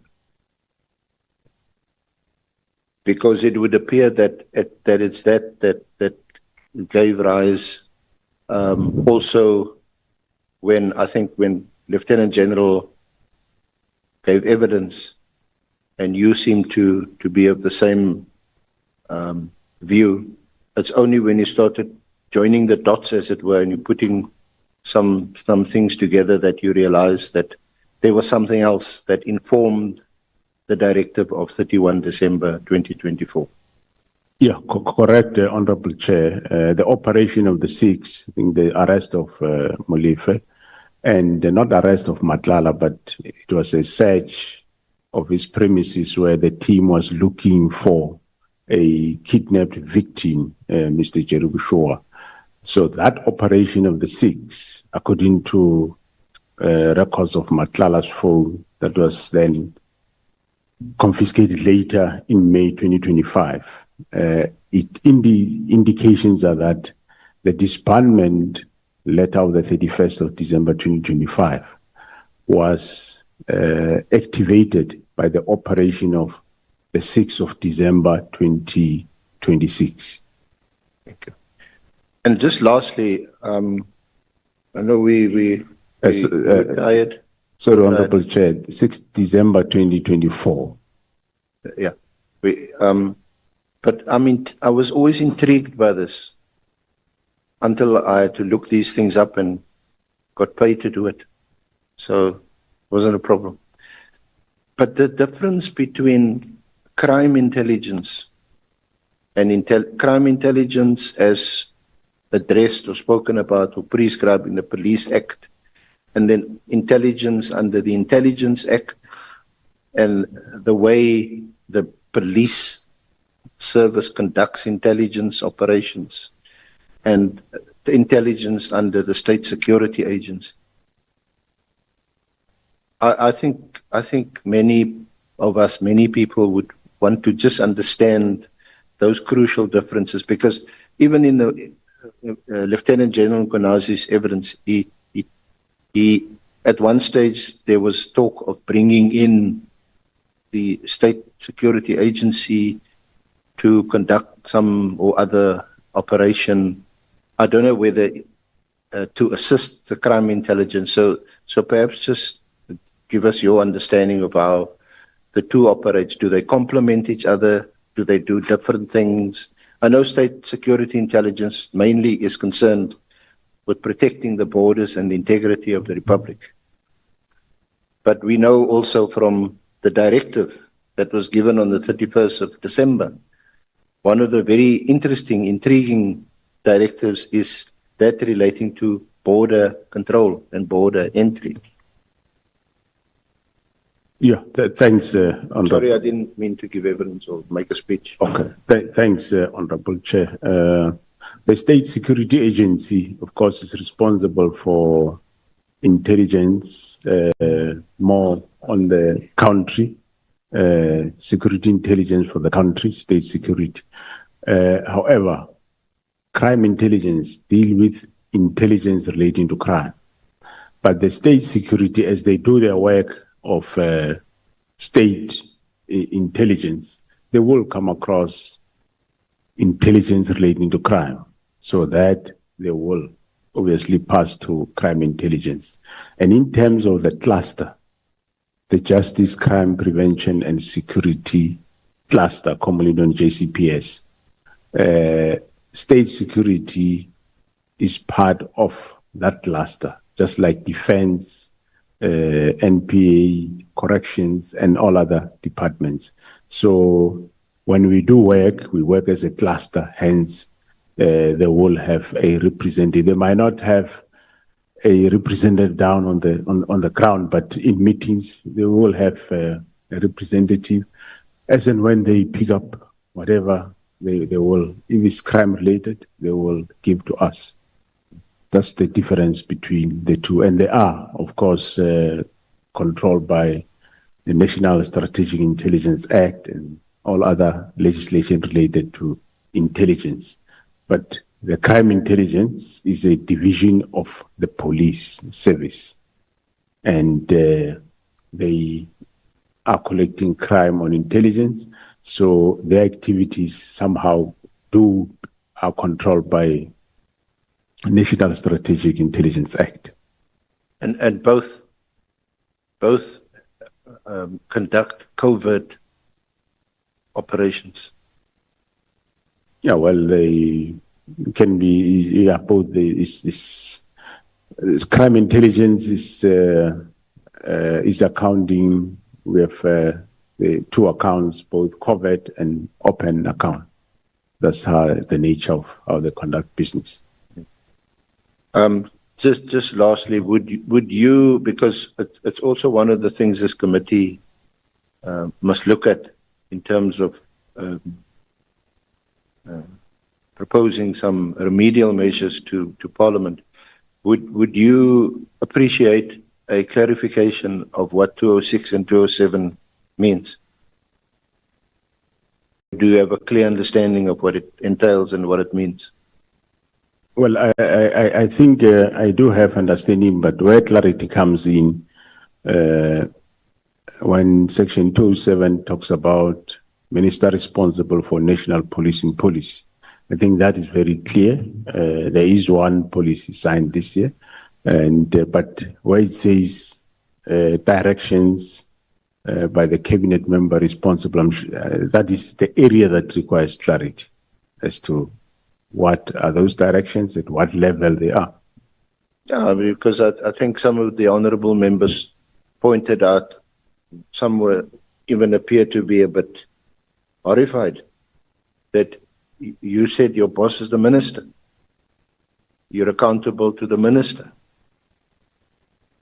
So I'm just flagging that and asking you whether whether the committee could be of some assistance in that regard. Yeah, thanks, Honourable Chair. Indeed, as I say, yes, the committee should assist in terms of what level directions does it are those directions that the minister can give to the national commissioner. If there can be interpretation of that, I think it will assist the situation. But of course, remember the question says manage the police. The subject to national policing policy, which is developed by the minister, and the directions from the minister. So I do report to the minister. It's not an anomaly. Yeah. But also I do report to the president. Because a number of honourable members had also described you as the most powerful person in the country. And it would be of concern that the most powerful person is also reporting to someone higher, other than the Almighty. Yeah, I do not think, I don't think the post of the position of the National Commissioner is the most powerful. There is legal framework to that. And the responsibility, yes, is huge. And the money is little or is not really sufficient. You actually forsake your life when you are in this position. You don't have life, private life. It's not career limiting, it's life limiting. Well, in terms of career, I do not have a problem, Honorable Chair. I'm actually beyond pension. You could become a minister. I'm 62-year-old, so I'm actually a pensioner. So I wouldn't even want to be a minister. No. Thank you very much, General, again, for your cooperation and all your time. It's been a difficult time. I think the one thing that we all agree on is you've got an unenviable job, big job, very responsible job to keep us all safe. Thank you very much. Thank you, Honourable Chairperson. Thank you very much, Senior Counsel. We want to take this opportunity and express our gratitude, General Masemola, also for creating time from the moment we contacted you that we would want to have consultations with you until today that we are concluding the proceedings with you. We want to thank you so much. Fly safely back home. We want to thank honorable members. You have shown your resilience, honorable members, and I want to thank you so much. The staff of Parliament, it's a Friday evening. We are resuming the proceedings, Senior Counsel and members, on Monday, 11 o'clock. 11 o'clock. Yes, Monday, the The witness is Lieutenant General Sbiya. Thank you so much. In this, The same venue, Good Hope. well, The venue is this one. this one. Thank you.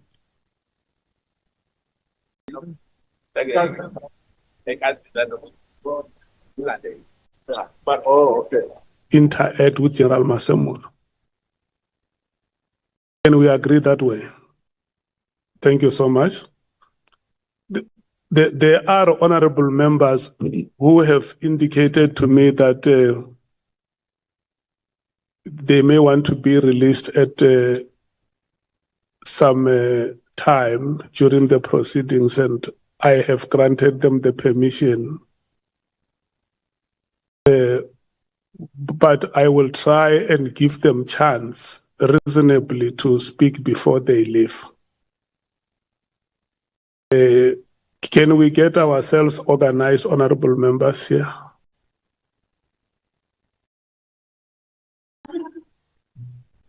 No, Honorable Skosana, those chairs are movable. You can get one between between Honorable Mwango and Honorable Nomva. Yes. Yeah.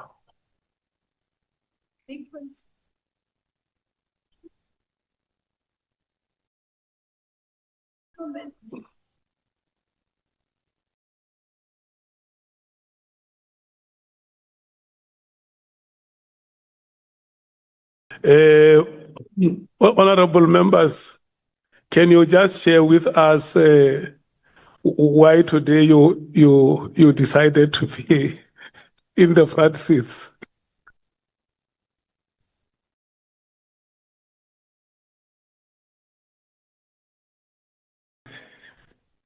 Okay. You are welcome to the front line.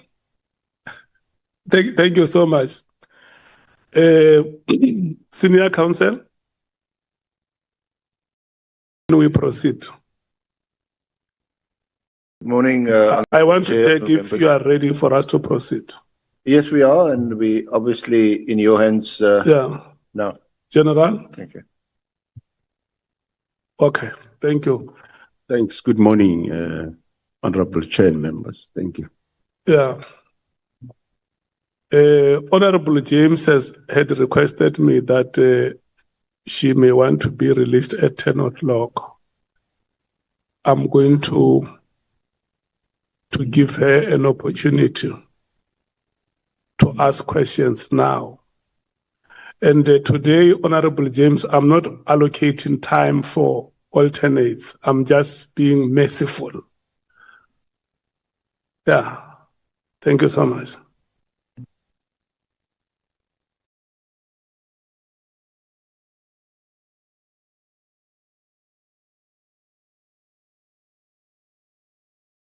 When I'm saying I'm not allocating time, I mean, I'm not saying that your time is 10 minutes, but surely it is below that. There is no 10 minutes limit today. There is something below 10 minutes. Because let me tell you why. When you, after you finish speaking, the watch stops running. We wait for the general to respond, and you find that your question is only 3 seconds. And then once he answers, you fill the question, the clock runs like that. So when he responds, he is not eating on your time. Your clock would have stopped at the time he starts responding. Yes. Thank you, Chief. So can we use this time profitably? Thank you so much. Thank you so much, Chairperson. Good morning to all the honourable members. Good morning to you, National Commissioner. Let me get straight to the point. Anyone holding Commissioner should be beyond reproach. Do you agree, sir? Do you agree, Honourable Chair? Are you beyond reproach? That's correct, Honourable Chair. I believe that the position you hold is probably one of the most powerful in South Africa. Well, that's correct. Is that correct? You are a very powerful man. Is that correct? Not a very powerful man. No. Sir, General The Mkhwanazi, position of authority. Honorable. General Mkhwanazi, I don't want us to water this down. We must know if you are fit to do this job. General Mkhwanazi in his statement said that you are probably one of the most powerful people in South Africa, and South Africans' lives are dependent and safety is dependent on you. So we can't have words such as probably or maybe or whatever. We need to know if you are fit for this position. So yes or no, sir? Yes, Thank you. Thank you, gentlemen. Job. Thanks. Honorable Chair. Yes or no? Do you believe that undue political interference by the minister should be tolerated?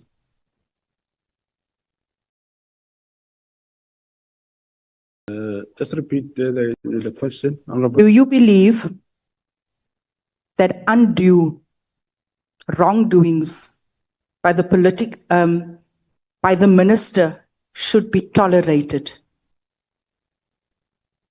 No, Honorable Chair, it shouldn't be tolerated. Do you believe that pushback towards an instruction from a minister could cost you your job? I believe it should cost me my job, but I don't mind if I have to lose my job. Then why did you not tell the minister directly that his instruction is unlawful? Honorable Chair, quite a number of times, I told the minister, why are you closing the team? And he just gave no reasons. But it was an unlawful act. Because it was operational. He was getting involved in operational matters. Well, according to me, yes, but of course, I think it is up to the committee at the end of the day to decide whether is it really unlawful or is not. But for me, that's how I interpreted it, to say, I think he's going beyond his scope. And hence I told him that I did emphasize that what are the reasons for this closing of the team? He might, the directive was not a request, it was a direct instruction. And they said, well, maybe he can give that, maybe he might not have that power, but what were the reasons? Why are you doing this? And unfortunately, I couldn't get answers. NC, earlier on you said that you are beyond reproach. Your response does not reflect that. Because you are now speaking about, in your statement, winding down. That is not a beyond reproach. That is not reflective of being beyond reproach. Do you believe the political killing stars team was adding value? Well, that I believe and I know that it was adding value. So why are you winding it down? Is that not ultimately giving in to the minister? Well, that's what I'm saying, that Honorable Chair, the minister was determined. Well, he issued a directive to close the team. And in the absence of me not knowing what are the reasons, I kept on saying, but why are you doing this? And I then came with the plan that, well, if he's doing it, let me then rather come up with an alternative to say, you rather wind it down, not close it the way you do. NC, that is giving in to the minister. That is allowing political interference in operational matters. Do you agree? Well, my belief is yes, but I'm not sure what is his view and the view of everyone. We are not interested in the minister's view right now. We are interested in who you are. The minister made a wrong decision. You should have stood up to it. You didn't. And that is a problem for South Africa. But one thing, Honorable Chair, is that the team was never closed. It is still operational even up to this day. I did everything that I could do. And there was no door where I didn't went to. I engaged him several times, and he shut the door. You'd recall on the 16th of January, I met the minister on other matters. We discussed those. And in the process, I raised this matter again. And he shut the door to say, no, there is a due date for submitting the report. Submit the report, then can talk. After submission of the report, there was no talk until we were in Cape Town on the 6th of March. We discussed again there, again at that meeting, right at the beginning of the meeting, I said, Minister, tell these officers, why are you shutting down the team?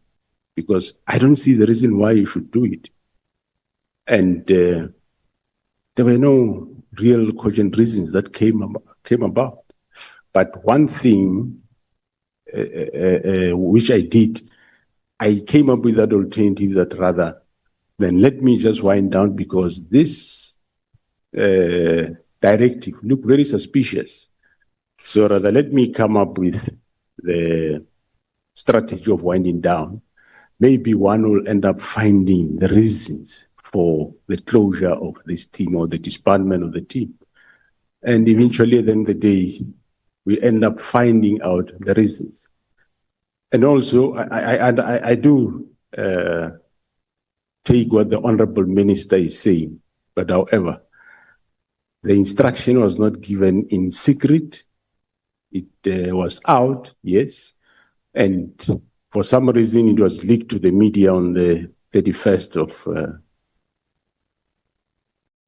of December 2024, and everyone who's sitting here, members of the public, honorable members, also saw the instruction, I'm sure, and those that really had interest in the political killings, I believe they should have also saw that something is wrong.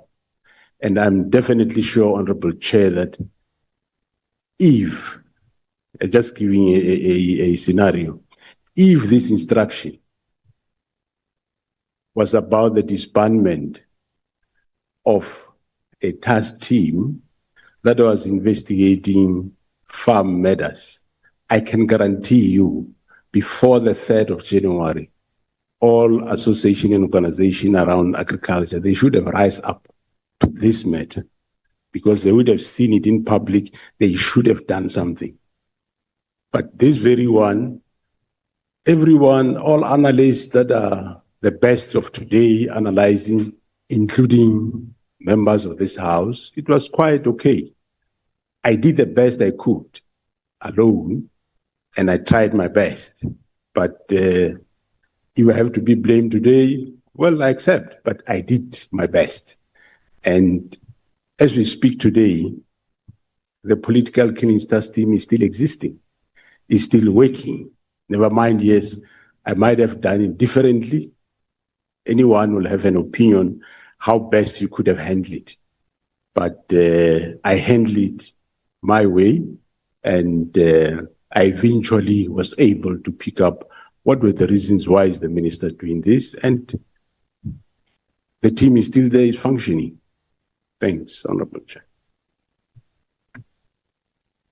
Do you believe that it was the minister's intention to close the political killings task team, or the instruction should have actually been towards the counterintelligence task team? Because that was the team that was rattling his cages. That was the team that was actually investigating these drug cartels. That was the team that was investigating the people paying for his guests to January 8th statement. Do you believe that there was confusion because it was the 10 members from the political killings task team that was deployed to counter? Do you believe that the minister shot himself in his own foot because he didn't actually understand?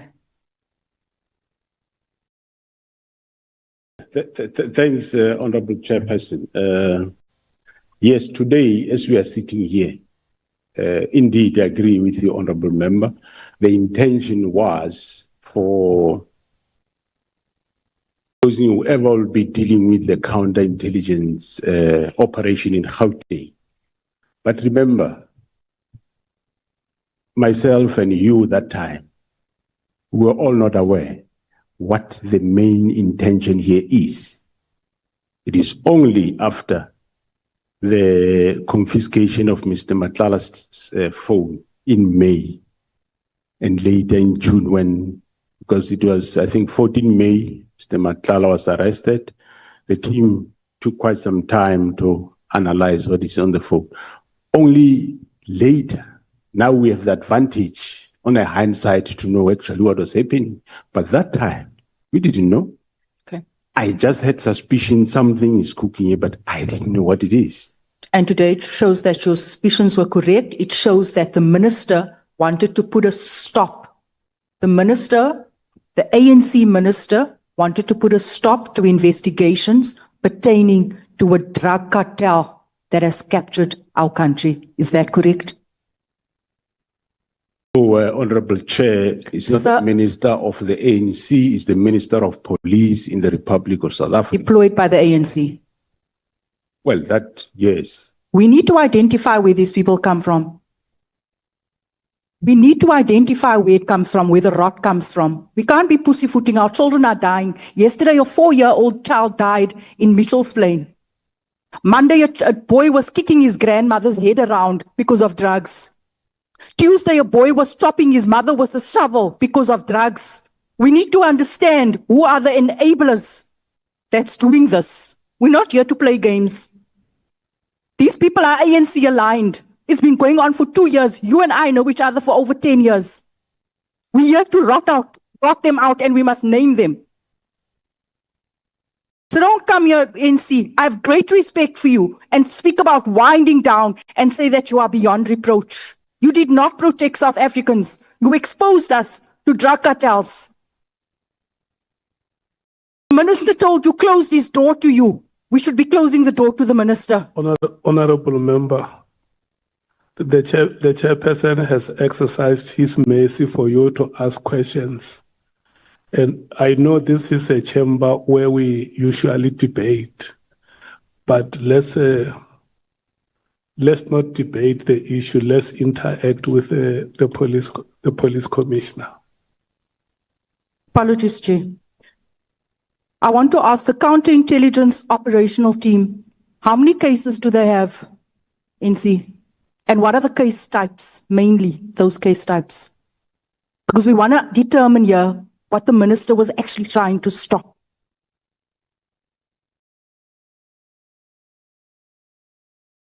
Thanks, Honorable Chair. I do not have the figures with me, but it's quite a number of cases. It's cases around murders, attempted murder. There will be also cases of illegal possession of firearms and ammunition. And there will be cases of fraud and corruption. But the number, I don't have it with me. Thanks.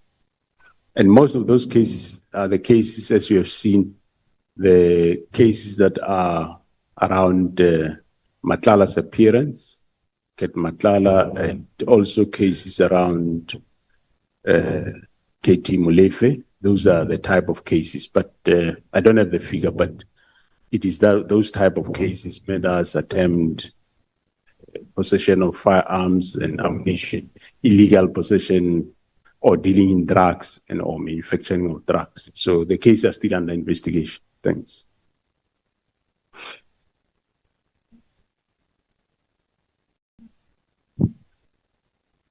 General, I want to touch on one final aspect regarding the work of SAPS. In a system where whistleblowers are not adequately protected, whistleblowers such as Babita, do you believe that you have failed Babita?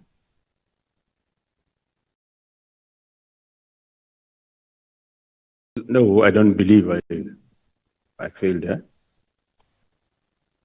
Were you aware of the fact that she was a whistleblower? Only after she was murdered, one became aware. How strong is your intelligence in this country? Well, the they are doing their work, but of course the intelligence would not know what the whistleblower is going to say, probably. They won't know that. Intelligence, are they not supposed to pick up on crime that is sort of brewing, the things that hasn't been brought to the front yet? Is that not the intention and the purpose of intelligence, is to garner information? It is and to gather information. Yes, it is to collect and gather intelligence, yes. So they did not know? No, obviously, I don't know the details of the intricacies of that case and the detail of the case. I don't know it. Since Babita's death, what have you put in place to ensure that you protect whistleblowers? Whistleblowers, I know that there is legislation that is on its way to Parliament now by Department of Justice around whistleblowers. And from our side, if there are whistleblowers within the organization or whoever, we do provide whatever assistance we can do. But currently, by and large, there is no real mechanism for protection of whistleblowers. And unfortunately, of course, whistleblowers, remember, it doesn't necessarily mean you must go out in public and say whatever you say, but it means you go to authorities, you inform them what you know and what is happening, because your safety is quite important. I think right now authorities has been compromised. Authorities, they are the criminals based on where we're sitting. So we cannot go to authorities. So how do we protect whistleblowers?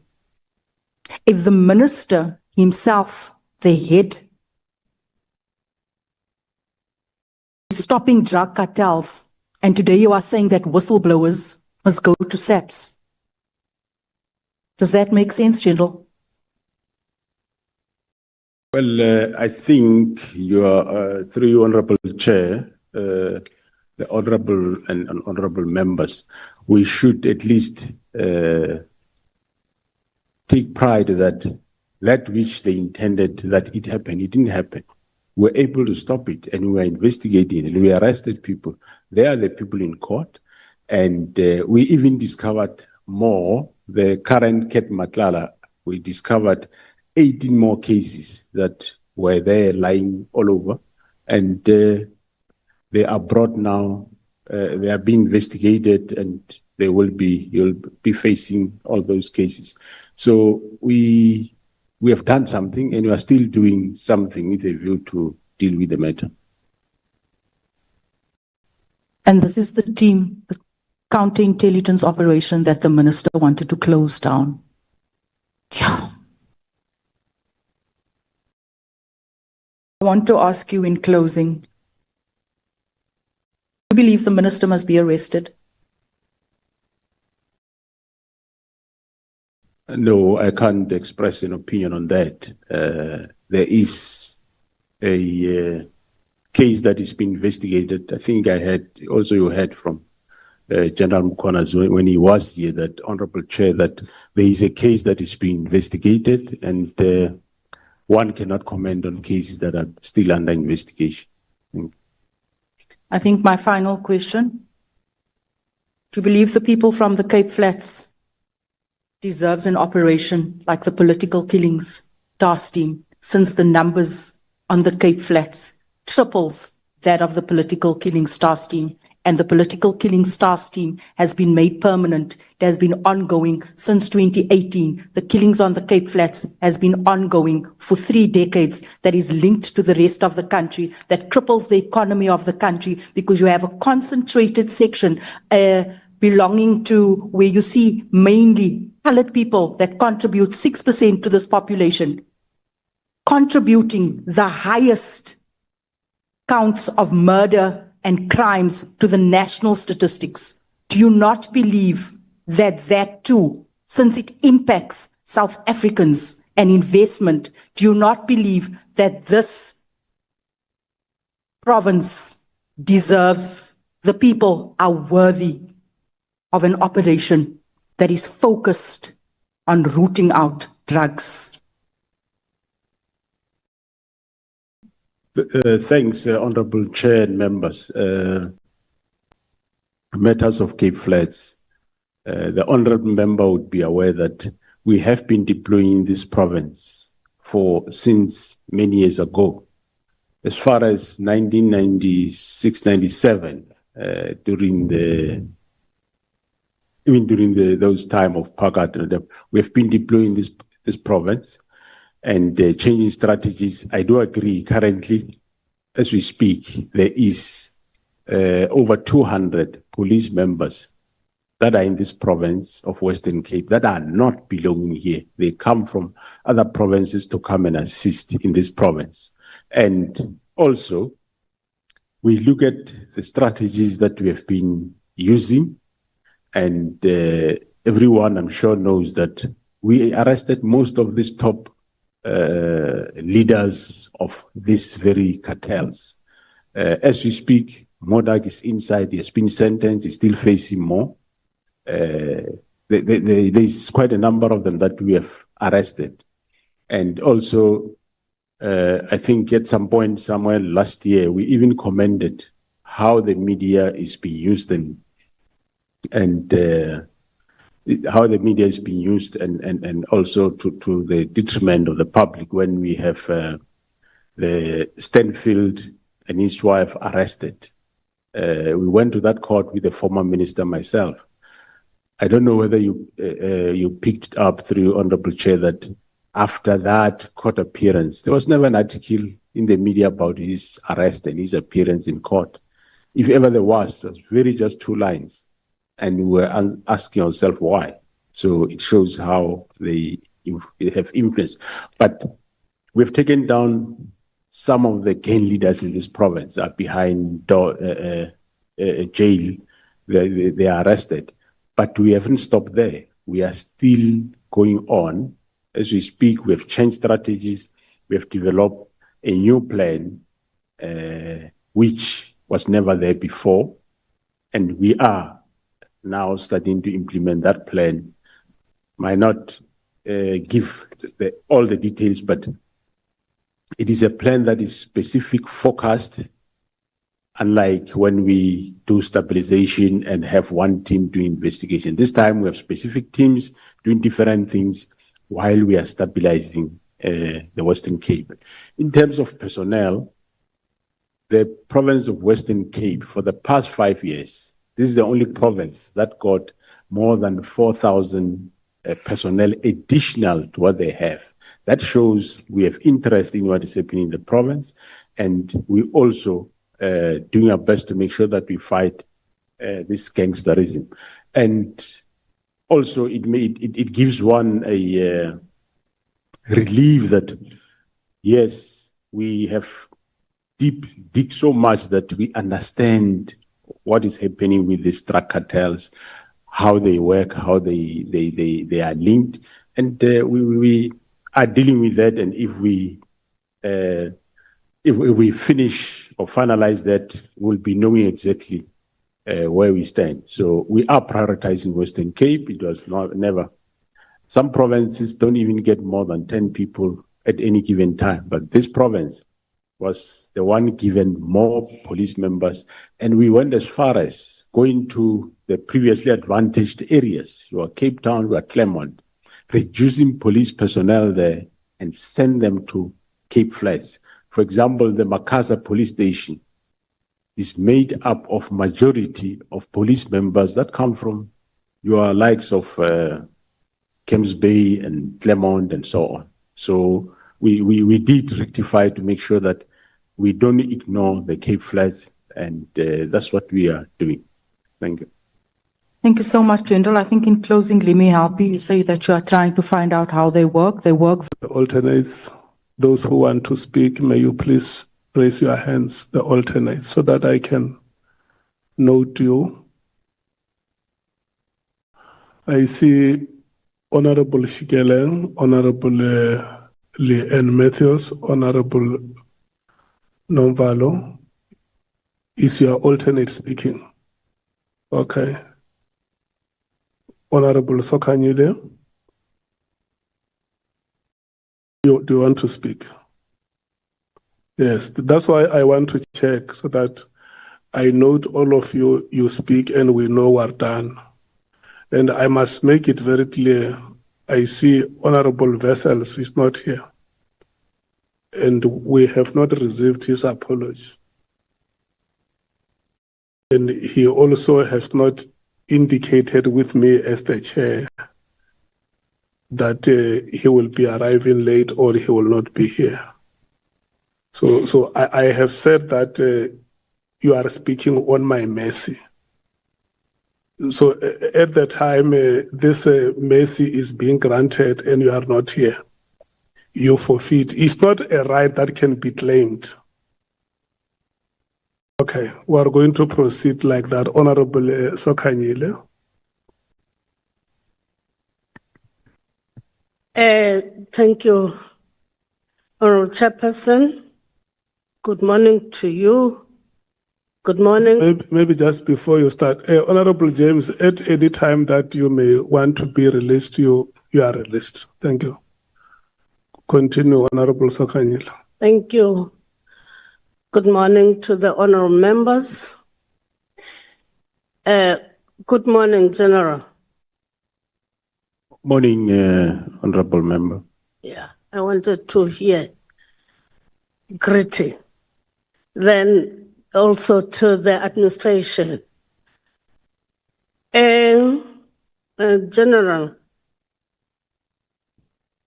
let me start with what you raised yesterday about the Board of Commissioners,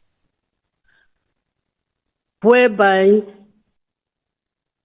you indicated that the South African Police Service Act makes a provision for the establishment of a Board of Commissioners, which is composed of yourself as a National Commissioner, together with the 9 provincial commissioners. Then you also said that during meetings, you acknowledge that there is a practice of including the senior officials in BOC meetings, and yet the Act doesn't provide this. Even General Mkhwanazi, when he was here, he talked about the inclusion of the senior police officials not having the provincial commissioners and ourselves in a meeting, but you also included the senior officials in your meetings. Then General Mkhwanazi raised reservation on the attendance of the senior police officials. Can you reflect on this, as you are saying that because you are the person responsible to chair that BOC, and yet you include this difference that General Mkhwanazi had and yourself having to include the senior officials. Can you talk about that? You saw it correctly.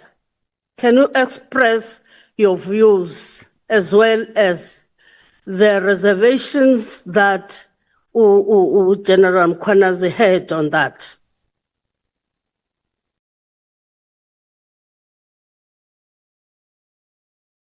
Thanks, Honorable Chairperson and members.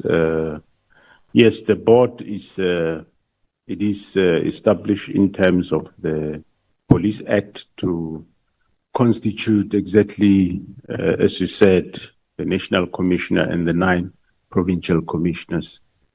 But the Act doesn't prohibit any inclusion of anybody else.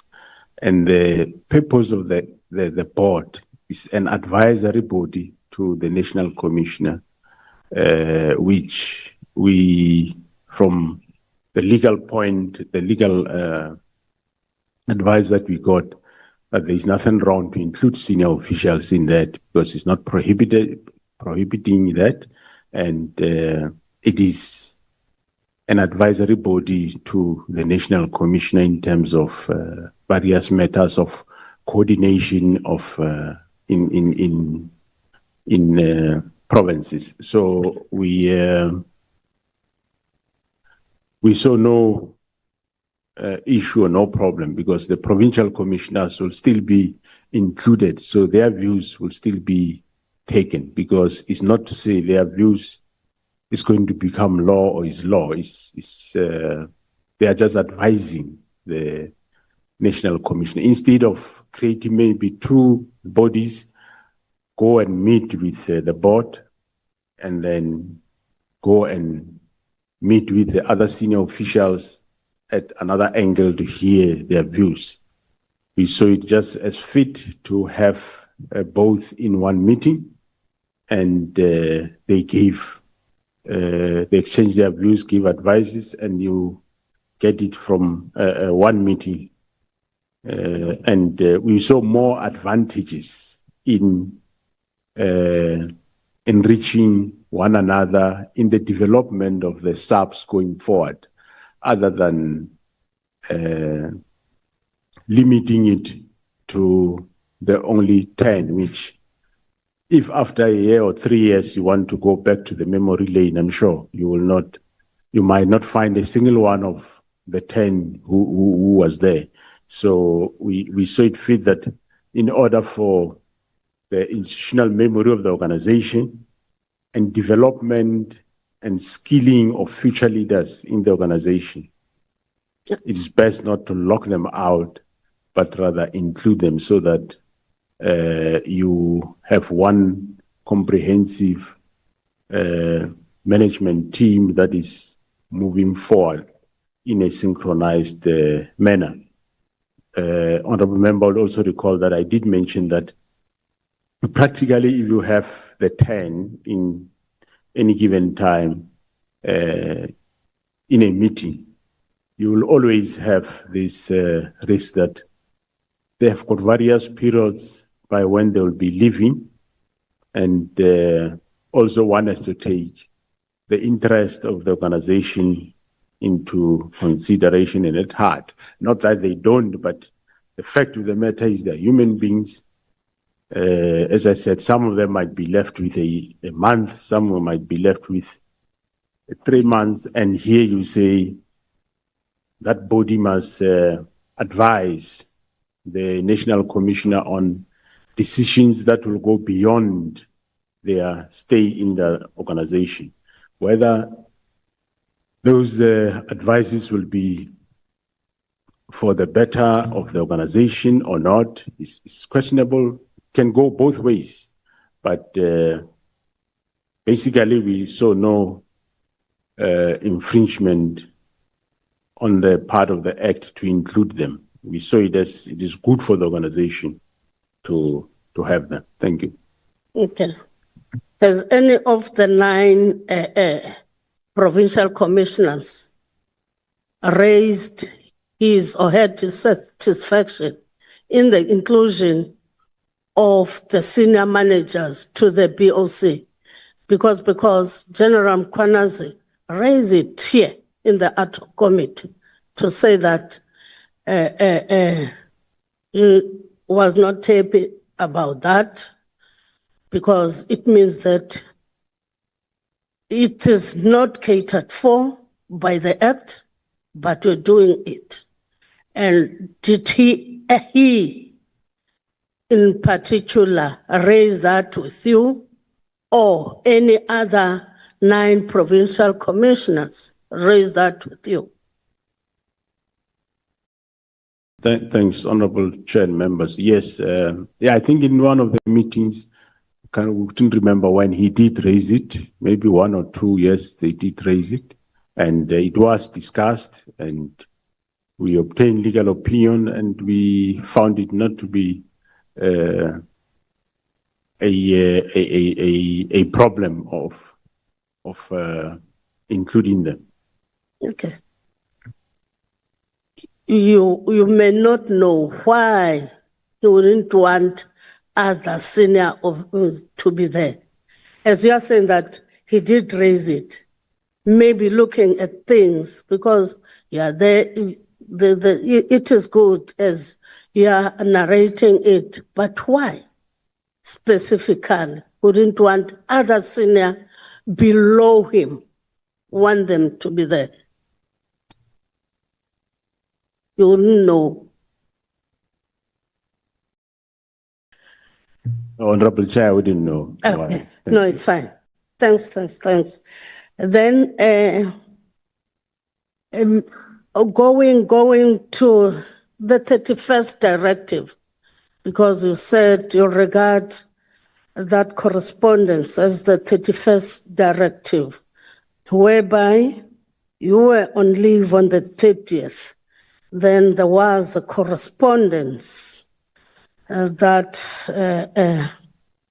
was written by the minister, a directive in particular that I'm going to talk about it now is the halting or filling of post in the intelligence division.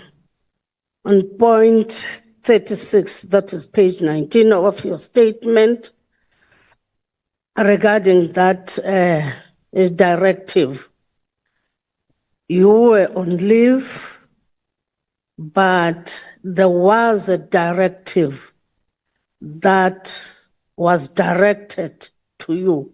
Did you receive that directive? Yes, Honorable Chair, I did receive the directive. It was sent to me through a WhatsApp by one of the officials. By one of the officials. So it was straight to, even if you were on leave, it was given straight to you. You didn't have an acting person in opposition. Meanwhile, you were on leave? There was somebody acting in while I was on leave. But the correct procedure, of course, yes, is to send to the Office of the National Commission. And that office is the one that will send to the acting National Commission. So it means that the acting National Commission, I understand it was Musikidi or Musikidi, something like that. Musikidi. Am I correct? That is correct, Honorable Chair. He didn't see that one. He was not given. As the acting person, you know, I'm talking on a layman point of view. I've never been to SAPS. You are in the acting position. The National Commissioner is on leave. Then the directive is given straight to you whilst you are on leave and not given to the person who's acting. Then that person liaises with you. Just checking. Thanks, Honorable Chair. It was not wrong to send it to the email of the National Commission. That is the official good practice. Okay. And it is my office that will then send it to the acting National Commission, which they did. Thank you. Then on point 40, that is page 20, you are saying that you don't know the reason behind the instruction that was given of halting or the filling of post in the intelligence. You are saying that you believe it was unprecedented. And you further indicate that, in your view, the minister didn't have a unilateral to prevent or halt the filling of post. Did you inquire with the minister the reasons of giving such instruction? Did you ask him? Thanks, Honorable Chair. I did ask him as to why. Whilst you were on leave, sorry? Whilst you were on leave. Did you communicate whilst you were on leave or when you come back? I just want to add that. All right, thanks, Honorable Chair. No, and members. No, I communicated when I came back from leave, not while I was on leave. Then he gave you the reasons of the instruction. Thanks, Honorable Chair. Yeah, he did give the reasons as to why he held those posts, and which we later then had a meeting and discussed those reasons. Because these reasons were that our advertisements were quite, it says they were too wide open, our adverts for posts. That was the first reason, that they were too wide open. For example, we are, if I can give an example, that we say we want, on the advert, we will say requirement is a degree or a diploma. For him, we cannot say that. We should either say a degree straightforward, not say a degree or a diploma. That's one reason. And the other reasons was that he first want to engage with the Joint Standing Committee on Intelligence before we can finalize the posts of crime intelligence. But then I did give him a response in terms of those matters, that there's nothing wrong with the advert. That's how we put it. We know why, and I gave him the reasons why we say degree or diploma, because some few years ago, the qualification that was there for police was only a diploma.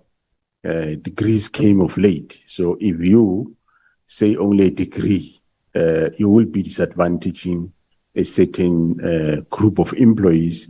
So if you say degree or diploma, you then include all of them. So I did.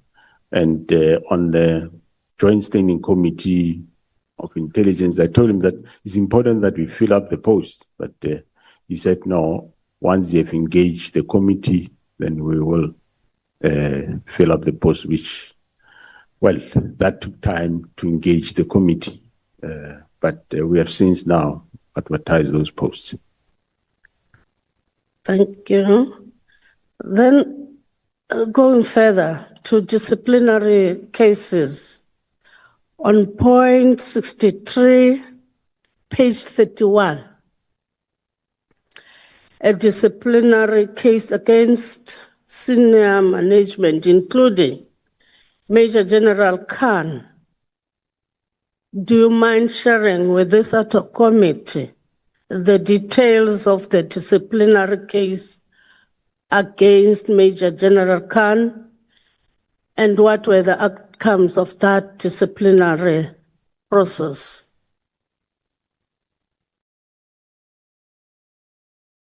Well, thanks, Honorable Chair. I might not know all those details, but what I know is that there was a disciplinary case about that he interfered in an operation where members have confiscated drugs, and then there was an investigation by the IPID, and the recommendation from the IPID did find that, yes, there is misconduct by Major General Khan, and the Divisional Commissioner and the National Commissioner should initiate disciplinary action against him, which the that report was received, was sent to the divisional commissioner, and he initiated the processes,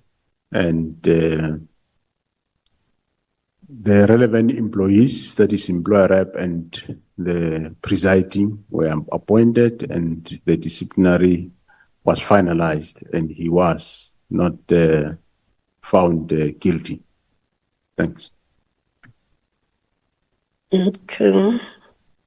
And then, a general, in point 69, you indicate that the minister claimed that the president also agreed with the decision to disband the political killing task team. Then if you're saying that the minister claimed, it means that you're not agreeing that indeed the minister did meet with the president. Did you verify with the president on the claim that is being made by the minister to say that even the president was agreeing to the disbandment of the PKTT? Did you verify that, as you are saying that the minister claimed? That's what you said. Honorable Chair, no, I did not verify that claim, and I didn't need to. I didn't need to get involved in between the two of them to check who's right, who's wrong. That's not my that's not my field. And whatever he say, whatever he say, whether it's true or not, I can't question it. He is the one that is saying it. He met the president, but the last time I met the president, I know the standpoint of the president, that he was surprised that this is happening. And secondly, when I suggested to him that, Mr. President, if ever this happened, it should take a specific form, which is a winding down. And the president was agreeing with me in that field. So whatever later I get, I didn't see a need that now I must start checking between them who is saying what. I leave it. I respect that space. But I know where was the president standing the last time I met him. Thanks. Okay. Thank you about that. Then again, on point 72, you indicate that Lieutenant General Khumalo's presentation was partly accepted. Can you just elaborate on why are you saying that it was partly accepted? The report was partly accepted when he made that report, or on the meeting of the 6th March with the minister, whereby Lieutenant General Khumalo was giving that report and it was partly accepted. Why do you say it was partly accepted? Thanks, Honorable Chair and members.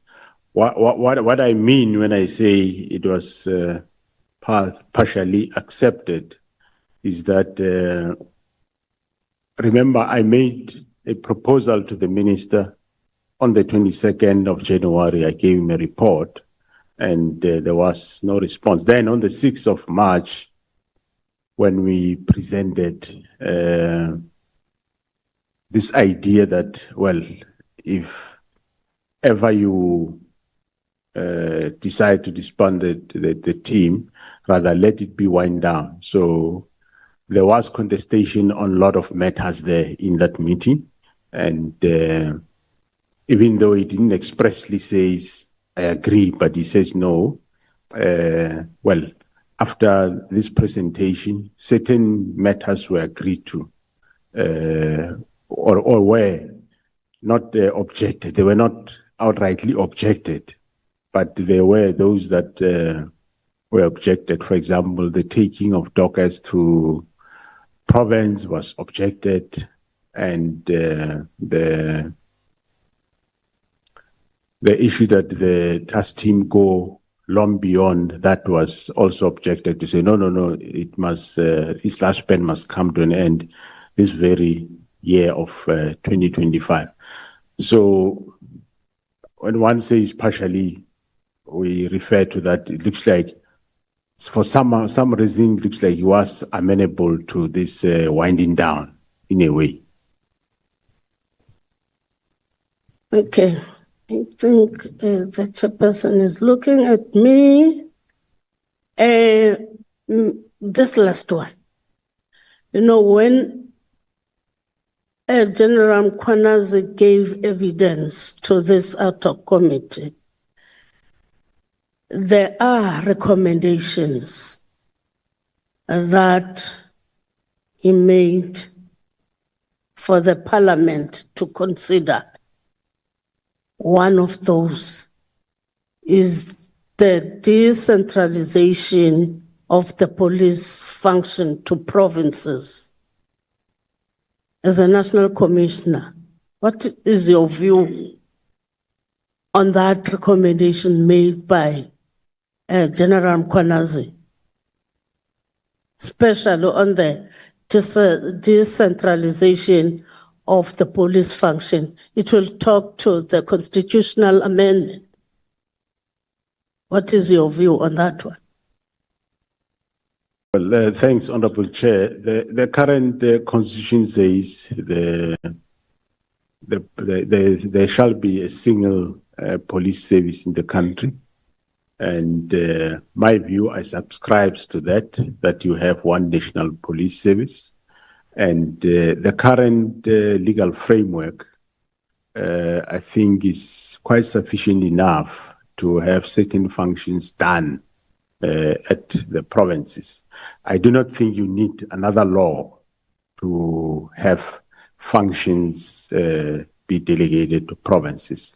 If there is any function that is required by province, it can still be done in the current framework, which the current amendment of the Police Act that is coming. It is about allocation of resources, be it financial or personnel. Yes, currently that is done by both head office and the province. But if there is a need for more delegations to a provincial commissioner, can be done in the current dispensation. What currently is done is that the provincial commissioner, yes, he get given a certain number of people. We develop a structure, which of course provincial commissioners have to have input in it, and that structure get approved, and he get given posts, and he will sit and choose who get appointed where, which is not an issue, and the operational budget get given to the provincial commissioner.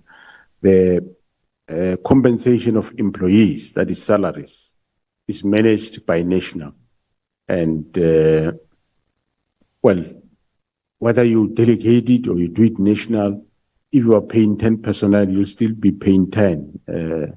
But I think that if there is a need, that can still be done. It does not need, might not need a law to do. It might just need the National Commissioner and the Treasury look at mechanism and delegate the whole budget of a specific province to from national to a specific province. I don't think it needs any further delegation, but you need to have one single police service, one common norms, rules, and standards across nationally. Otherwise, one day you will have to carry a passport to go to another province. Thank you very much about that. Thank you very much. Thank you, Chair. I finished. Thank you so much, Honorable Sokanyile. Honorable Shongwe. Thank you, Chair. Thank you. Sawubona, General. Uyaphila. Thanks, Honorable Chair and members. Sawubona, Honorable Member. Siyaphila. General, I'll just shoot straight to the point. Is IPID report on Phala Phala, is it a top secret? And why is it that General Rode, who conducted an illegal investigation, because there was no case that was open for him to conduct an investigation on Phala Phala, and he was not mandated in terms of his work scope. He's alleged to have tortured suspects and is still in the same position and nothing has happened to him. Is it because he was acting under the instruction of the president? Thanks, Honorable Chair and members. General Rode was subjected to disciplinary process. Him and other, I can't remember whether it's 2 or 3 members. He was subjected to disciplinary process, and the process ran its course, and he was found not guilty. And yeah, that was it. In terms of investigation, the members of the police, they perform their functions in terms of Section 205(3) of the Constitution, which says they are there to prevent, combat, and investigate crime, maintain public order, and protect the inhabitants and their property, and so on and so on. So any member of SAPS can do any of those functions if he knows that work. There is nothing wrong with that. But of course, members do specialize. There are those that specialize in commercial investigation, specialize in VIP protection, but doesn't mean you can't do any of the other functions. Are you therefore saying any member can just investigate?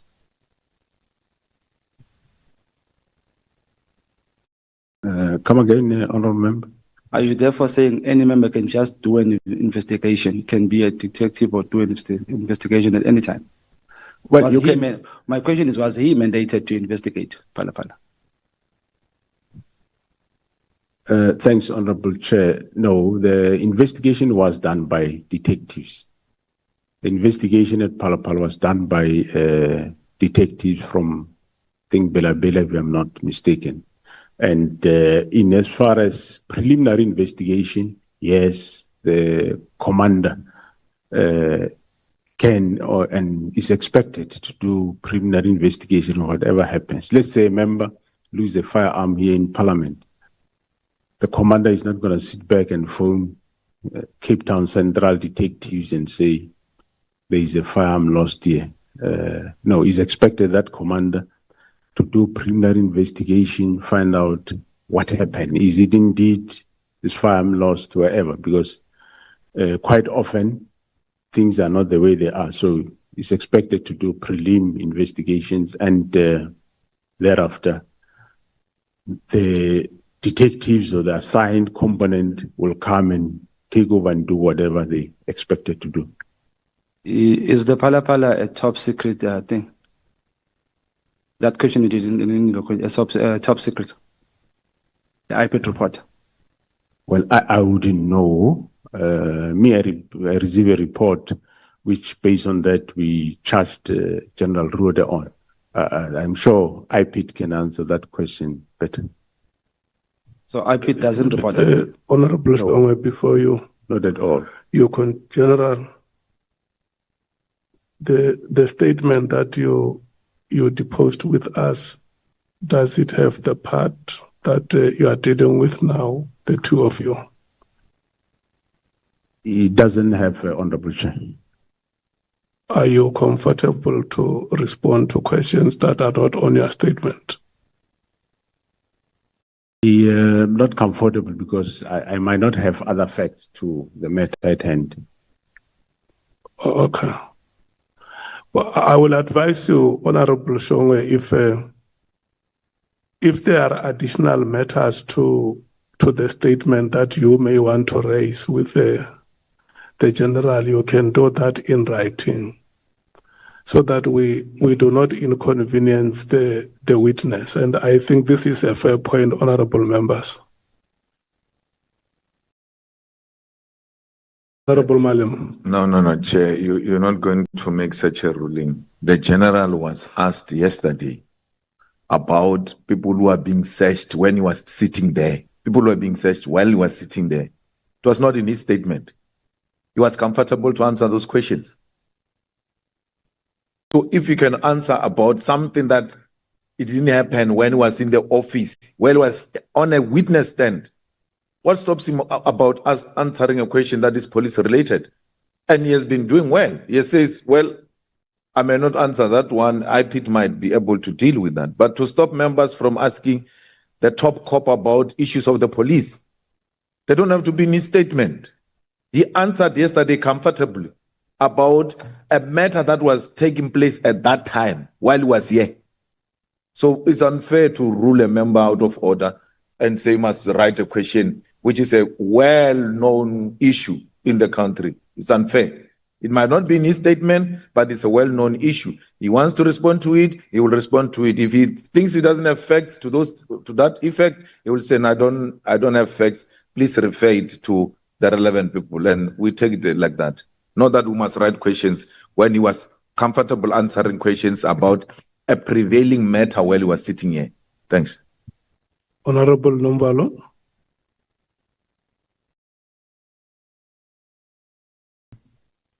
Yeah, thank you very much, Chair. Partly covered by the latter speaker. Chair, I just wanted to invite your attention to, within the terms of reference, to paragraph 4.1.2,